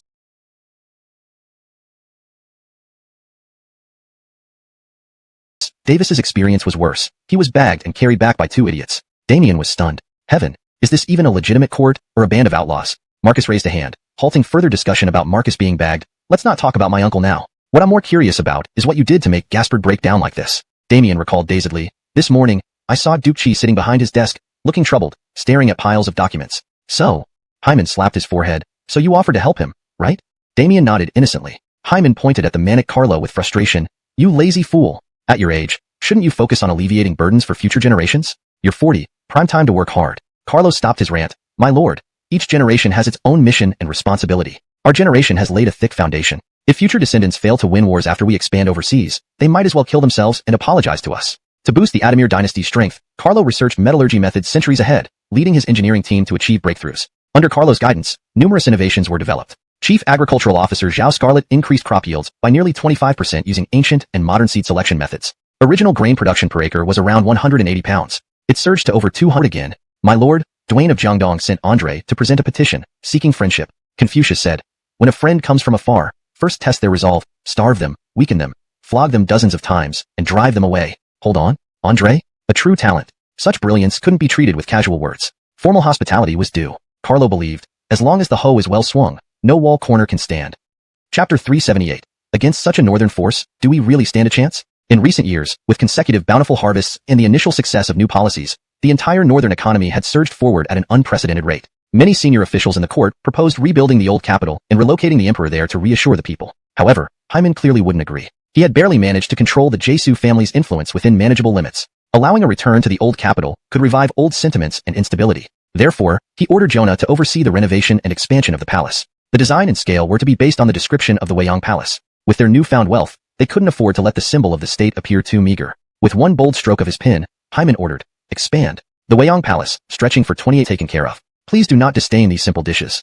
Andre was always kind-hearted and courteous, even to insignificant individuals. He smiled and nodded in agreement. Following the guard's order, servants quickly brought in wooden trays containing copper platters and a golden bronze wine pitcher. There was a dish of mutton seasoned with fragrant pepper, a whole roasted chicken, a plate of fish slices, and lastly, a large platter of sliced beef. Another servant poured wine into Andre's cup. The dark red grape wine was incredibly precious in this era, so much so that some officials rose to prominence by delivering it. Although Andre knew the simple meal might be an understatement, he didn't expect such lavish fare, especially the presence of mutton and, more astonishingly, beef. According to protocol, only feudal lords could consume lamb, and Andre, being only a minister, barely qualified for higher ranks. He stopped the departing servant. Isn't this a mistake? According to etiquette, only ministers and above can eat lamb, and only feudal lords can eat beef. Please take it back.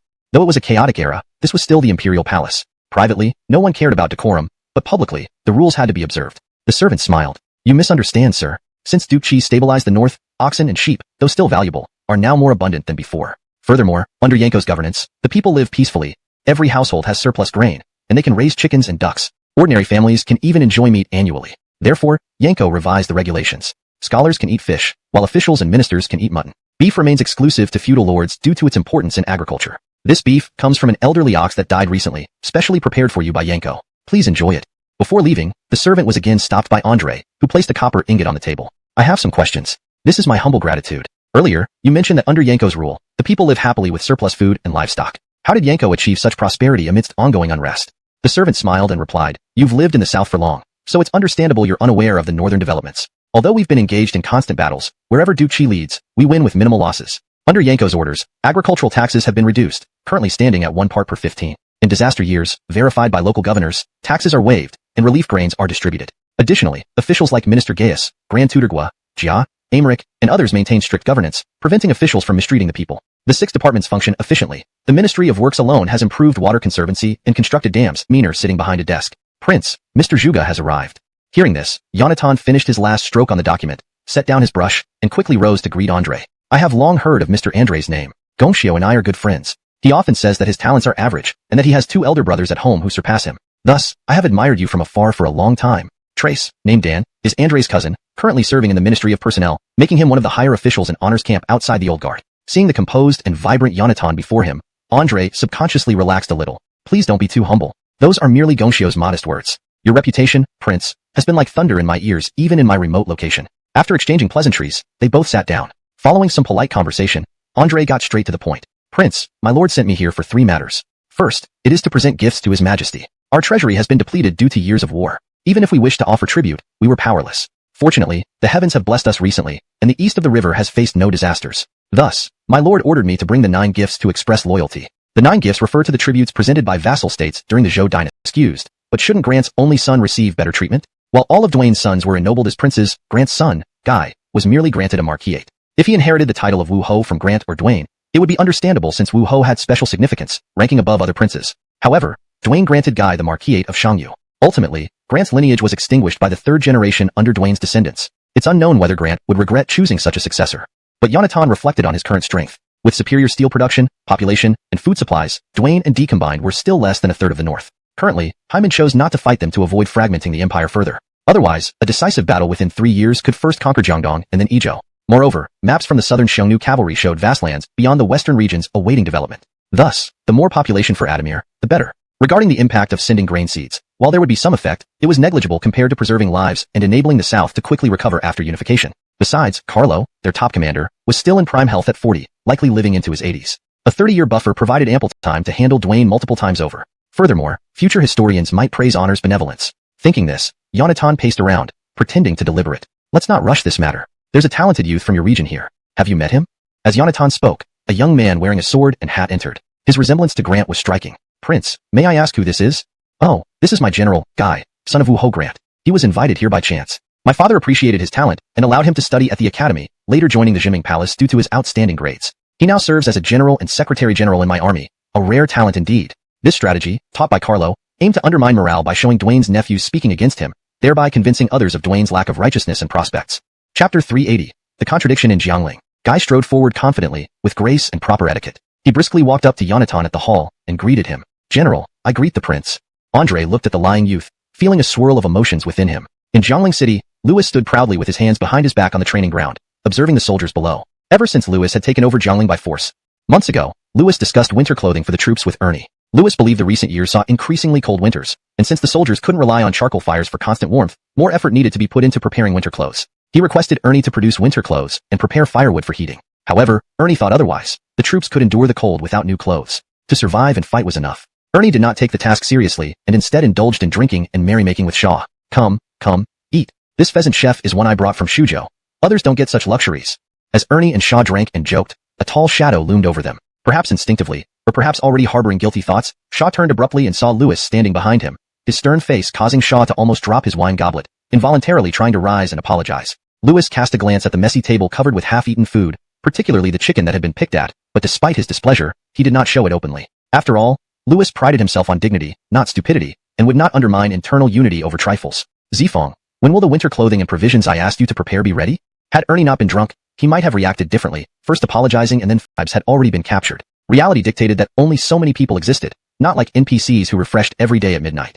Dwayne's governance saw stagnation in population growth. Compared to Hyman and D, the situation was dire. Hyman's vast resources intimidated Dwayne. So, he turned to D. What was the result? D, in a few short years, transformed from a fugitive doggedly pursued by Hyman to the king of Adamers-Hong. Not only did he establish his territory, but his power grew rapidly, approaching that of Jimmy Woo in terms of population. Damn, Dwayne didn't want D to be too weak, lest their alliance against Hyman crumble. But he didn't want D to become too strong either. He feared both suffering and success. Now, Hyman was the legitimate king of Wei, officially recognized. D was the king of Adamers-Hong, self-proclaimed but endorsed by the emperor. Only Dwayne's title of king of Wu lacked recognition outside his domain. To gain universal acknowledgement, Dwayne sent letters of alliance to the west and letters of surrender to the north, sacrificing his pride. Yet, D insisted on not recognizing him as king of Wu. Unrecognized? Fine. Then he might as well turn to Hyman. Is your second brother, wielding a great saber, always prowling around my doorstep? Just wait. Chapter 381.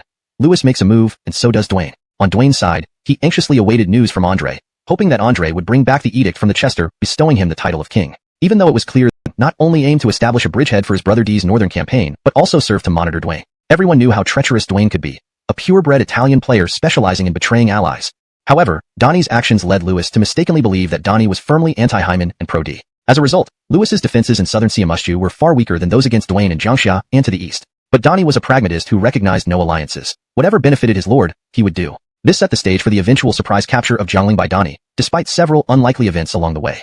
Meanwhile, Andre was delayed in the north by Yonatan and could not return to eastern Wu. It was harvest time again in the north, and everyone was busy with autumn harvests, naturally avoiding large-scale conflicts. Louis seized the opportunity and immediately moved to attack the southern regions of Xiangfan, specifically Yidu and Myamrik. Rhett, responsible for defending Xiangfan, sent messages to Xuchang asking for instructions, but received only one response. Ignore him. If he takes the place before New Year, let him. As long as Xiangfan is not breached, we can retake it after. Even Carlo himself was not overly concerned. Historically, Louis's ability to defeat an entire kingdom and earn the reputation of shaking China depended on perfect conditions. Timing. The rainy season raised river levels, favoring Louis's Siamushu naval infantry. Naval warfare was a known weakness of Hyman's army. Geography. Louis had commanded Siamushu for years, and its complex waterways suited his gradual conquest strategy, making him hard to track. Human factors. These troops were in Adamers-Hong. Edsel killed Justino, nearly causing Hyman's western front to collapse. Hyman had to personally lead his forces there, leaving the capital weakened. Additionally, internal rebellion attempts and widespread discontent due to Hyman's ruthless policies further strained resources. Civil unrest broke out in Nanyang as Jim and Louis clashed, requiring forced labor which civilians found unbearable. Political turmoil also surrounded Hyman's successor issue, undermining internal unity. All these factors combined allowed Louis to achieve the famous battle of flooding the seven armies, striking fear into Wei. But such perfection cannot be replicated. Even a brilliant strategist like Arwen wouldn't guarantee victory under the same conditions. History is a series of coincidences creating an unparalleled legend. Despite all the favorable conditions, Louis faced overwhelming odds, facing 8 to 9 enemy armies from Wei, plus potential betrayal from behind by Donnie and Godwin. Even attacking Myamrik required around 5,000 troops, not to mention the uncommitted Eastern Wu reserves. Pull heavy burdens. D did not take Adamers-Hong, and Justino lived on. Under such circumstances, Louis's success against Hyman would require divine intervention or supernatural aid. Otherwise, it was impossible. Note, the last paragraph reflects historical analysis and commentary mixed within the narrative, highlighting the strategic complexities and challenges Louis faced. Chapter 382. Godwin offers strategy. Donnie claims illness. Report. General, all areas south of Xiangfan have been fully reclaimed by our forces. Atli squinted his eyes and nodded, stroking his beard. Just as I expected. Horace was puzzled. Father, the area south of Xiangfan spans hundreds of miles. Could Honor's camp be willing to give it up so easily? The defending forces in Xiangfan City simply stood by and watched as we marched to the gates of Xiangfan. Your humble son is confused. Please enlighten me. Atli looked at Horace with satisfaction, nodding. His son was indeed a standout among the next generation, adept in martial arts and knowledgeable in military strategy. He lacked experience, but with time, he would surely become a great asset. Atli put away his affectionate gaze, quickly thinking of a certain figure. This must be Su Buck's doing. When we worked together, he often said that momentum triumphs over tactics, and tactics triumph over form. Pinger, although we've captured these vast territories, there are no strong fortresses or natural barriers here. The terrain is flat and wide open, perfect battles with Honor's forces yet. If Donnie laid siege to Jiangling, Atli could quickly march back. Also, the three southern commanderies lacked defensible terrain, making them vulnerable if Atli attacked from Jiangling. But Dwayne was determined to have Donnie trouble Jiangling. What to do? Pretend to be ill. Donnie spread the word that he had contracted malarial fever and was bedridden, unable even to rise. Just as Donnie angrily crumpled and threw Dwayne's letter onto the table, a young man with an elegant demeanor entered. It was Godwin. Holding a tray laden with roasted venison and a small pot of wine, Godwin chuckled heartily. Commander, haven't you been cooped up lately? Come, try this luck of ours. This morning, a stag wandered into the camp. I shot it, and we roasted it for you. Taste it. Due to the lack of spices and improper bleeding, the venison had a slight gamey taste. But Donnie, accustomed to hardship, didn't mind, considering being full a great blessing. He swiftly drew his dagger, cut off a piece of meat, and stuffed it into his mouth. Thank you, Beau Scarlet, but pretending to be sick won't last forever. Ah. Godwin smiled gently. I know what troubles the commander and how to address it. While eating with gusto, Donnie wiped his hands on his robe and eagerly asked, What plan do you have?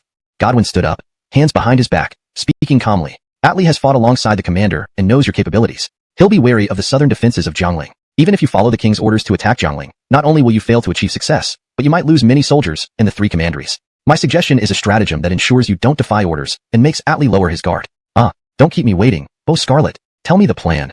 Godwin smiled broadly.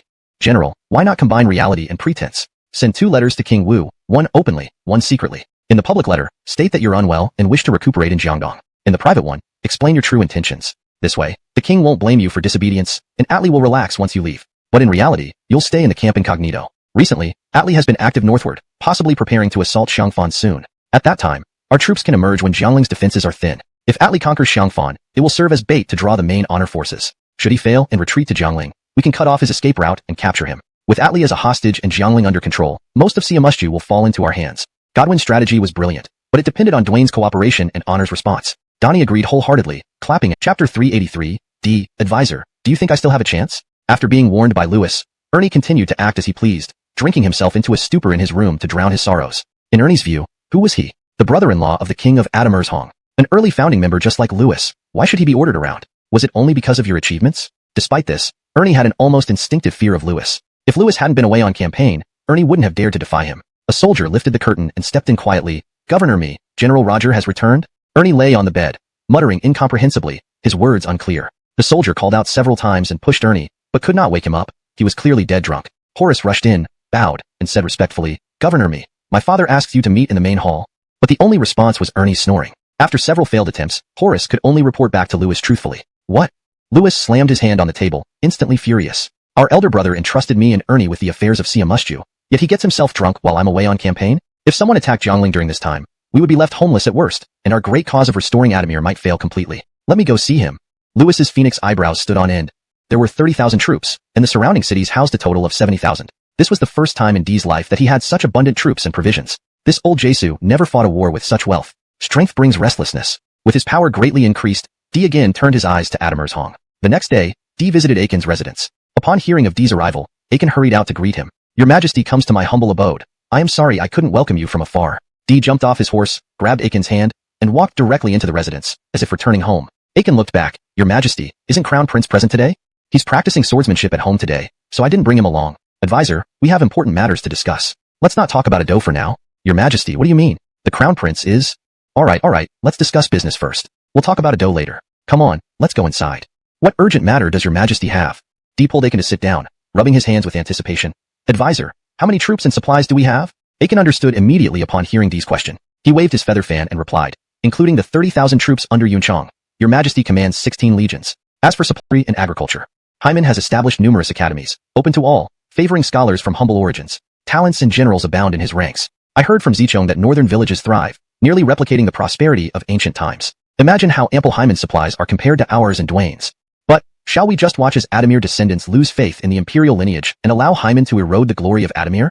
Advisor, do you think we still have a chance? A dynasty's legacy has its lifespan. Within a century of its fall, people may still reminisce. But over time, the 400-year-old name of Adamir will eventually lose its significance. Young people under Hyman's rule have little interest in the true heir of Adamir. To them, the ruler is Hyman. Aiken closed his eyes for a moment, then drew maps of Honor, Jesu, and Sun's territories, pointing to 3 critical locations: Adamir's Hong, Xiangfan, and Hefei. Consider this. To break the deadlock, one of these 3 cities must fall first. Once one gap appears in Hyman's defenses, they will be unable to recover. But taking Adamir's Hong is impractical. Our focus should be on Xiangfan and Hefei. Xiangfan is manageable, but Hefei, Dwayne's incompetence is notorious and widely known. Expecting him to capture Hefei is less realistic than hoping for Hyman and Carlo to be struck by meteorites. Chapter 384. Anders, Lewis will surely die. However, advisor, Xiangfan is close to the heart of Hyman's territory and heavily fortified. Though it lacks natural defenses, it still has strong walls and high fortifications. Combined with Hyman's numerous troops and generals, even if my second brother is exceptionally skilled, he only commands 30,000 troops. How can he possibly capture it? Aiken sighed but did not immediately respond. An invasion from the south into the north was a faint hope to begin with. If Hyman's policies against the gentry had caused widespread unrest, then there might have been a fighting chance. However, now the northern region had been controlled methodically, layer by layer, stripping away power painlessly from the gentry. By the time they realized this, they had already lost any ability to resist and could only be manipulated by Hyman as he pleased. The people were living in peace. Who would waste their time rebelling against Hyman? The hope to restore the Adamir dynasty seemed incredibly slim. But Aiken didn't bluntly tell Dee to forget about attacking north for now since Hyman wouldn't come to snatch his wife. Instead, he chose a more diplomatic approach. Lord, you rose from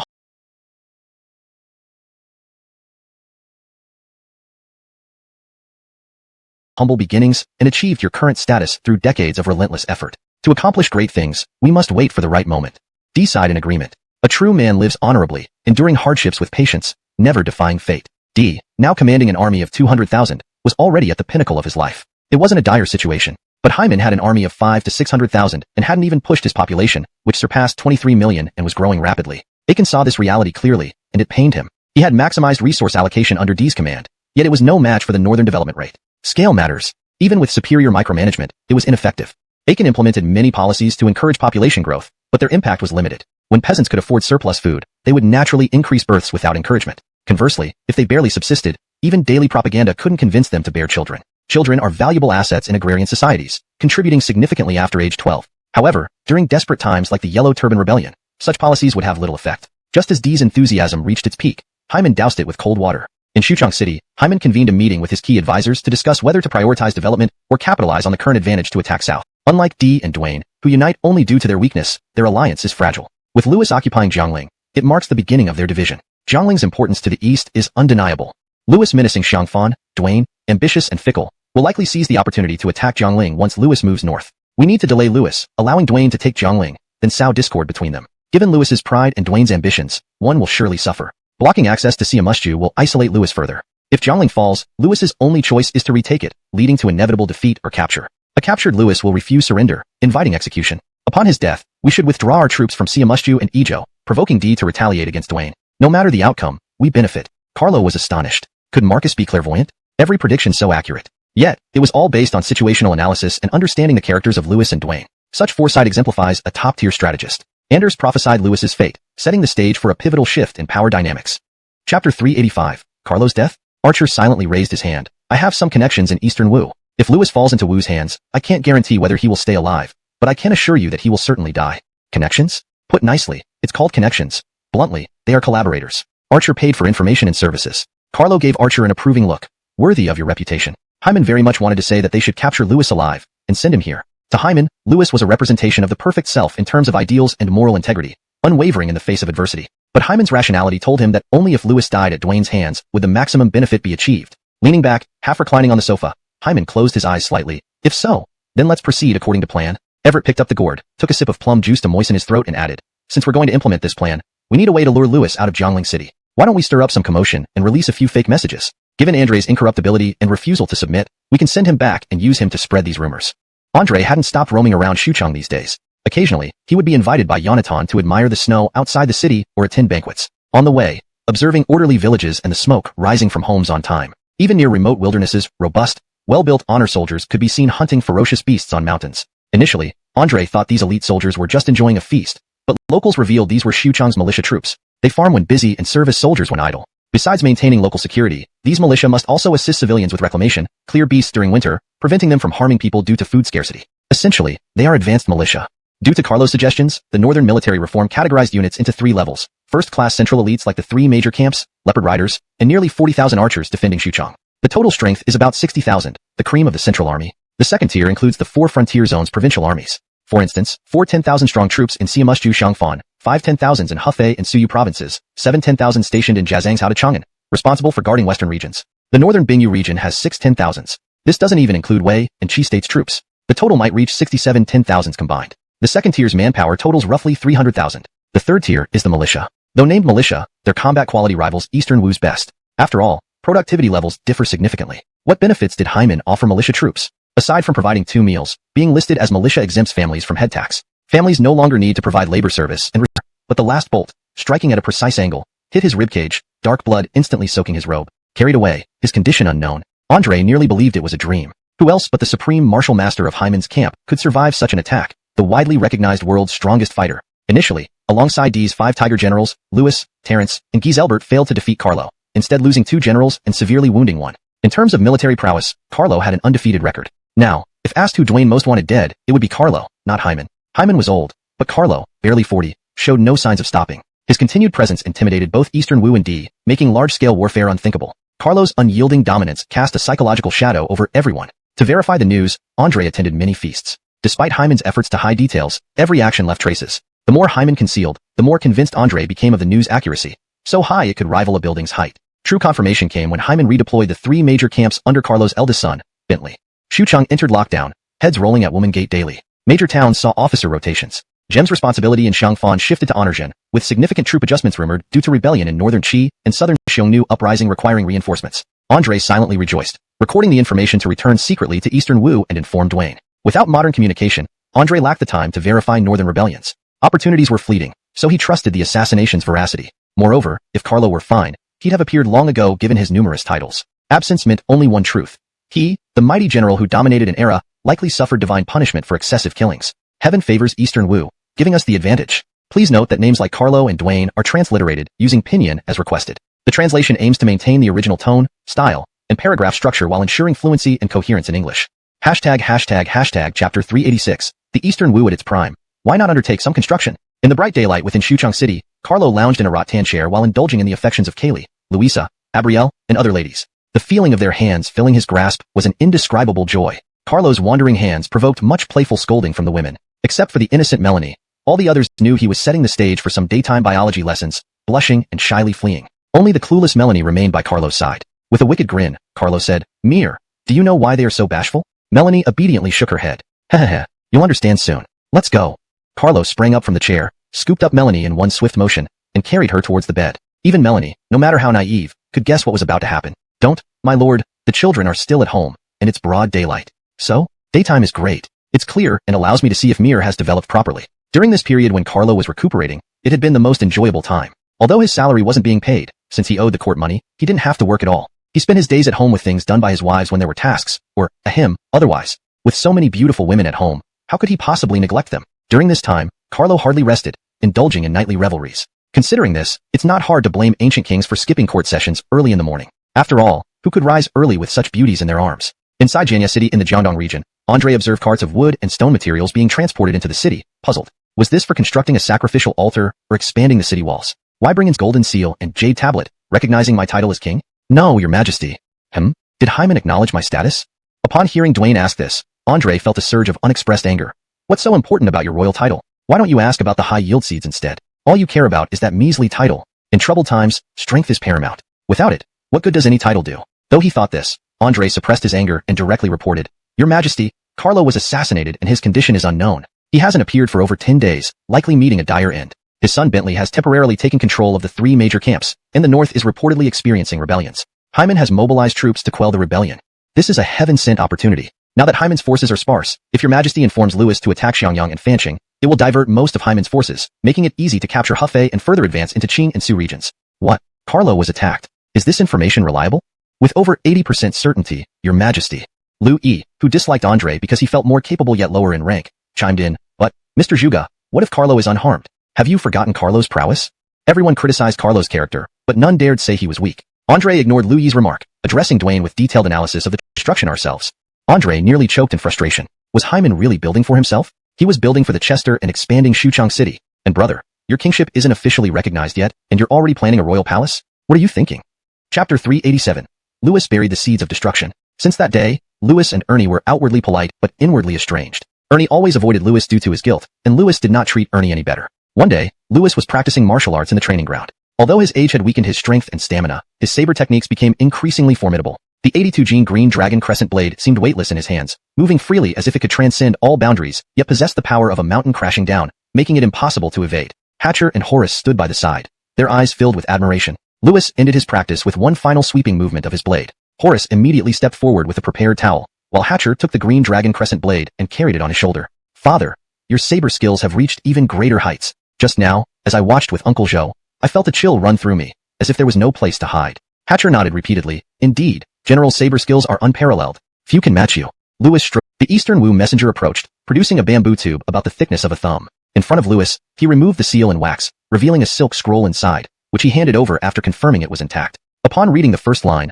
Lewis's eyes widened involuntarily. Carlo had been assassinated, his fate uncertain. Rebellions raged in the north, leaving the army weak. An opportunity existed to take Xiangyang and Fan City. Further lines provided detailed corroboration from Andre to ensure Lewis believed Carlo was truly in trouble. At first, Lewis doubted this. Carlo was almost superhuman. Who could possibly assassinate him? Would an assassin not be flattened by his punch? But the clear analysis and corroborative evidence in Andre's testimony made Lewis reconsider. Could this be heaven's will, aiding us to eliminate such a formidable enemy? After reading, Lewis passed the scroll to Horace and Hatcher, who were equally stunned. Dead? Carlo, the world's foremost warrior, whom none of the 8 mighty generals could defeat. Horace expressed his excitement. Father, I've heard the cohesion in Hyman's camp stems from trust between Hyman and Carlo. Now that Carlo is dead, the Honor Army lacks leadership, and the loss of Carlo's authority could lead to unrest among the soldiers. This is a heaven-sent opportunity. Hatcher agreed. True. It's the perfect time to attack Xiangyang and Fan City. We mustn't miss this chance to where Ernie and Shaw were, kicking open the door, startling them. Where are the 30,000 arrows I ordered months ago? Ernie broke into a cold sweat. How could he admit selling the iron supplied by D to Dwayne? He believed Lewis would likely stay in Jiangling until old age, rendering large-scale preparations unnecessary. So he enriched himself, planning to buy iron later. But Lewis acted without hesitation, catching everyone off guard. Seeing Ernie remain silent, Lewis's anger surged. He grabbed Ernie and Shaw by their collars. I have no time for punishment now. You will redeem yourselves, or face military law. I'll explain to Lord D. He tossed them aside like ragdolls. Humph. Wait until I return to deal with you both. Unbeknownst to Lewis, this decision inadvertently set the stage for his own downfall. Hashtag chapter 388. D. Going all in is a wisdom. Lewis immediately dispatched messengers to Amarigdu, carrying his own handwritten letter along with Dwayne's letter. However, this letter did not mention the matter concerning Ernie. Lewis was proud, but not foolish. Although he was in the right, and his elder brother would certainly stand by him, Ernie was still a veteran of the highest rank within their group. Logistics could be seen as a significant issue, or a minor one depending on the context. If it caused a delay in military operations, it would be a monumental disaster. But if it could be remedied promptly, the problem wouldn't be so severe. Moreover, regard went behind Lewis's words. Instead, he lived in constant fear, dreading the day Lewis would hold him accountable. Several days passed, and Lewis led his troops northward toward Xiangyang and Fancheng. Jiangling remained defended by only 3,000 troops and Ernie. As long as Ernie wasn't entirely clueless, he should have realized by now that Lewis had no intentions of punishing him severely, otherwise, he wouldn't have left the base under his protection. But coincidences always seem to happen. In the Adamir Zhong Palace in Amarigdu, upon receiving the letter, Dee's first reaction was not elation but skepticism regarding its authenticity, much like Lewis. Dee frowned deeply, crumpling the silk letter in his hand, oblivious to the cracking of his knuckles. After all, Dee had worked alongside Carlo under Hyman before, and he knew Carlo's character well: decisive, ruthless, cautious, and scrupulous, and occasionally prone to erratic behavior. Assassinating someone like Carlo was incredibly challenging. Any tricks one could imagine were likely old news to him, things he found beneath contempt. An assassination in broad daylight, protected by layers of security, using powerful crossbows to kill Carlo. This claim from Dwayne seemed more incredulous than believable. It was easier to believe Carlo fell off his horse and died. Yet, Dee fervently hoped the letter was genuine. Time was running out was the Kan hexagram. Though Aiken's divination skills weren't as miraculous as his father-in-law's, they were highly accurate. The Kan hexagram signified grave danger, with crises arising one after another. Yet, after a brief silence, Aiken said to Dee, "My lord, although the hexagram foretells peril, there remains a glimmer of hope. If you wish to launch the northern campaign, I shall immediately mobilize supplies and weaponry." Fortune-telling? If Aiken believed in fate, he wouldn't have left his humble abode in Longzhong to wander with Dee for half his life. Dee gritted his teeth and gave the order, "Master, please send messengers to my third brother, Giselbert, and Wei Scarlet.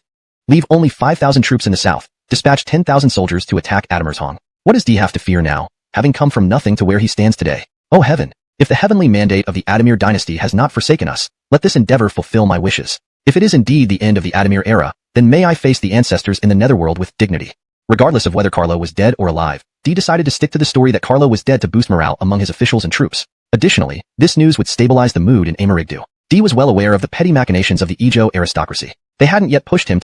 The symbol of invincibility for the entire honor army was now of unknown status, which did have a significant impact on the morale of the three armies. But in the entire honor camp, Carlo now more resembled a faith rather than an active presence, rarely appearing or taking action. Therefore, upon hearing the news of Carlo's assassination attempt, the soldiers felt only anger and sadness. There was no sign of demoralization or listlessness. While it was true that Carlo was the strongest warrior in the honor camp, the honor army wasn't solely dependent on him. Apart from Carlo, there were many renowned generals within the honor camp, such as Jim, Berkeley, Brant, Virgil, Rhett, and many other distinguished commanders. Put it bluntly, even two random officials from the administrative office might be better fighters than most ordinary commanders. There was no way around it. The overall talent quality on honor side was too high, so there would never be a shortage of capable personnel. Even before the first generation retired, the second generation was already rapidly growing into their roles. Take Carlo's eldest son, for example. Although he was devoted to the arts, he inherited Carlo's command abilities and possessed a natural talent for strategy. In large-scale battles, even the weakest strategist was beyond the reach of any average general. Moreover, according to the assessments of Lionel and Archer, Carlo's second son, Matic battle, so that he could avoid punishment and become the sole voice of Siamushu after Lewis's death. However, reports from the front lines told a different story. General Roger achieved great victories, conquering several cities effortlessly. Ernie paced back and forth in his courtyard while Shaw, standing beside him, thought of an idea. Seeing Ernie's perpetual state of terror, Shaw suggested, instead of being bullied by Lewis and living in constant fear, why not surrender the city to Eastern Wu? Shaw was not stupid. Though they both engaged in selling supplies, Ernie was a founding member and the brother-in-law of the king. If anything went wrong, he would at worst face a light penalty. But if Lewis pursued responsibility, Shaw would likely lose his head. So, Shaw planned to involve Ernie, tricking him into surrendering the city to Eastern Wu. He knew offending Lewis was no different from offending Dee. Moreover, Lewis was a man of principle and uncompromising. Without Ernie's seniority and background, when Lewis settled scores, Shaw would definitely be the one to bear the brunt of the punishment. Thus, he might as well take advantage of Ernie's weakened mental state and coax him into leading a surrender to Eastern Wu. However, Ernie was not yet at the end of his rope and had many reservations. Setting aside everything else, how could he return to Emerigdu and continue living if he surrendered? How would the Mi family survive? Therefore, Ernie refused outright without much thought. At an important port west of Jiangling City, near a watchtower, a fleet of merchant ships docked. The soldiers on the watchtower immediately lit torches, ready to signal an alarm. They sent men down to drive away the strangers, as this was a strategic military area, the only waterway leading to Jiangling City. How could they allow strangers to dock here? However, the merchants claimed to be travelers from the north who had been forced to stop due to strong winds and heavy waves. The guards insisted on driving them away. But then, Dorian, dressed in splendid silk, politely addressed the officer. Sir, we are from Scarletjo. Hearing of the treasures in the south, we came here to trade. Our ships carry wine and silk. In crossing the river in white clothes, white refers to civilian merchants' clothing. In ancient times, only nobles wore bright colors. Please don't let TV shows mislead you. Only in modern times is white worn exclusively during mourning. Today's weather is particularly harsh, making travel risky. We request your leniency to stay overnight until the storm subsides. As a token of our gratitude, we can offer you these goods.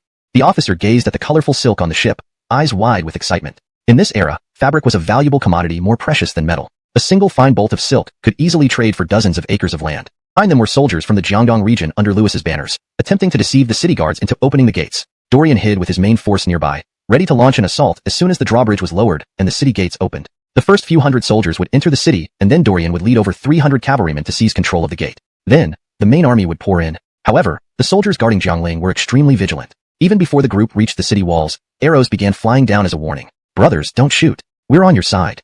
But the guards on the wall remained unmoved, signaling others to be alert. Just set the torches, they shouted. Flames flickered up, revealing the flags clearly bearing Lewis's insignia. They also checked the passwords, which the outsiders recited correctly. Just as Dorian felt elated and thought everything was going smoothly, Austin appeared atop the city wall. He glanced at the men below and shot a stern look at the guards. In the middle of the night, without any urgent documents or orders, no one is allowed in. Any matters must be dealt with during the day. The sudden appearance of hundreds of soldiers at midnight, with no official documentation or credentials, was obviously suspicious. In such a situation, unless Dee himself came, or even Giselbert suddenly arrived, Austin could let them wait outside all night, and no one could complain. Important cities like this were wary of surprise visits at night. Passwords could be easily obtained by capturing a junior officer. They were nearly useless.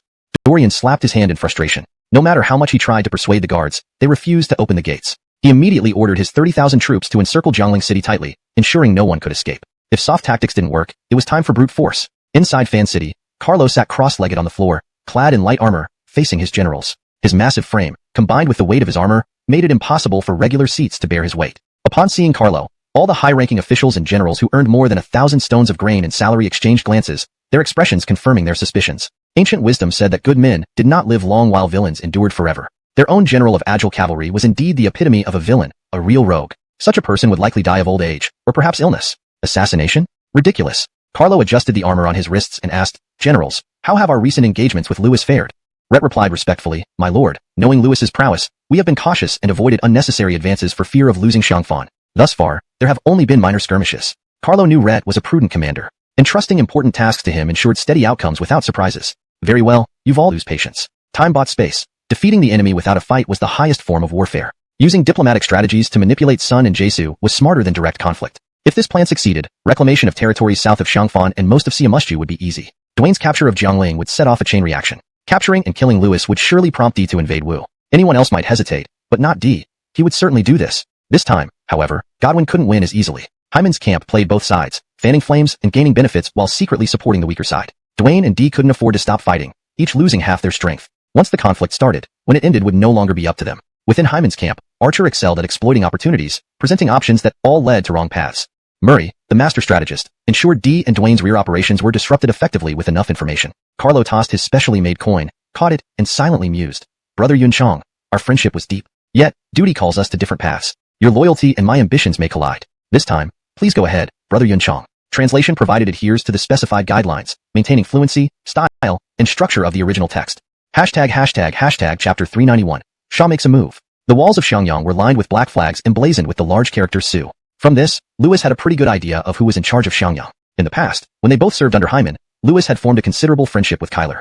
Ironically, within D's camp, Louis was often criticized by officials from Ijo and Siamushu for being arrogant and dismissive. Aside from the veterans of D's group, few got along well with him. On the contrary, while serving in Hyman's camp, most of the generals admired Louis's loyalty and integrity, and several befriended him. Unfortunately, each served different masters. What could be done? In the military camp, upon hearing that Kyler was commanding the defense of Xiangyang, Louis intended to challenge them and assess the strength of Honor's army. Just as he was putting on his armor, cries of battle erupted outside the camp. "Report, General. Kyler has led a force to launch a surprise attack on us, heading straight for our central camp." Louis snorted coldly and instructed Hatcher, "Bring me my saber. I'd like to see if Jameson's skills have diminished after all these years." Emerging from his tent, Louis mounted his horse and led his troops towards the enemy. In the distance, he saw a man in black armor wielding a long axe. "Is that you, Jameson?" Louis spurred his horse forward.